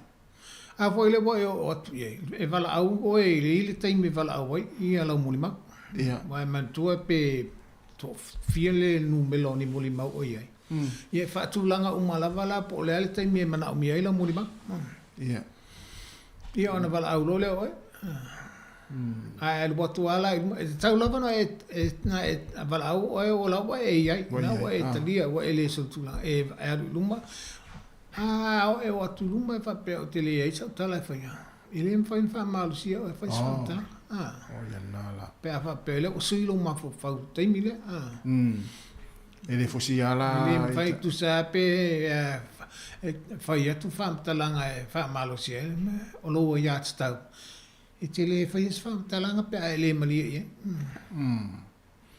E te le o soli tu la whono la wa le wa umana e talia le. Tali tusi. Tali tusi. Mafu o le mea lalna. Awa ni tatou mawhaina il tu la whono. Tatou o pe tali le tusi. Ai pule ele o tatou pe whaits tatou whao tatou mori mau pe le pe a tatou o tono whamsino. Ia. O ia nala. Ana ia te le tūlanga nā ua māmla mai na su o mo la tau fo e ave tu samani o la e alu e kiriva tu samani o la ainga. E sau e alu e leo. Te leo. E le la fo le meli. E le la fo le meli. Le ai. O tu samani e tau lava ona ave tu samani le e a fo e saini ai lumo tangata le matu ia. Wai a vatu le kopi e to e tau fie leo le si kopi to e ave ilu mo le whamsidonga e wha mau ni ai leo o umana ave le tu samania le men tua la pa pewa ulia wat mal tu samania tu watu yo ao ona o saini rola ia le taimi lea o leo o male aso male no foanga na tu watu ia o le tu samania ona o walu le mal tu pele o mon fa tu to e ave ilu mo le whamsidonga pe fa maunia ile wa umana a ola le taimi fa pe te le tadia ia le tu samania ole wa ifa mau nga fa maunia ile sol tu la fono ole la wa umman fa mele le wa umman tu atu ya ole wa umman le la na tu lima tu ya oe ile tu samani ile fa la na fa pe te le mau ol mafuanga fola na wa le wa ilumo ol famsino a fa pe fa ia te wa mo li ai o e lo le tali o le o le si o samania o le o i fa mo o le fautuanga la male tali le mana o ngol fam sino le anga te so ba ya faina il tu la fon a o i le taimi o e lu mo fam sino o na fa e la u fa unga i lo wa ya tau pe a fa pele na te le mana o la ba fa sa a be o mo lima ana e te le tūlanga na o le umanino fo i la sunga. Nei le esenga o le tu sai ma le tu samania. No winga a wha upu seisi wha upunga whaingo fie. O le tu sai e mo le tangata le sol tu la fono. A le tu samania e mo le tangata fo le lato e mori mausi tu e se whamasinonga. E lono winga e le sol tu la fono la ya wa ta fa alongo nei tu sai aso nasu. Se o lo ta pala ai mo ta fefe fo le pe a fa pe nei la le no mai leo me le tu samania o po le a fo le me la mori ai ia la o tu vai la se o pa le po le me la mori ai ia le o menino le mo vai fa pe nei o tu samania ia e ave mo ai me siamo me ta fo e mo ni mau fa sinonga ia ta o tu sai ia no wingo tanto a sol tu la fono pe ona ia le sunga ia a ante le aliva le sa ia fo tu sai ia te no tau sanga o mai ja vai si Mari la wa to ya so se ante le aliva o ma sani vo ia tu sai tele ma sina vatu ia o mato mafut Ia ai o le si vainga sua. Ia o tala i pe vainga tu sai ma tu samania. Se o le tele fo ia o lele o tiki o tavale. Ma fasalanga. So le faputu ai wa ua le mele o tu sai. Ia. Ana amata mai pe na se sala foina na toris futa la le paka. Ia. Pe luas futa la luas fulim. Ai ta vai tu si taimi jole wa na va tu ma tu sai. Ia.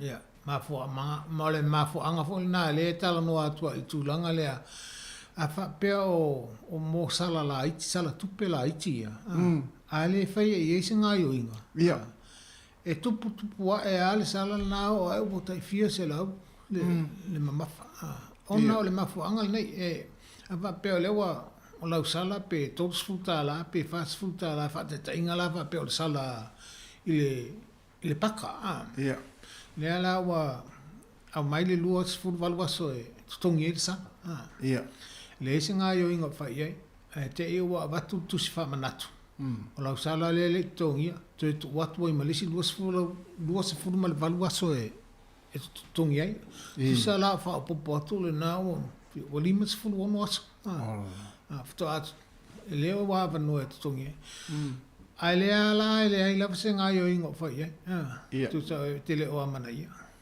e umala le lima sfulu ana aso ona ave lo le ele vaenga le na batul sala ave lu mol fam silong ia o inala batul fam silong ona to e fa popo fo le o listup a umala le tupela na te le lope fisi tupel fam silong ai to ona le fa ilinga yo inga o le tongi nga yo inga le to e fa a tu ai pela o ina tu wae ele ai bofia ni masina ele o yeila pesitula ona to ave fo ele lu mol fam sino ia ele o mol tanga tele ele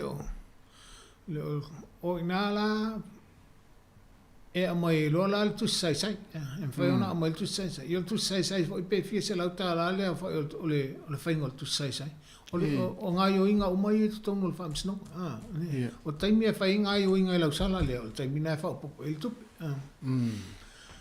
ina te ale o ba wa e ang sala ia ma ye mal tu sai ta wai ona o lo fa ta mala le ta mai sala la titi le ana e le amana ia ina le tulanga fo ina awane I fa ngalo ina ia nai vaenga ia pe fa ye si tusi pe ta ia le a fo te ina po le ase ma fo anga e wala I ona e soltu la fono le fa salanga le o tu atu ia o fautuanga la wale o nai mea la itia ia to e mawata tau li msalo pe fia tau sanga o ngalo ia tatou ele ngalo le masini la a fo e tutongu ia fa mamunga nei mana ia soa after tele la mo tatou kalame non tatou taimi ia o mana fo ile vaenga o tatou no nei fo vai aso ia wa tawa ona ma nino le tatou tino ia vaenga me se fo ia le tulanga pe ona ia le esenga le tu sai ma le tu samania ia le nino le tatou tino yo le telefoni nisi mata po le tatou no le vaso fo wa le tatou nga ia tu le fa ungo le tau sanga yo le pisi fo mtanga luenga ma ya fo yo na fa manino ma fa lo tatou tino nisi tu la fo fa manatu ia ia pa taila vai la sunga tasi fa pe fo le office fa sala mo le ap no fa inta to tal nom ta to fa so fo ile ne ta ya ole ta un fainga la volta to pro kala me tasi ole to e fa manatu ta longo ia mai fo nai vaenga fo ia fa manino a chili ia feu ia inga I tono ngaluenga nei ma fainga ngaluenga malo ngaluenga ia me se me nei le vao so nga tu la fono mal fa sinonga ma ngayo inga ia e fai au tafa o le pe ia numi ata to isi taimi ole tam fainga lava na ia tatou mala mo ia woni tatou sol tu la fono au fo ia tatou au se ai mal tu langa le ole mai mau fo se lengi ona o tatou fa tamala ai le ai fa tai mo le avanoa fa to e fa mana tu lava ia le ta sa le mu lava I lungo la wala ia Whaongal fispa, awale tau mawhaina le awa malos, ia lava le malolo, tulang awal whaongaina le telefoni. Tulang alamal na whaongai el moli e moemo. Whamol. Ia. Ai whamoe ta toe whailo e fo istemi whapenei le vai aso asau. Ile alofo le ali. Ai, to whaafat soifua Samoa. Ia, whaftaitele la fo ilo sunga le mano sua mania fo ia fo whanga ma ngā luang fo le awhanga i whaungon le vai aso. Whiro i pēa i le vai aso fau. Tai.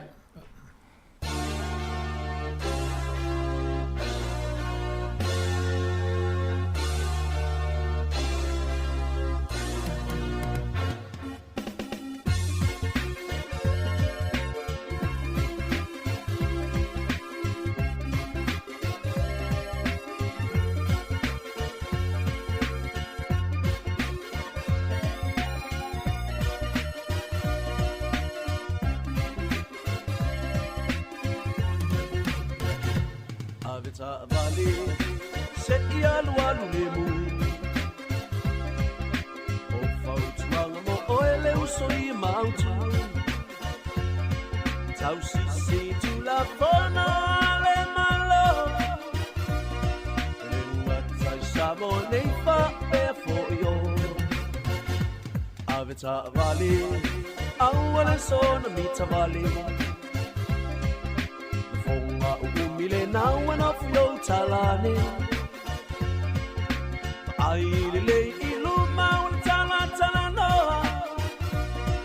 Imoan fo ole atule le tamalo. Avita valley, se ialwalu lemu. Ole usoi mautu Sau sisi tu la fono ale malo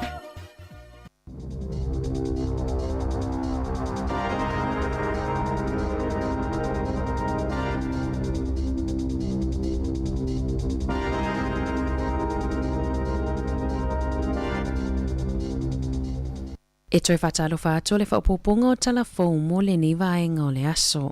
E tele ofisa o whaipule le National e au fiai ma le ofisa o palemia whaaulioli Christopher Luxon na vali I vali mumu e tangata o lo o tutu mo se file mu o Palestina. O lo o whaaua ona vala au tangata langolango a Palestina I New Zealand mo le malo ina ia tutu whaatasi e vala au ia tau fia le taua I kasa whai mai o le vali lanu mumu e whaatusai le toto o lo o latou lima mo le mali liu o le whaitau wafe I kasa o Judith Collins ma Paul Goldsmiths na whaalianga ina fo o la ofisa I vali mumu pe o na lipotia le leitio New Zealand le tai au nei o le asoana nafi na lipotia sa whai aise mali lienga I le vao le malo Israelu ma le Hamas ina ia tau fia le taua mo aso e wha. Ina ia whaasaulo toi tangata I toa 50 na tau fia whaamalo si kasa e whesuia ai ma le toa se lau 50 tangata Palestina mai Israelu. Ele o mautonu po ai na fatonu lava ma afianga I le siosi o manga mai ngā luenga o le awala le transmission kali o lo o whaia suenga po a afianga o le awala I vai tafe mai ai vai o whaamatalanga fōua whaailoa mai ua whaali ai whaafitau li o le transmission kali o lo o tūmau pēa tanu mai le tatalanga I le amatanga o le tausanga taluai na ngā lulu e whaipaanga nisi o kamupani mo le apolo keti e au fia I le waka kotahi peita ai ele o mautonu po ai e tuua ia ua whaailoa le whaamalumalunga o le pūlenga nuu whaitumalo a Wellington I le leitio New Zealand ua amatau na whaia sa ili ilinga I le solio tu la fono e iwa I a fianga o puna oa manatura e au fia ai manisi o whaatafunanga I Watanui Inlet lea ua whaalima le sawa o le whaaleangaina. O le afiafiana na fina malanga mai ai I Wellington le palemia whaaulioli Christopher Luxon mo nisi whaatalanoanga mana ia whaalia ua lata I se taunu unga lelei maali lienga I le vāwaenga whaupufai. Na lipotia fo I le taitai o le Act David Seymour na whaimalanga mai le afiafiana nafi ma vāwasa mana ia Winston Peters o le New Zealand First e whaamoemoe e malanga mai I Wellington I se taimi o le aso. Ua latai leono vai aso talo na mai a le whainga palo tatele a le atunoo ma pei ona saunoa Luxon ua lata mai se taimi e whausi ai se whainga malo fou. Na whaamanino I le suita itai o le National Nicola Willis e le o iailo na ingoa I le filifilinga o se sui palemia na whaalia I Paulsfou I le tai au nei po o fesili whaapalota e sa ili ai finangalo tangata lautele E se fulu iwa pasene e le langolangoina le manatu e whaapea ua umi ona whaanga solo whaatala noanga. Se fulu ono pasene e le mautonu. I le fesilipo ai e tu ua ia i le umi o whaatala noanga. O le tolu pasene na whaia i aiso e suenga na tani mai o Winston Peters. La taile kuata na tu ua ia Luxon. Ma le na o le wha pasene na tali mai o Siemua. E fasfur pasene ua si itia ile numera o tamaitia onga ia onga tulanga lua makolisi. Ua la tau filifili ea o inanga ngana o atu moto al Pasifika. Faatu sa ili silia male 5 tau sanga taluai, bei ona faalia ini faa maumaunga fou. Ifuai numera fou na faalawiloa mai ile matanga luenga wa onga, na faalia ili silia male sefulu tasi afe o tamaitia onga, mai a onga e se laulua sefulu valu, na o tau inanga ngana a atu moto al Pasifika ile tau sanga nei. E na ole valu afe tamaitia onga na o inanga ngana al Pasifika ile lua afe sefulu iwa. Mai na ole valu sefulu valu a onga na ufo ina atua o onga monga ngana o atu moto al Pasifika. Ole ngana Samoa, Tonga, atu Kuki ma Maori, na taatele o na o ina tutonu a onga. Peitai, ole ngana Fiti ni we matoke lau na taulea o ina. E na ole tasilea onga i Wellington e na o ina ile ngana toke lau inisi o tamaitia onga ile tausanga nei. E tusai mawha maunga fou. I se pepa le kapeneta ile masino se tema mai le minista o onga Jan Tiniti, na taua ile whaamatu e se le malo o le fase lau 2.8 miliona tala, ina ia mawhai ona whaatupea i nisi tau whaopopo e ono tutongi mo au nanga whaia onga o onga a mata, ona o mali lienga ia na whaia i tutongi o whaia onga mo le isi whatau sanga o lumanai, peita ina taua e le lava. E lua se lau 5.3 miliona tala lea ua tā ua e whaapea e le lava ile tau e whaatupea ia tutongi mo whaia onga o onga a mata. E le aise malo si anga o le Vote Education e mawhai ona whaatupea na ia tau whaopopo pei ona lipotia. E ono toi iloina ile lumana ile si itanga ato o tutongi mai lea fuafuanga. Ona ele onga fatia ele malo na whaau le tutonginga o tau whaopopo ina ia whaatutu sai tutongi ma pasi atu le atoanga o tutongi o onga au nanga o lo o tau siama wa aia whanau onga. Ua talosanga ina le leo sinia o lo nafa ma le suenga o le mafuanga na maliwa i Baby Roo. Tangatai to o tolu lea na ile fale le taimina tinga ina i Roo i manuanga. Ina ia tau tino matau le mea moni na tupu na mafua i manuanga na o ai lava ina maliu. Ua atoa le maasina o tau sa ilia lava whaamatalanga ma le mea moni na tupu na whaalia le Inspector Nick Bridget e o mai ana nafiele i ai lava se tangata ua lokaina i lea mata upu. Maolana whiau na momoli i tangata i to o tolu ia na ia i le whale lea taimi ina ia ta utino le mea moni. O lo o masalo mia i leo o le taiao lava o le aso na maliwa i Roo na matua i mafatia i lava i manuanga a o iai tangata i to o tolu nei i le whale. O lo o whaau au suenga leo i lea mata upu mo nisi li poti. E to olua tangata na loka i au kilani i saute ina uala ave whaamahalosi se tamaitai manga oila na taavale lata i le itu lai fitu i le taiawa na nafi i Clendon Park. Ele i mawasela au mahalosi tutono le taavale ma olo o tau fie leo ia li i mo le taimi nei.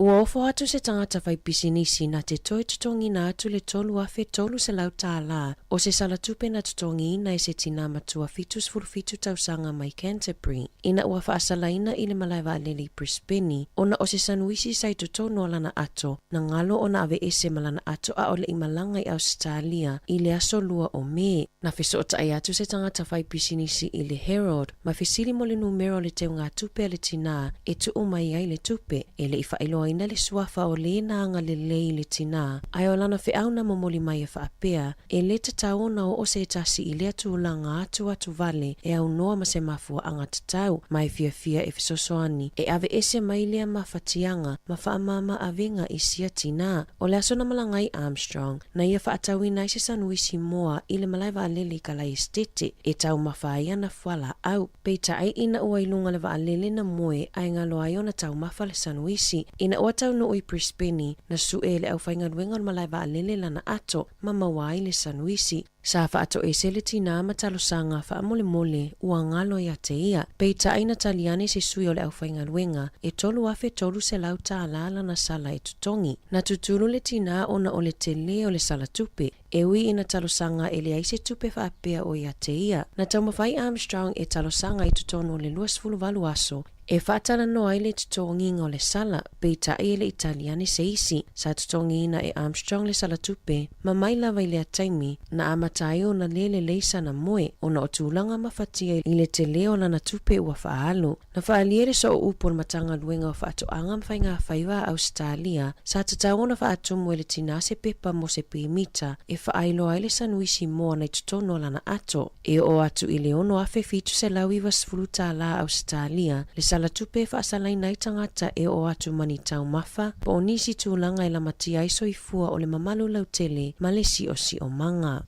I ta alonga, na whaalawilo mai ana na file au ale manu sa moa taito fitu mo ta alonga ale Pasifika i saute le olo whaanga solo pea i le atu Solomona. O le aso hanga i atu i le asto nai e whaanga solo i ta alonga ale au taito fitu. O le awa sa moa pe ona whaalawilo mai, numera tasio fuli whaafowina o le kapiteni, numera lua Paulo Walrick Tuala, Junior Maalo numera tolu, Whaareu Pena Fili Maua, numera 5 George Feangiai, Ravuama Seruvakula numera 1, Fitu Panaua Niu Levaea, Monson Tafu numera 8, Iva e Nusa Auva a Ete, Se Fuluta Maiava, Dan Bartelesios Fultasi, Mawaina Sione o le sui kapiteni i le numera sfululua. O le whaia o ngā ulu o le susunga awha ai ono, tai malanga o le awhionga fui maono soila lovi ilome, ma le fōma ai a Apollo Paramoa. Na whaamanuia ina Samoa i le isipine auro i le mai ai o le taalonga le aula kapiliki taito aiva, na manu malo ai i la lata alonga mawhiti mo taalonga al Pasifika i saute, na toi manu malo le tamaita ai o Olivia Borg i lana aura lona lua, mai le tu unga a au 5 mita freestyle. Ua whaasilasila i le tāta ki Auckland Unlimited o le a le talimalo au kilani mo le taamilosanga tu o ngā wa ai le Sami, le Sail GP lea o lo fuafua mo mati le tausanga fau. O le lea o se awanoa i le whanua i Wynyard Point mo le au maimoa, ua avea mapapui e le mawhai ai o na whaataunu uina ta alonga i au kilani. O le a wha amautu mai le no fuanga fau e whaataunu uai tu o ngā wa i se taimi la tamai. Tala fau ia mai le siufofonga le lau mua mo le niva e ngā o le aso.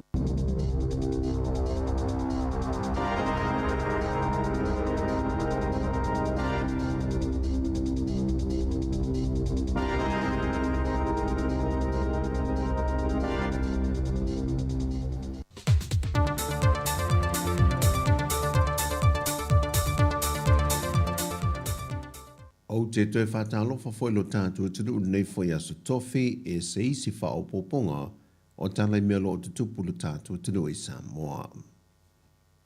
Ua tali mai le malo i a pani whanau nungam wha moe moenga o le whalapo pitonga malo si anga tau il tise le vaenga le EPC Samoa e le una ia leo so se awala e whaonga i nai malo si anga whaafuwina e mō mai eile e le tise ai tau mia le whaonga ina leo le swau u e le ngata o le tau ngata, ai o le kasa e le whaaleanga ina o le sio manga.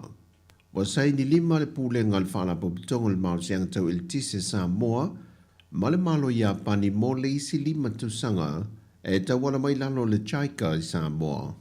Le fausia leo malo sianga e whaonga ina ai ave o le la, e pu e mai ei le isi malo sianga tau il tise mo le antunu. O le whengainga wasai nia mai a pani, wao fia ai maisi atunu o le Pasifika, e iei Palau, o Fiti, Tuvalu, ma le atu Micronesia. Le amatanga o le masina le neina whaai loe le fionga le Minister o Tupe, le fionga lau timu ia a fōwe le seva ai. Le tāua tele o ia tau mawhainga e whaai titi ai a fianga o le sio manga.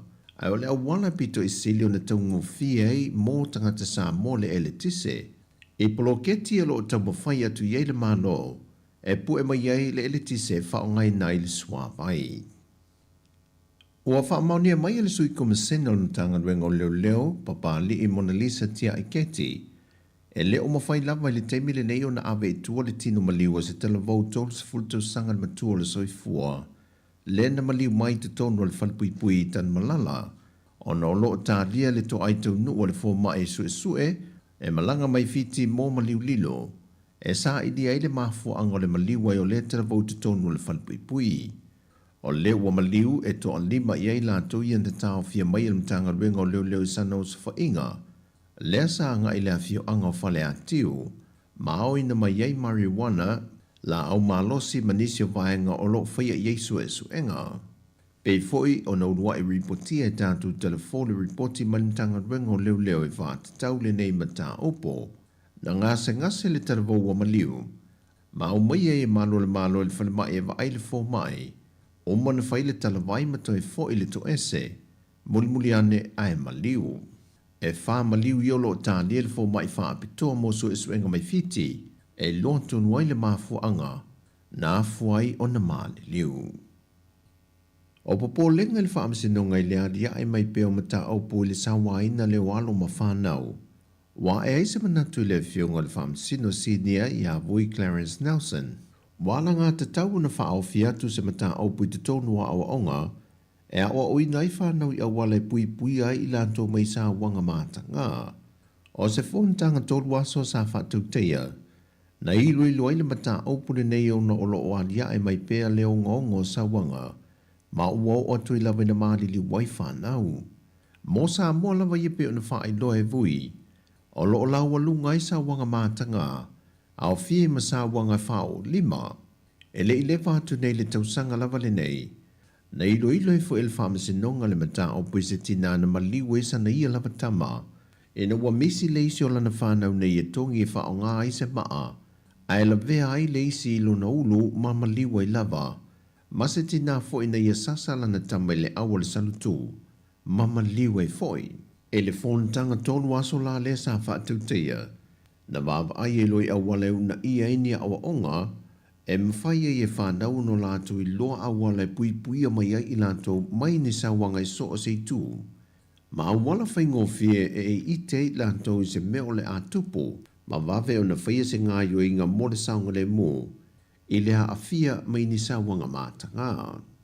O wha maumonga lawa ia na ilo ilo mō sa moa, e leo tala whea ngai le maua lunga o le whai numero whanau o lo sa waina, e au fia i lātou i o lo i te tono no whanga to manga moe poponga tia, me a whatu sa atu le whaita wā whai o lo tātu o tanu.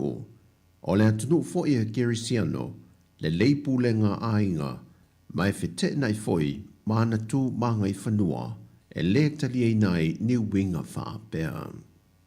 E le iono o atu sa moe le tūlanga e wha malo sia i loana siaki wha fo mai, e wha atino le il malai wa le leunu whale mai o tātu tangata mai whafo. E le toi pepese e leo le ngalu lona lima o le Covitis flui vai New Zealand, o le whaalinga lea le ofisa sili o le mtanga luenga o le soifua malo loina, ai ono Dr. Alec Ekeroma. Taluai o loo i lalo lava le fui numero i lanto o loo a fia i fulu ma wha ama e o loo pepesi, i tutono le tātu o tunu e wha mau maunga le soifua malo loina, mai le mamalo le atunu e to tele le o loo auto wa atu e wa ia fo mai. Whai loe ai ono, o le teimi lewe mo wailif maua lunga ni wha mau maunga, o i lanto tangata sa mo wa a fia le Covitis flui vale ngalulo na lima le pepesi ni usila, o le a whaatino i lo masiaki whaatsoifua malo loi na sa whaatino mō mua, i le malai wa alele whaavao maloi whaleolo, ma le waftele e mata autu. Na paule tūlanga lo toi whautua ina e ai ono le atunu, mo i lanto uma ele i whaatino ino lato tui whaao popo po le poster, wa ta siai mai lato ele i whaia se tui pui pui al Coviti pele i ato foi, ina ia anga i ane whaatino tui, ina ia saunga le mu mai le pepesi o le wha mai. O dala fo wia mai lo tātua tinu nei aso tofi, man wia Samoa whasoi foia.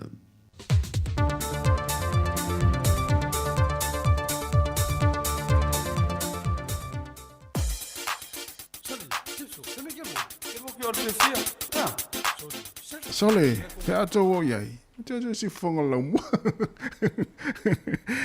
Ia, te whatala watu le teimi o le nā ua mai atu i fwoi whaponga muli muli, o tātou telefou o le ia oli pe o na tāpenina ta mai ta ia ana whaasolo, mai se elto i unātou tātou tala mai Samoa, i le tau tuar sunga ta se Salem. Sam! Kofa, oi o Simona, O toi mol whaponga i le tū la e valu le tai awa tai ao, le tai masani, o leo tu mai ia o tatu e fo le to itu la moni le tatu to tu e lunga le ala leo le tasi ona tesi ma le tasi fa mo pe on masania e stofio veste tasi ma son fua o le tu la tasi tali we tatu fa sala longa Samoa e to tu sunga ta Salem sem mo le sunga ia ta vitanua le sonua i le tu la tasi se ipa ia le tu la e tolu i le o liana nei ia po le fia na nei le tatu to tu mai Samoa i tatu ofisa autu i la Lovaya. Ia le taimi toi fa malo toi fa talo fa tu le taimi o le tatu proklame mo le tautua le sifonga la mua fa fianga se filoi ia mo le fo fa tele le sunga le malo ia su pe tel sangato ia wa tatu proklame le tula fono le fo va yaso to mo fa ponga le va yaso fo ia le taimi masani le tula se fuma le tasi ia ai ole o mai le taimi o malo longa ma tau maftanga ma taringa sua ma vai ainga o le nei o le tatu tunu to fa talo fa tuai nai matu o tari sua ma le taimi fa fonga mai tonu ainga tono mo ngase o mauta o tangata mātua. O lo mana ia le tau lau mone Wellington e manatu o lo fa pena fo ia so se vaenga o New Zealand nei o lo e fa fonga mai ai mai mo mai ai ia i tātou tautua ma le pokalame o le nei fo ia uli ma le nei fo ia so i so se vaenga o le langi ma lo fo ngā lua ma le tau ata i tiu te mawhaiva ma lo longa fo i me tau maftanga o lo whianga i ma le to tere o nisi o le tātou atunu ia ese la fo ino fuanga o lo e tāri sua mai ai o nisi o tono ainga e pe o na iei o na i tātou mātua o matua tausi tonu o maota ngase o maota o tangata mātua. Ia o nisi fo ina o lo o tāri sua mai tonu ia o wharewhai ngā luenga o nisi o tonu ta avale ia o lo ki mai ai lau leiti o le tasi ono tesi ma le tasi whamo ia o leo le a whanga sotoro tu whaafia fianga musika o le uli ia o ala fo ia malolonga o tau maftanga o le nei fo ia uli le tātou o tinu o le awhai pese ale le alingo le awhai pese li tasi le fia pen mo le pese ia sautao ia i si fonga lau mua ia o lo ia i tātou urupo o wa luas for minuto o te nele tu lai se furma le rua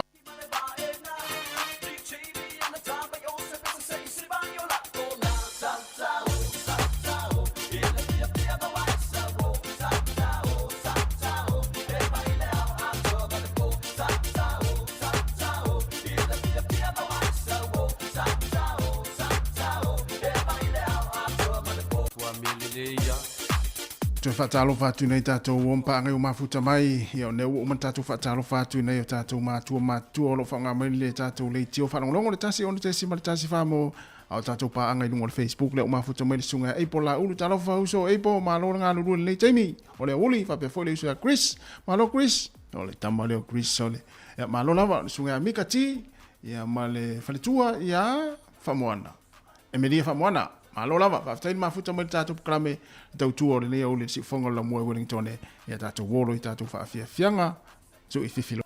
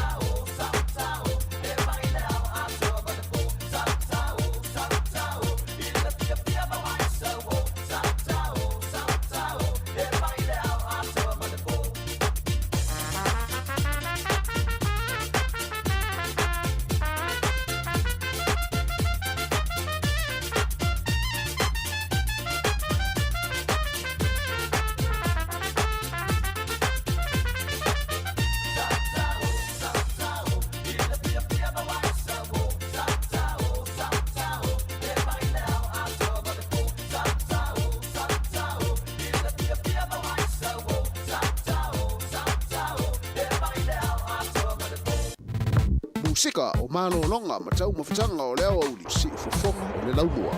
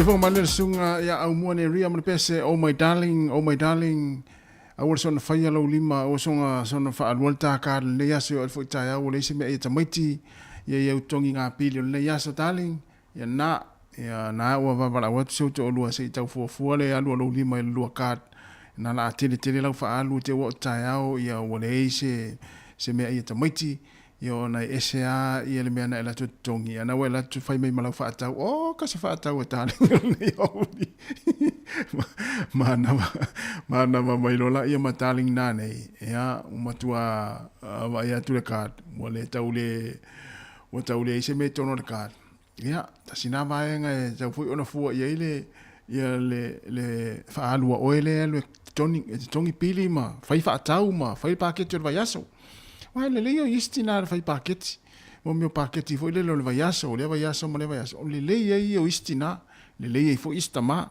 ya ele fa pe foi le ele lo fa so tu pe fai paketi vai aso tu tanga tana i lo fai wa i lo fa so le male ile te leo lu tongina yai ya na fa mana tu ai pule ai fa ngai na lau kar pa wan me te pole yo fo na nei fa ni misa na nei mani futi nga ulu mani mai nga fa pena pe amana ma tu lo fa nga luenga ya o ba ya tu o list o fo le lo o to e a to se la ta to no kar ya na le fa ya me la mo me la lo tu ma mai nga fa pena ile sa li sende vo le o se fulwa ima mai fa pena wa va vete le alu la fa alu li taring ya sa ta un fu le la fa alu la tongi nga pini ma fa nga fa ta o le fo i va yaso ya e fu ia ile le malo si se o to le sa fa nga nga le va yaso ya fa pe fo i pe no fa ya tu te lo time fa pe tu ai va ya tu fo o na misi das fa nga nga o ta ma pe na misi das nga fu pre aso lua ala te lo sa usu le so nga fu pre aso lua fa nga nga wala te fa vesi al temi le wa video le wa te ya wa o solo wita i o le shopping center e video i o fa fa nga luenga a te video tu te le po le leilo naso po fa le tonu fo lo naso e tu se yo tu le fale yo na fa fo le yo ro tan no anga ma a lo misa ya yo a lo misa fo yo fale o te lo le te pe a lo misa anga longa o mai next door pe a lo misa le uti ro fa so mole le mau le aso tama le so fuana na uso e venga luenga ni lupo ya tina ya potama voi ya lava pale malava on sai ya fa fianga so filo ni time ma volele masani tele la tamole Chris to los for 5 minutos na tale le tula tasi te luta to fa salonga isa mo le tula tasi ya ole la fa o fa fianga ma lo lava ma futa mai ma lo fo tawa ta i tiu te mafai fa mga luenga lo fenga ili tate o tunu ia iso se ngā luenga i tono fa ngā luenga o lalo fo le lo la au tonga la au ma fa ato anga lo ngā lue inis ia o tono fa le pop na la ngā luenga na tinga lue ai si fonga neo la mua mana fa fianga ia i moni atu ia pespesenga foi ia awala fa fonga mala mai le taimi a o to fianga ia i au mga luenga ma fa atalo fa foi ma lo tapua ina yo tato matua ia i tonu ainga ile o whaangaluina lava o tōri tātou tua ile aso mene aso meise fo inai mātua i whale o tangata mātua ma maota ngase whatara whatu i vaenga rei o whare pui a pia nai te mafuta mai tonu to ese po tonu whare pui alofa tere atu po karamere si whonga lau mua ia te uto umalava o loo ino whanga na mana ia 2 minuto te nei le tasi. Toi 2 minuto ona talo leo le tula tasi.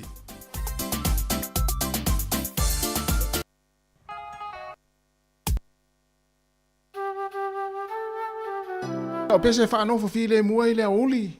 No wo te le tu tato pese vave. Ia mani ia nei pese fo ie. Fai ma tova atu nei pese fa longo. Ia e alu mani e lau tau maftanga. Ia tau tinonga wale o tato tau tinonga.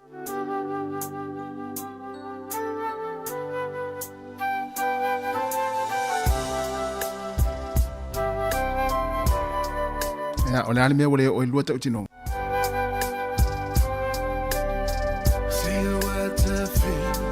Tau ngalo ngalo le masaninga iaso walu safaita ele sewa talela va e pasi umutua ua ave lo loto setasi no foi tailema assim aluia o lepele uae facilitasi essa fila ona le alofa e tutupu peioni va venga Fai ngofi elona va upuina Fai ngatalona la ina Eva ai langona Aoleta talo e fama losina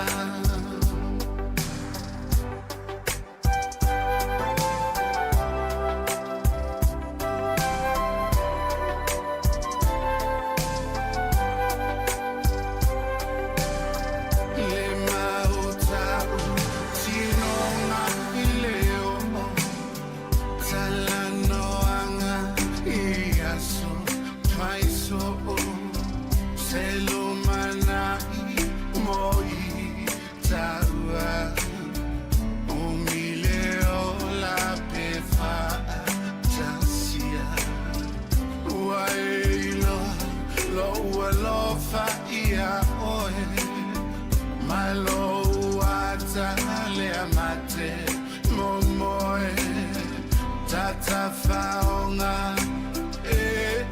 lengalo ma natua ai oe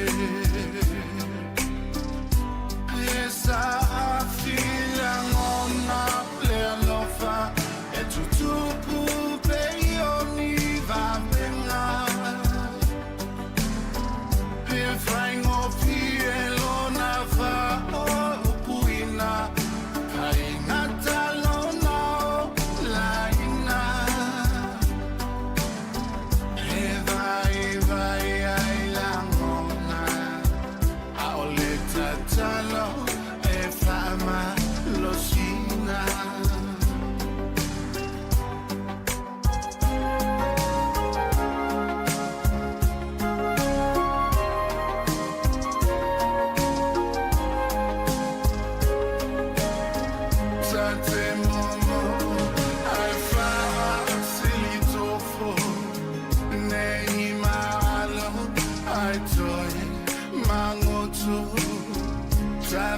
Pale le alanga le tamtai ni o le anga ai fama malumai fai malu o fai va o teta se ai tu lilia te tongia i paso i tu oi ni le anga o teta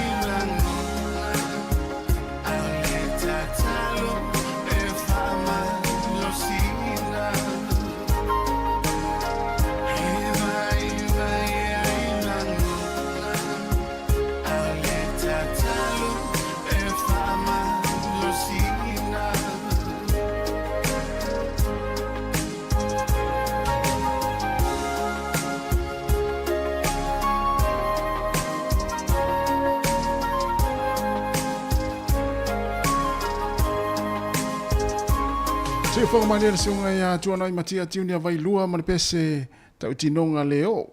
Ia nai te iloa e ole mafuanga wale o ilua tau tinonga. Ia te lea mafuanga. Ia nai tau le wha matalatu na vaenga na usira fia umai tātou mafuanga ia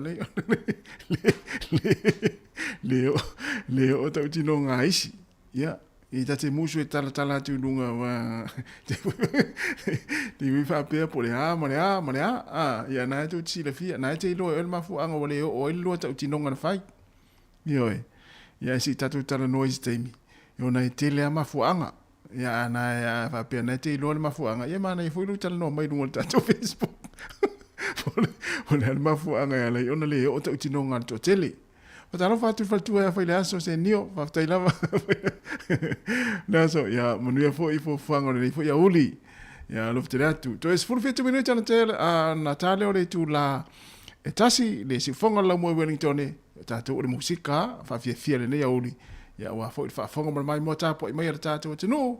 Ya au fa o to el tatu to tu o le fo yaso. Tasi taliu tatu fa sa la ngai Samoa.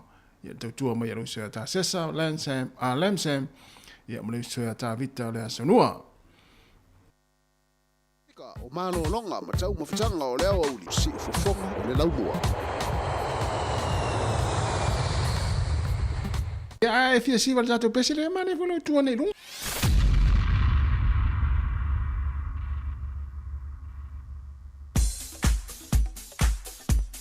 Te tuane ai lunga sitting room e si tepu le tatou pese le.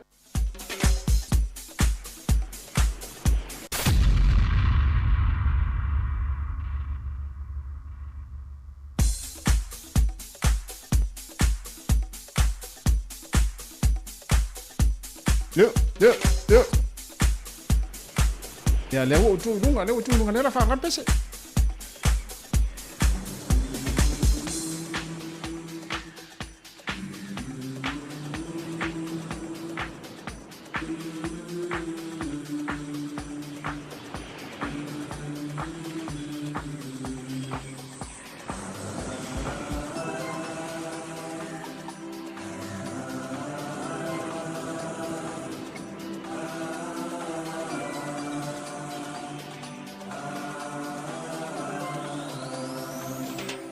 The rivers of Babylon, where we sat down, there we wept when we remembered Zion. By the rivers of Babylon, there we sat down, there we wept when we remembered Zion.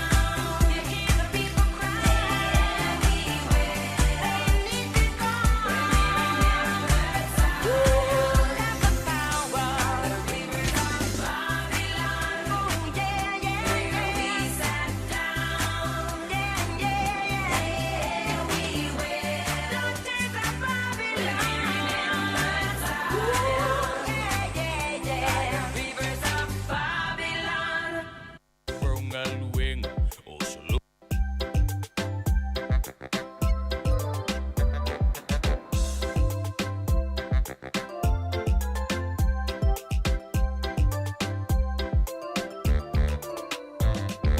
Vanbrunga luenga o solo ila utarali o felo ile pap o le alu il fal o lu atu itonu wale maso fom o tangata umai la e mamau o fue palpla o sa lua ile pa fa washina lua fa malo si ai fo io le tinu langona fo ile leva mani la ueva o so fo ile ofia siva lelo imana tuwe ai le tangata wa pilelo tu alua telefoni wa tang o telefoni o etali pela bo ata telefa wa falling only ang wana lu ata ai for your love fatally mine wa upulele yo nela lu langi bia lewo to feel we are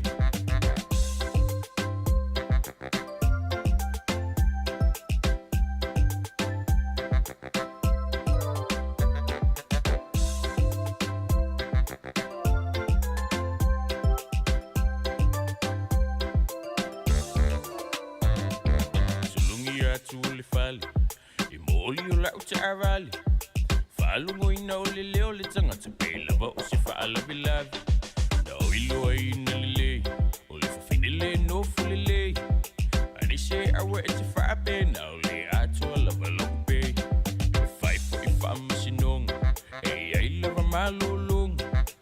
Ua fifo i tali fesili pela ba wata toe a onga. Tau su mai lo uita. Fine ua fifa misa Sili ele pulo ole ia Foi uma e foi ua pisa Telefoni ua tang O tele o etali Pela ba ua tata lefa Ua falling ole ang Wana ulu ata iai Ai foi ulu fatali mai Ma upulele ole neila lulangi Mia lewa te fiu iai Baby say awai te faala velavi E uma o alu vave ile fala se ai pera si o kuangangi se so ia e ke masa no salo hele mangungi ai sau ai vai salo sau la ia ka fa awowo ma e mini mili si o telefoni ua tang o telefoni o etali pela ba ua tata lefa ua falling ole ang wana ulu ata iai ai foi ulu fatali mai ma upulele o le neila lulangi mia lewa te fiu iai Telefoni o etali Pela ba ua tata lefa Ua falling ole ang Wana ulu ata iai Ai foi ulu fatali mai Ma upulele o le neila lulangi mia lewa te fiu iai Telefoni ua tang O telefoni o etali Pela ba ua tata lefa Ua falling ole ang Wana ulu ata iai Ai foi ulu fatali mai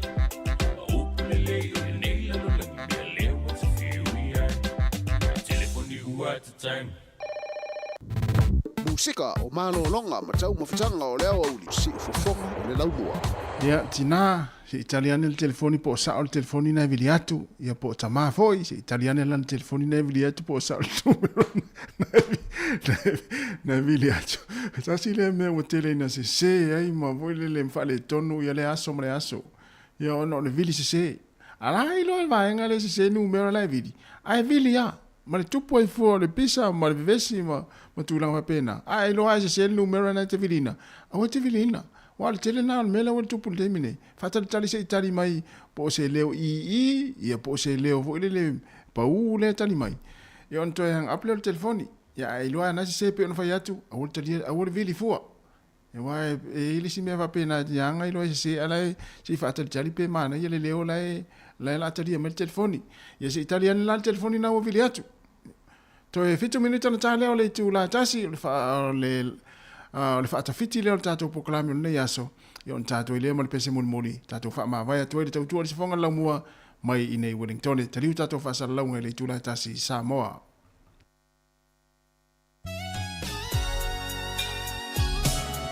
le malia i vai me le sunga tai longa i pule.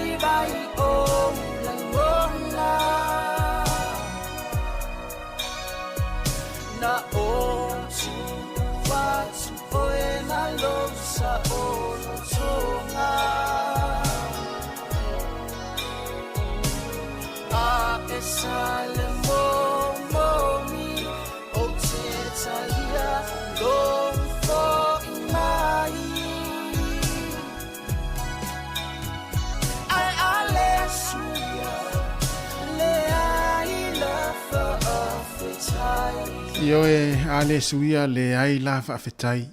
Le Maria vai male sunga tai longa pule. Pe se mulmulu le tatu tu le yaso mole toile nga fa fetai tele le pa ia mole mamalo le tunu. Ia lo mafuta mai lungo le ia la leo le tasi on tesi male tasi fa mo o mai al tatu tu mole toile fa fetai tele lo tapo inga sa moa I tonu ainga nei matua tu lo tapo I mai foi. Tonu mo tanga sengase mo tau tanga tama tua. Fa fetai tele lo tapo inga man no talo le yaso we manu ia le tatu tu. Mai disi fonga la mo I Wellington. Ia pangalea ia le asala foi se fai ma se mau sa mo ma tu te fa malulu atu a sala ngana ia sala ia vala po la le upo le tinu. Ia manuia to yang ia to le tinu inga luenga tau fa a umo le yaso manuia fo tapo inga matua nai matua I tonu ainga. Alo fa tele atu mata to tinu tartasi tali tato fa sala nga sa mo ia mai disi fonga la mo Wellington ma tu te fa to fa tu mo le taimi fero ita ia le tu la fitu le taimi masani ai fa soi fo ia mo le taimi.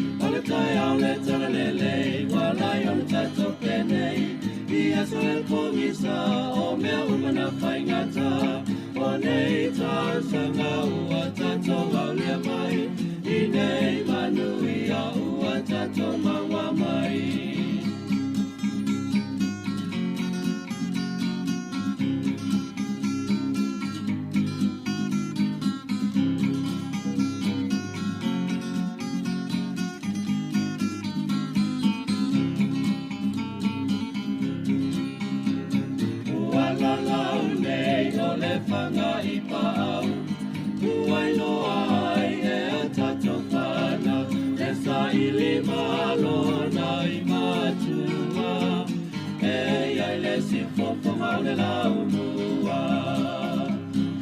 Wala lau nei o le whanga I pau.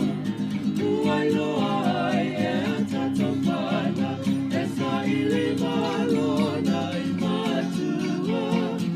E ai le simfofo ma le lau mua. Ola tai o le tole nei. Walai o le tato penei.